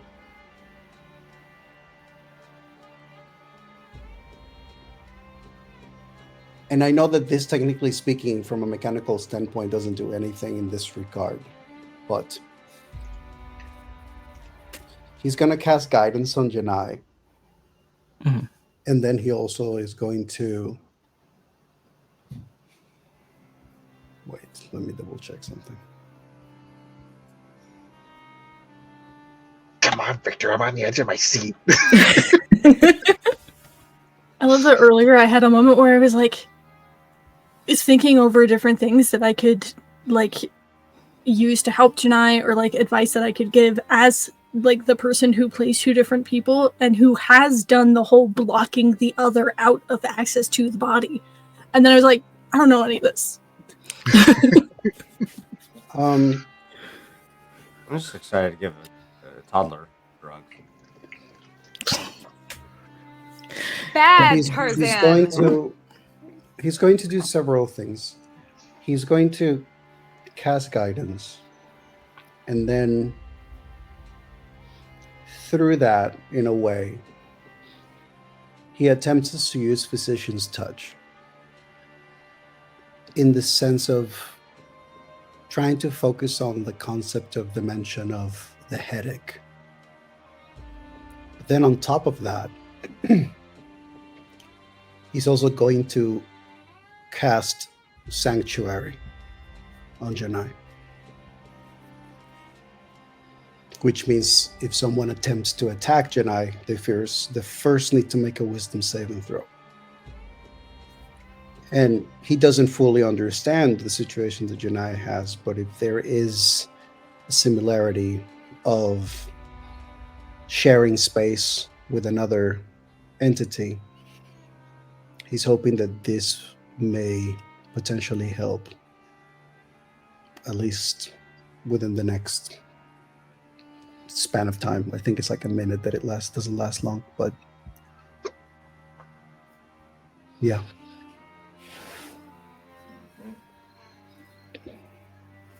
What does Physician's Touch do again? You're It muted. removes a condition. Oh, a Still condition. muted, buddy.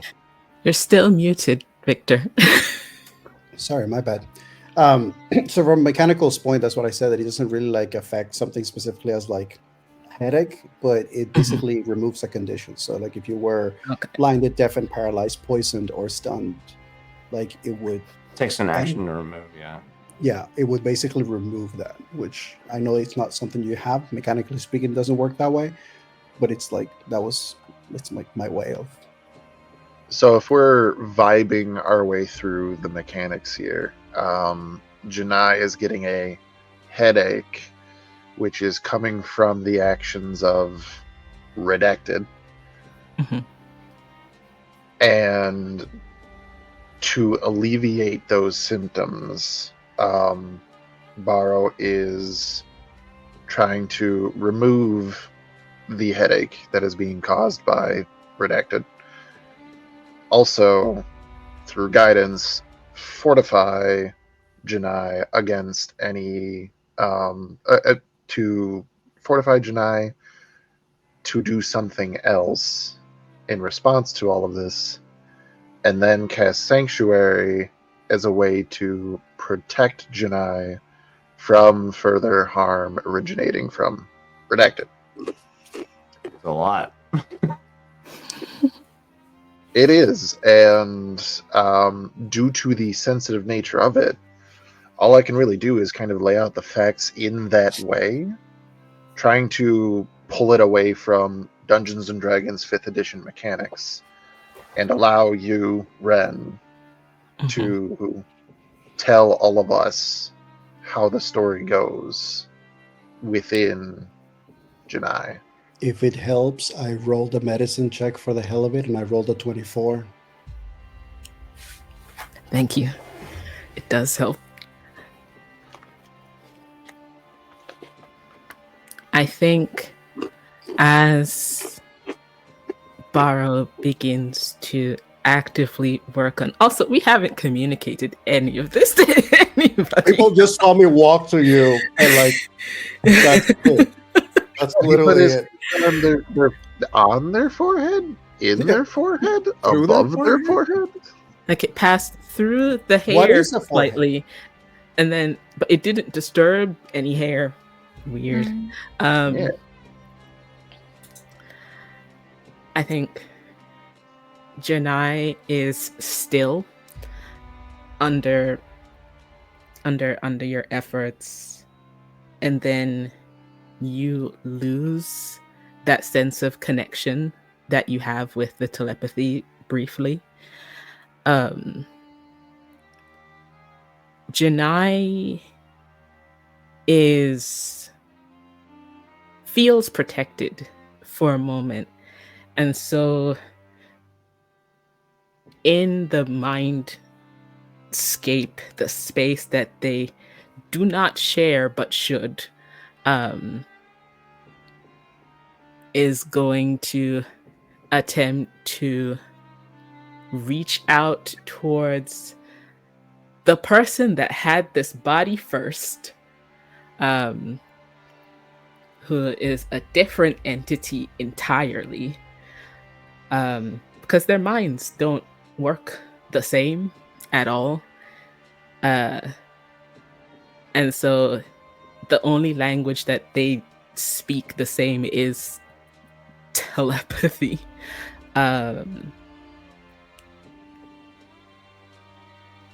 I think the only way this can resolve is Janai remains in front, but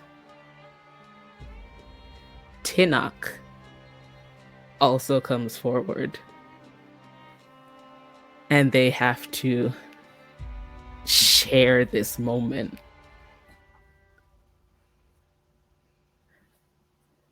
Who? The person who this body Oh, belongs indeed. to. I use the term person loosely. Body partner. Body partner. Roommate? Reluctant roommates. Smash. First off. Nah. I mean, same for Petrichor and Riley. Reluctant roommates. All right, listen. Calm yourself. All right. And I think, Barrow, you get connected to again, but by a different person. Oh boy. Well, it's nice of you to finally do something. Oh, it's been so infuriating. You're an interesting little meat sack. Okay, HK47. Jesus Christ. Meat sack. Oh my god. Who made you be?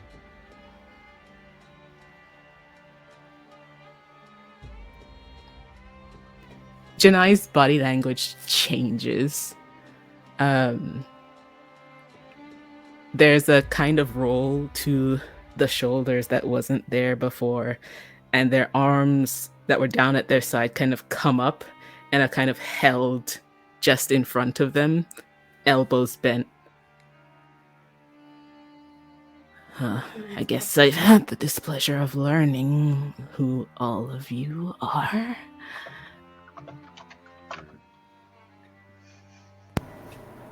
Tinnock. Tinnock. You're saying it wrong, but okay.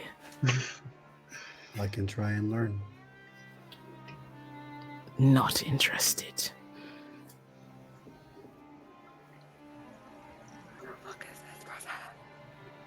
So Tinnock, They're just looking down at themselves. What?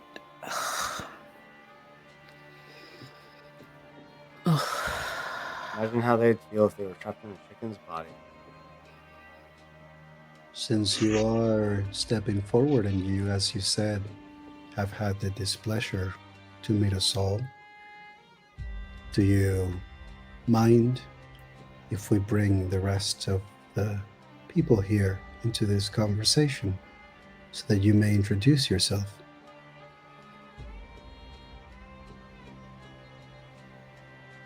Looks around at the rest of the group. Do I mind if... Oh my god. Oh my god. Do what you will. Thank you. And then Bara is going to open the telepathy to everyone as he just sort of tilts his head in the real world to everyone as you hear him in your heads, and he goes, everyone, this, and he gestures towards Janai. Clucky. Hush.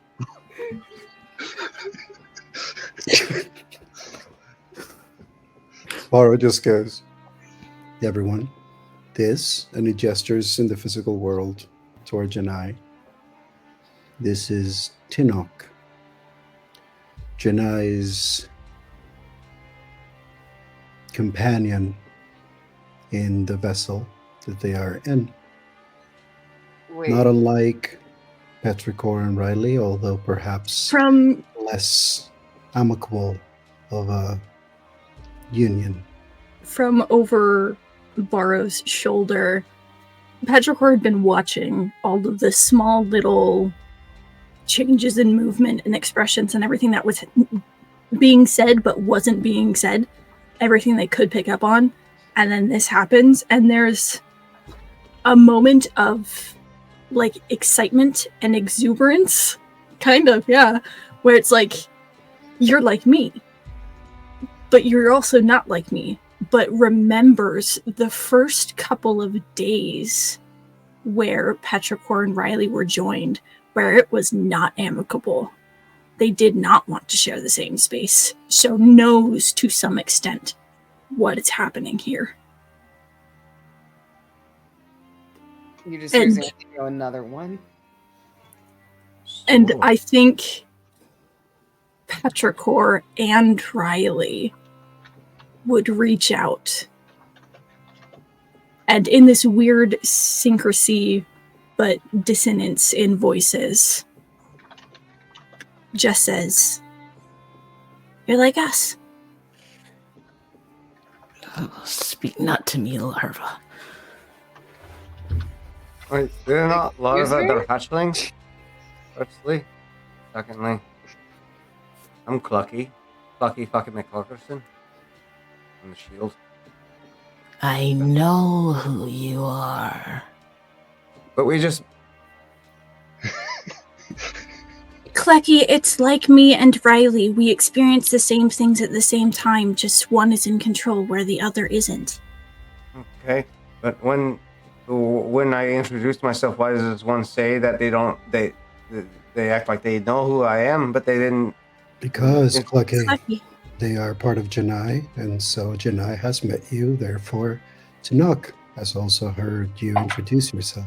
They experience the same things, whether you see it or not. It's the same thing as me. We just seem more Cannot. amiable.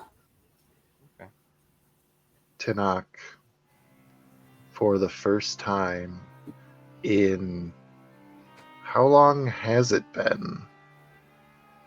You feel the sense of someone else with telepathy. Two of them.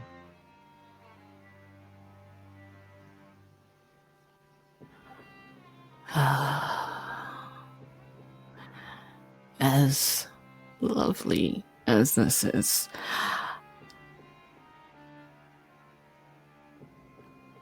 more of my brood approach.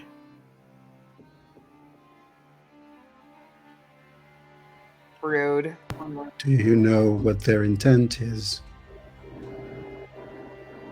I could find out. Do you have much care for them at all?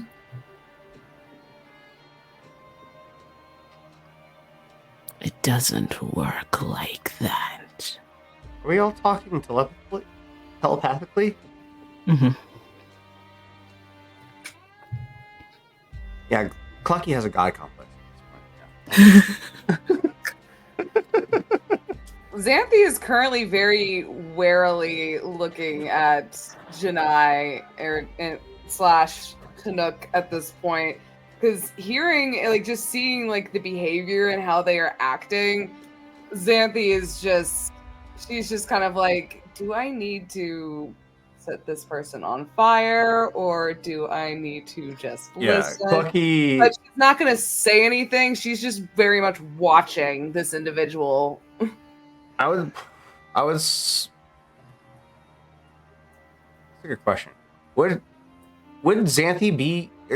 Granted, Xanthi and Clucky have usually been pretty into. Given this situation right here, Clucky would have been in high alert and like, especially mentioning brood approaches. Would have taken an elevated position. Would you have also reacted in the same? What Limelight. kind of elevated position in a hold on 10 just foot a minute. high My hallway? internet's Right. A hallway? Is there like a broken shelf of some sort in sense of like broken rock or something like that? This Clucky would have is looked for that. the last about bit that. of the roughly hewn tunnel that will soon turn into a carved entranceway. Okay, so if it's probably over 100 feet away from where you are. Okay, so if it's in that, if it's in the standpoint of that, this is like a carved tunnel, then yeah, Clucky doesn't have much room to work with aside from just moving ahead of the rest of the group and just establishing a defensive barrier. Barrow would take the moment to do his usual tap, just to see if this brood approaching are already within like certain distance.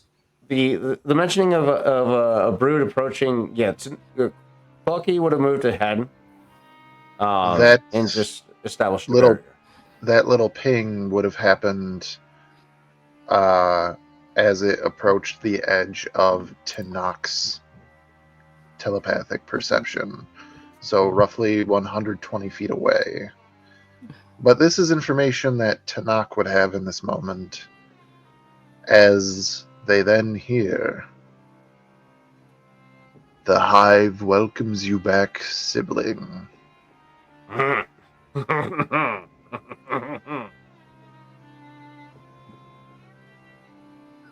It's good to be home. Do we here? Much like Feyruz was doing with Petrichor, if Tanakh would relay it, that is their choice. Oh God. But if not, this would be only to Tanakh as the reply. Approach and display your tithe for the monarch. Guys, I And think we just something pings for you. Your leader was always referred to as the Queen.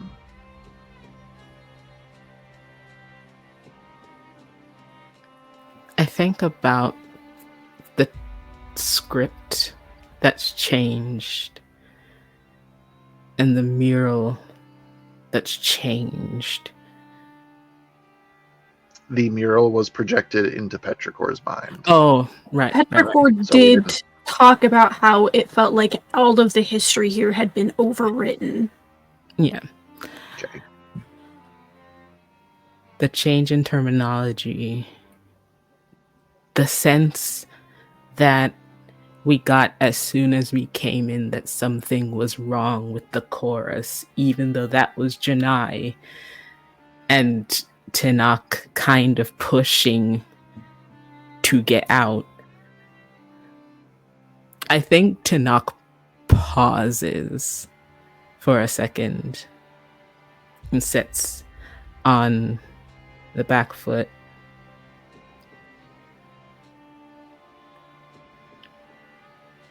The monarch.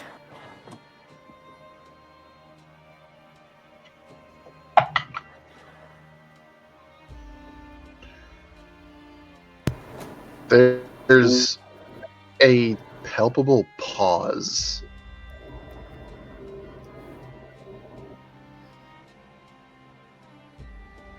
And the word that you receive back in a similar hiss to what you have produced speaking to the rest of the party. Interloper. And that is where we will end tonight's stream. Oh God. Thank you everyone for tuning in this evening to Be Dice Adventures, presenting once again the Dimensional Dial of Dr. Diago. Absolutely nothing revealing happened tonight. You said it wrong. Thank you again, everybody who showed up. Thank you for all of the follows. Thank you for the raids and everything like that. Because I have this up, I'm actually going to raid us out to somebody because that's a fun thing to do for people. So thank you again to whoever was here. Thank you to all of my players, and let's figure out when we're going to do this again. Matt. Yes. It breaks my heart that we have to wait a whole month. Oh my God. Oh, I know. We will figure out who it's going to be. So no worries. We're gonna get right there. So I'm gonna click the start raid button. We're gonna go raid the channel Dork Tales. That's one of my Castleton alumni people. So if you're still here, go give them some love as well. And yeah, we'll catch you all on the flip side. Good night, guys. Good night. Love you, 2B Dicers. Guys, we're screwed. Bro. We Bro. are so screwed.